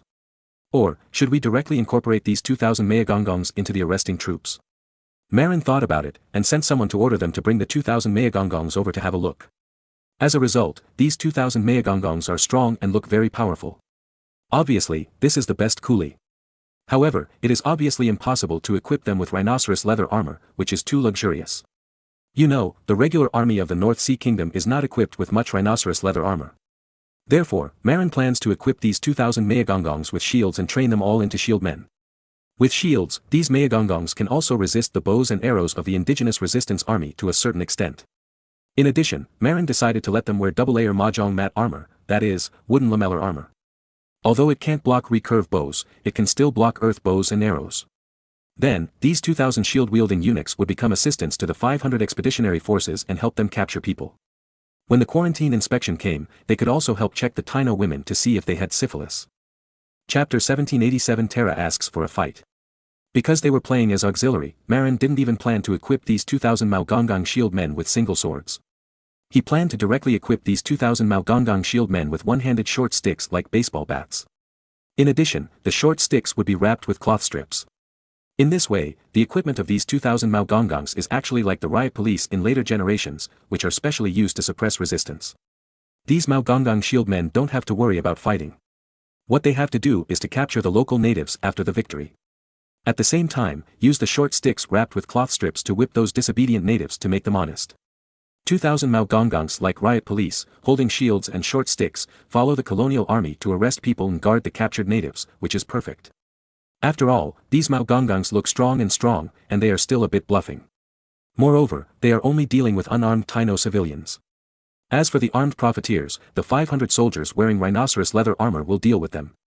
In addition, regarding the command of the 2,000 Maogongang, Marin and Schwartz, who was in charge of military affairs, decided to select a group of veterans who married Mao Mei to serve as the commander of this team. The North Sea Kingdom has introduced more than 10,000 Mao Mei. Except for some who were sent to Las Vegas for special service projects, most of them were married to soldiers without wives and young male serfs with good performance. Many veterans were assigned young and beautiful Mao Mei because of their outstanding combat performance. After living with Mao Mei's wife for many years, under the influence of his wife, many veterans can speak Russian. Although not particularly fluent, there is no problem communicating with Mao Zi and commanding them. Therefore, Marin selected 100 veterans who can speak Russian to serve as instructors and officers of the 2,000 Maogongangs, commanding them to use short sticks and shields to suppress the Taino's backlash. Of course, these 2,000 Maogongangs are out-and-out newcomers with no skills. Therefore, they still need to be trained well. Fortunately, those veterans are very good at training new recruits and can speak Russian, which is really a very suitable candidate for commander. Marin then asked the 100 veterans who could speak Russian to take the 2,000 Maogongangs to training first. Then, he began to prepare to select 500 reinforcements. After 1 month, when those Maogongangs were almost trained, they would board the ship and be transported to Santo Domingo on the island of Haiti. But at this time, Terra, the governor of Havana, Cuba, learned about the news of Haiti from somewhere, so he sent a ship back to his country and submitted an application to Marin, requesting that the Cuban colonial army send reinforcements to participate in this counterattack. The island of Cuba, where Terra's Havana colony is located, is just west of Haiti Island, so it is not surprising to know the news. After all, many of the food supplies for Santo Domingo were transported from the Havana colony nearby. As for why Terra took the initiative to ask for battle, it is related to Terra's current situation. Because Terra has the lowest ability among Marin's first 5 attendants, Terra has always had a sense of crisis, fearing that he will fall out of favor. In addition, there is the difficult birth of the governor of Cuba. Logically, Cuba should have a governor. After all, this is also an important colony of the North Sea. But because Terra's ability is mediocre, and Hayter's younger brother Wiltz did a good job in the Moa colony in the east of Cuba, providing Marin with a large amount of nickel ore and sulfuric acid. So, Terra is a little nervous. Although Terra is one of Marin's earliest dragon heroes, Wiltz is also very powerful. Wiltz's brother Hayter is the governor of Oldenburg under Marin's rule and has great power. Moreover, it is rumored that after the old Prime Minister Fat Jeffrey retires, the next Prime Minister is likely to be Hayter. After all, although Hayter is only from a merchant family, he is the first medieval college student to defect to Marin, and his qualifications are very old. Therefore, Terra has always been worried that the position of governor of Cuba will fall to his competitor Wiltz.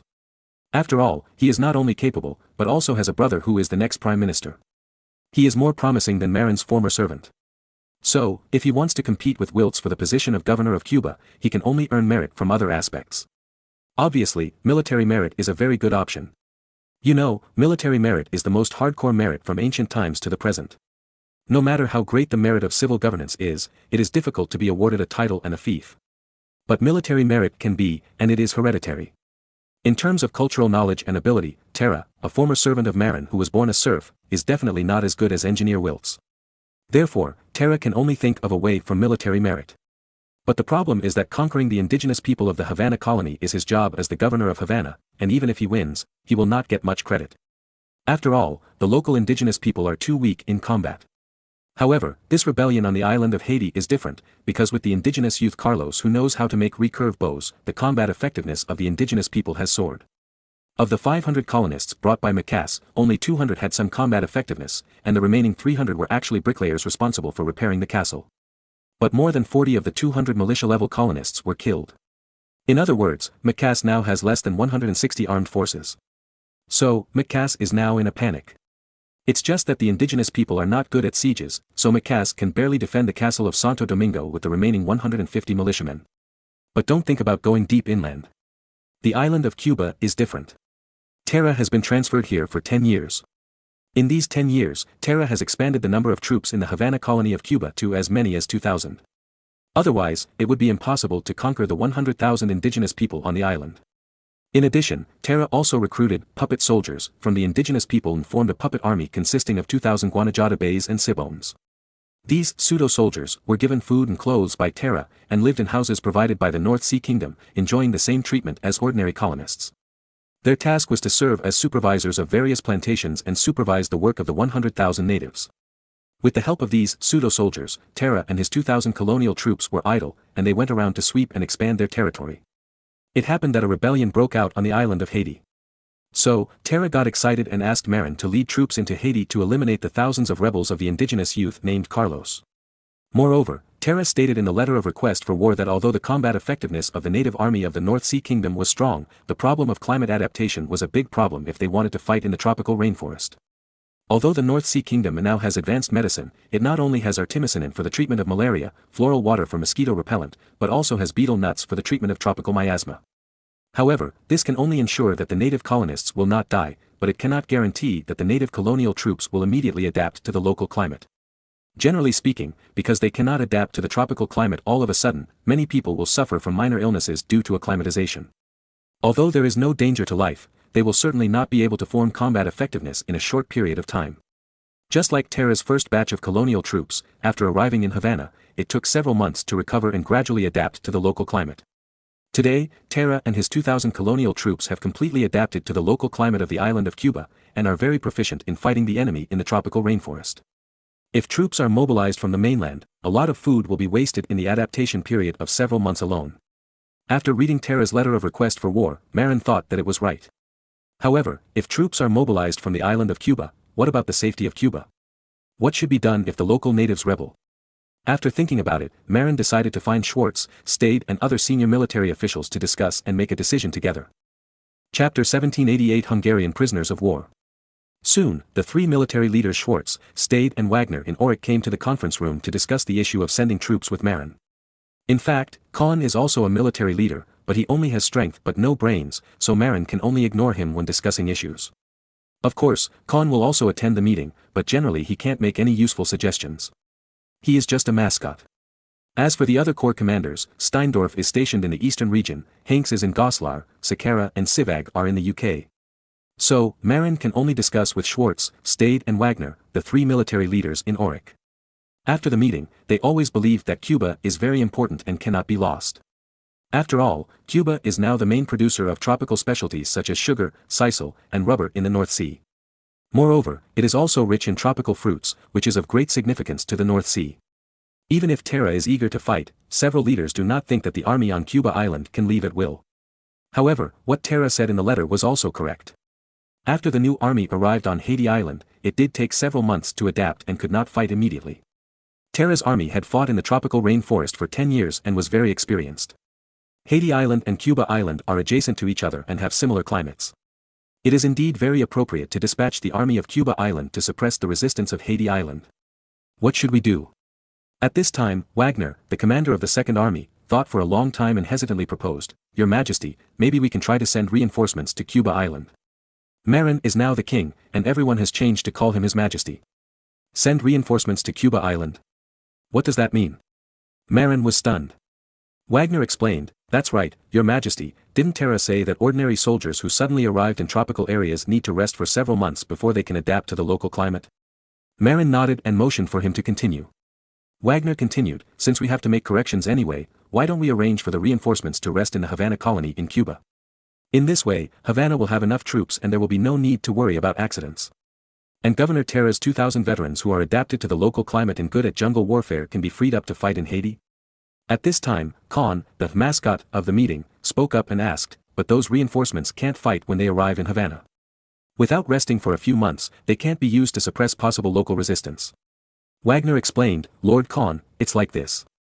After these reinforcements arrived in Havana, they were stationed in the military camp, and people outside didn't know that they were temporarily unable to adapt to the local climate. Moreover, the local security group, pseudo-troops, formed by the locals were responsible for the supervision, and the regular army was not needed. These people live in the military camp, even if they are not feeling well, outsiders don't know. I remember His Majesty once said that existence is a deterrent. As long as these reinforcements are stationed in the Havana military camp, the locals dare not act rashly. As long as they don't reveal their true colors, there will be no problem. Besides, even if there is a problem, these people may not be able to enter the local rainforest to suppress the local riots, but they can still guard the castle in Havana. At that time, the worst-case scenario is to call back the old soldiers from Havana on the island of Haiti to suppress them." After listening to this, Marin frowned for a while, but soon relaxed. Obviously, he agreed with Wagner's suggestion. Indeed, after the arrival of this batch of reinforcements, they will have to rest for a few months anyway. Instead of wasting time in Santo Domingo, Haiti, it is better to go to Havana, Cuba to rest. By the way, the 2,000 veterans under Terra who are good at tropical jungle warfare will be transferred to Haiti to fight. With Terra's 2,000 veterans who are proficient in tropical rainforest warfare, wearing rhinoceros leather armor that is not afraid of bows and arrows, it is not a problem to completely defeat Carlos's gang of indigenous resistance forces. However, Stade also expressed a different opinion on the number of reinforcements. Stade believes that Cuba will be completely conquered sooner or later. After all, most of the indigenous people on the island are not under the management of the colonial authorities. Therefore, it is better to take this opportunity to send enough troops to stay on the island of Cuba. When they adapt to the local climate and Terra's colonial army returns from the end of the war, they will simply follow Terra's veterans to go out again and sweep all the indigenous tribes on the island of Cuba. So, how many reinforcements do you think it is appropriate to send? Marin asked with a frown. At least 3,000. Together with Terra's original 2,000 men, 5,000 soldiers are enough to sweep the entire island of Cuba. In addition, some soldiers will also be stationed on the island of Haiti in the future to plunder the population on the island. Therefore, 1,000 more soldiers should be sent. Wait a minute. Schwartz, the Minister of Military Affairs in charge of military affairs, interrupted Stade's speech and said, "Captain Stade, according to your idea, you have to send 4,000 soldiers this time. This is almost half a legion. Besides, are those soldiers willing to go to such a hot place?" Stade smiled and said, "Lord Schwartz, I've thought about it a long time ago. Your Majesty, gentlemen, have you forgotten the tens of thousands of Hungarian prisoners of war in the Ramelsberg silver mine in Goslar? You mean, select soldiers from those prisoners? Aren't you afraid that they will rebel?" Schwartz frowned. Stade explained, "Those Hungarian prisoners of war have been working in the mines for a year, and with your Majesty's promotion of German education and pastoral education, brainwashing, many Hungarian prisoners of war can now speak German relatively fluently. Moreover, there will be no problem with their loyalty to your Majesty. Maybe tens of thousands of people cannot be loyal, but it is no problem to select 4,000 people. But, according to the original plan, they were to be sent to the North American colonies to farm." Schwartz said uncertainly. Stade said confidently, "Yes, that was the original arrangement. But now it's different. His Majesty said that he plans to select hundreds of thousands of strong men and women from Haiti to farm in the North American colonies. So, in this case, it is not so important whether those Hungarian prisoners of war go to North America to farm. Because those Taino strong men and women can also farm. Moreover, they are more honest and easier to control than Hungarians. So, why don't we select a few thousand honest and obedient Hungarian prisoners of war to join the colonial army and help conquer the indigenous people of Cuba and Haiti?" Khan interrupted at this time, "That's right, but will those Hungarian prisoners of war be willing to go to such a hot place? You know, for going to tropical colonies, His Majesty's principle is voluntary." Stade waved his hand and said, "They will be willing. After all, mining every day is much harder than being a soldier and fighting the indigenous people. Everyone thought about it, it's true. Although it's a bit hot in Cuba and Haiti, it's not hard to be a soldier. After all, mining in silver mines requires going down the well every day. Not only is it hard and tiring, but it is also somewhat dangerous. Serving as a soldier in Cuba and Haiti is much better than mining. Moreover, the benefits are different. Marin listened silently for a long time and thought about it for a long time. In the end, he agreed with Stade's suggestion, to select 4,000 honest prisoners of war who have a high degree of brainwashing and can speak German from more than 50,000 young and strong Hungarian prisoners of war. As new recruits, they will be sent to the island of Cuba and incorporated into the colonial army. In addition, Marin will also ask the Goslar Silver Mine Management Department to look through the records, mainly to see which prisoners of war prefer summer. Such people can adapt more easily in the tropics. And those who are afraid of heat are more likely to suffer from acclimatization in the tropics. Of course, Marin would not send only 4,000 Hungarian prisoners of war. He was also worried about something going wrong, wasn't he? In addition to these 4,000 Hungarian prisoners of war, Marin also sent 1,000 veterans who were willing to go to Cuba as grassroots officers to control the reinforcements composed of these 4,000 Hungarian prisoners of war, so as to prevent this army from having a different mind. In other words, Marin sent a total of 5,000 reinforcements this time. With the original 2,000 people, the total number of colonial troops in the Cuban colony has reached 7,000. And Marin remembered that during the Latin American War of Independence in the early 19th century, there were only more than 7,000 soldiers in the Spanish Viceroyalty of Peru. And the armies of Bolivar and San Martin were only a few thousand people each. Marin sent 7,000 colonial troops at once, which was actually a very powerful force. Even, it was no problem to use it to sweep Latin America. The only problem is that the tropical rainforests of Cuba and Haiti are complicated. If you want to fight in the jungle and plunder the local population, you really need so many soldiers. Unless you learn from Spain and start to occupy only the coastal areas. As for civilized areas with few forests, such as the Inca Empire and the Aztec Empire, they are easier to conquer. Because, you can just send an army to defeat the main forces of the two countries and control the area. It's not like in the tropical rainforest, where you need a lot of manpower. Chapter 1789, Using the Smelter's High Temperature to Train His Men. Knight Clement was in charge of the task of selecting Hungarian prisoners of war who were willing to go to Cuba and Haiti at the Goslar silver mine. It should be pointed out that this Clement was the younger brother of Con and Kohler. Marin met this guy when he first visited Con's house. However, Clement was a little miserable. He was not as strong as his elder brother Con, and his brain was not as good as his second brother Kohler. Then, he became a half-baked person who was neither high nor low. But his family was very prominent in the North Sea Kingdom. The elder brother Con and the second brother Kohler were now both third-class earls in the North Sea Kingdom, that is, from earls were divided into three classes, earls, deputy earls, and from earls, and the same was true for other titles. Of course, there was only one level for the duke and above the duke, and it was not open to his subordinates yet. Although the from earl was the lowest earl in the North Sea Kingdom, he was also an earl. Two earls in one family was both an honor and a pressure for Clement, a guy who was neither good at literature nor martial arts. With the help of his two elder brothers, he has now only managed to become a hereditary knight, which is a far cry from his elder brothers. It's not that Con and Kohler are unwilling to help him, but that he doesn't have enough merit. This time when he went to the Goslar silver mine to select Hungarian prisoners of war, Con secured this opportunity for Clement. If he performs well and then goes to the colonies to fight a few more battles, he might be able to gain military merit. When his military merits accumulate to a certain level, with the help of his two elder brothers, he can still become a baron. Before Clement left, Kohler, the smarter second brother, gave him instructions for a long time. Clement listened to it, after all, he was not stupid. After arriving in Goslar and entering the Rammelsburg silver mine for an inspection, Clement suddenly discovered that this matter seemed very simple. How simple was it? Because Clement discovered that in the Rammelsburg silver mine, in addition to the miners who went down to mine, there was also a smelting area on the surface where smelting furnaces were concentrated, responsible for putting the mined and screened silver ore into the blast furnace to smelt it into silver. The Hungarian prisoners of war who were responsible for smelting silver were more than 7,000 people. In addition to the hundreds of skilled craftsmen who were really responsible for controlling the blast furnace, most of the smelting area was responsible for carrying the screened concentrate, climbing the ladder to pour the ore into the furnace at the top of the blast furnace. These coolies were handed over to them since the Hungarian prisoners of war came. In addition, after the smelting was completed, they would carry the silver melt in the container, pour it into the mold, and cast it into silver blocks and bars. And these jobs not only require a lot of strength, but also the working environment is quite hot, about the same temperature as in the blacksmith shop, and high temperatures of 40 to 50 degrees are common and can even reach 60 degrees. Therefore, most of the Hungarian prisoners of war working in the smelting area were shirtless, sweating and looking greasy. It's done. Seeing this scene, Kleiman snapped his fingers happily.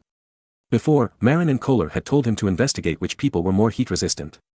Now, it can be seen at a glance how can the prisoners who have worked in the smelting area for a year be afraid of heat? He has heard that the temperature in the blacksmith shop is higher than that in Cuba. The more than 7,000 Hungarian prisoners of war who have worked in the smelting area for a year must have adapted to the high-temperature environment. Moreover, these coolies who have been carrying ore to the top of the furnace for a long time are generally strong. Otherwise, they would not be selected as coolies in the smelting area. Therefore, Kleiman directly selected 4,000 Hungarian prisoners of war who were more honest and willing to learn German from the more than 7,000 coolies in the smelting area and took them back directly. And these Hungarian prisoners of war who worked as coolies in the smelting area were also willing to serve as soldiers on the island of Cuba. After all, it is very hard to work as a coolie in the smelting area which is hotter than the tropical areas every day. Why not go to the colony and be a boss? As for the problem of the mine because of the sudden loss of 4,000 coolies in the smelting area, Clement said, just pick another batch to make up for it. Clement's words are not bad. After all, when these Hungarian prisoners of war first came, didn't they have so many coolies in the smelting area? At most, just pick another batch. And Clement's method of selecting coolies who can adapt to the tropical climate also made Marin appreciate it. After all, those who can work in the smelting area are definitely not afraid of heat, so they don't have to worry about the problem of acclimatization in the future. Of course, this does not mean that they can adapt to the local environment all at once when they go to Cuba. After all, the high temperature in the smelting area is dry heat. And Cuba and Haiti have a tropical humid climate. After they get there, they still have to adapt for a while. At most, they can adapt to the local climate more easily than those who are afraid of heat, and the adaptation time will be greatly shortened. Maybe, we can train soldiers who can adapt to tropical climates in this way. Saul suggested. Saul believed that people who were used to the high-temperature environment of blacksmith shops and smelters would definitely adapt to tropical climates more easily. Moreover, this method could also be used to test who could not adapt to hot climates. After all, some people who were afraid of heat could not stay in blacksmith shops and smelters. Okay, let's do it. Marin thought Saul's suggestion was good. First, through the training of the hot climate atmosphere of blacksmith shops and smelters, people who really could not adapt to hot climates could be selected, so as to avoid having to replace them at that time. You know, Marin had replaced more than 200 people in the colonies of Cuba, Grenada, and Panama. There was no way, those people were really not adapted to tropical climates and were very afraid of heat. After arriving in the tropical colonies, although they would not die of serious diseases, they were weak in their hands and feet, weak all over, and looked very uncomfortable. This is related to people's physique. Some people are born afraid of cold, some are born afraid of heat, and some are afraid of both cold and heat. There is nothing you can do. After making the decision, Marin further improved the plan and decided that in the future, when selecting coolies in the silver smelting area, he would give priority to Hungarian prisoners of war who are honest and obedient and willing to learn German. Because, those people, Marin may continue to recruit them in the future. The world is so big, Marin will not stop conquering. Although the scale of 7,000 colonial troops is large enough, more manpower is needed to conquer and develop more areas. In addition to selecting Hungarian prisoners of war who are honest, obedient and willing to learn German to serve as coolies in the silver smelting area, Marin also plans to recruit some of the German serfs who are willing to work for him and go to the silver smelting plant for training. Then, send them to tropical colonies. After all, Marin is a German after all, and he dare not completely trust those Hungarians. The truly reliable ones are still his own family. Marin can be assured enough by letting the German youths under his rule go to the smelter for training for a few months, and then send them to tropical colonies such as Cuba and Panama to serve as the core and main force of the colonial army. In fact, blacksmiths are very adaptable to hot climates. Moreover, because blacksmiths are forging iron all day long, they are very strong and have strong arms. Moreover, they are familiar with swords. On the battlefield, blacksmiths are definitely elite soldiers. For example, Yu Qigong, a fierce general in the early Tang dynasty, was a blacksmith and was very powerful. But Marin knew that it would be more efficient for those blacksmiths to stay in the forge to help him forge weapons. Therefore, he prefers to use the smelter to train those coolies to adapt to high temperatures. Then, send them to the colonies to participate in the war. This way, it is more cost-effective. Chapter 1790, Trouble. Marin calculated that the 7,000 troops in Cuba and Haiti were enough. However, the same number of troops would be needed to conquer the Aztec Empire in Mexico. Moreover, they would need to be stationed there permanently in the future. The Inca Empire is on the Andes Plateau, where the temperature is not high. For example, the Potosi silver mine is located on a plateau at an altitude of 4,000 meters. The climate is relatively cold and there is no need for any heat resistance. For example, the capital of the Inca Empire, Cusco, has an altitude of 3,400 meters and is not hot at all. Although most of the Mexican region is also a plateau, the altitude is not very high. For example, the capital of the Aztec Empire, Tenochtitlan, which is the Mexico City of later generations, has an altitude of only about 2,240 meters, which is more than 1,000 meters lower than Cusco. The altitude difference between the two is more than 1 kilometer, and the climate is naturally very different. Therefore, although the climate on the Mexican plateau is much cooler than that in Cuba and Haiti, it is still a little hot. It is not a bad thing after all that the soldiers under your command can tolerate heat. Moreover, whether it is the Mexican region or the Inca region, although the plateau is not too hot, if you want to ship goods out, you still have to rely on the port. The ports are all located in the lowlands by the sea, which are not cool, but pure tropical areas that match the latitude. Therefore, whether it is the Mexican region or the Inca region, some soldiers who are adapted to the hot climate need to be stationed in the port. In fact, Marin can actually train local Indians to act as puppet soldiers to help him maintain his rule in the local area. However, Marin has some concerns. You know, those puppet soldiers can be used as supervisors, but if you really rely on them to fight. Not to mention the problem of their combat effectiveness, even if their combat effectiveness is improved, Marin is more worried. Because they have the capital to resist. You know, in history, San Martin, the leader who led Latin America to independence from Spain, participated in the Spanish army. Another leader, Bolivar, although he had never participated in the Spanish army, had a better experience. This guy had been an attendant officer of Napoleon and had been with the European god of war, Napoleon. And Washington, who led the independence of North America, also participated in the British colonial army. In other words, if the people in the colonies mastered a certain degree of military command ability, they would likely become a powerful weapon for rebellion. Therefore, Marin would rather let the troops sent from the mainland fight than reuse those fake troops. At most, after the victory, let those fake troops act as supervisors and tax collectors. Of course, in the future, it will definitely be necessary to recruit soldiers from the colonies to participate in some wars. However, Marin will strictly control an insurmountable red line: officers must come from the mainland. This is the most important thing. Even if the colonies have so many soldiers, if there are no officers with enough weight and ability to lead them, they will not be able to make waves. And officers from the mainland cannot lead those colonial soldiers to rebel against the mainland. After all, their families are all in the mainland. But this is not absolute. If there are particularly outstanding soldiers in the colonies who need to be promoted, then the whole family of the promoted person must move to the mainland, or to another colony. For example, if he is transferred from North America to South America, the whole family will also move to South America. As long as the whole family leaves their hometown, it will not be easy to become a military commander of the resistance forces. As for civil servants, Marin Dao didn't care so much. He had to strictly implement the hometown avoidance system of the Ming dynasty, which was more than 500 miles away from home, to avoid the growth of local forces. Just when Marin was planning the deployment of troops in the future colonies, news suddenly came from Goslar: something happened. Marin was startled and quickly called Kohler to ask what happened. As the chief intelligence officer, Kohler naturally knew what happened. Kohler said with a guilty look on his face, "Your Majesty, Clement may have caused trouble." Marin was stunned. "What's wrong? Didn't he do a good job in selecting people before?" Kohler said helplessly, "The problem lies here." Then, Kohler explained the cause of the problem in detail. It turned out that although there was nothing wrong with Clement's way of selecting people, he was too impatient. He took away most of the coolies from the Goslar silver mine smelter at once, leaving the silver mine silver smelting without manpower. Although some miners were urgently found from underground to make up the number, those miners could not adapt to the high-temperature environment of 40 to 50 degrees in the smelter at once, and the production efficiency could not be restored to the original level at once. At this time, those merchants who were waiting for silver, lead blocks and copper ingots were not willing to do it. The merchants in the North Sea Kingdom were better and did not dare to say anything. However, the merchants from other vassal states were different. They made a fuss, and finally learned that 4,000 coolies had been withdrawn from the smelter. Then, these foreign merchants began to inquire about why so many coolies from the smelter were taken away at once.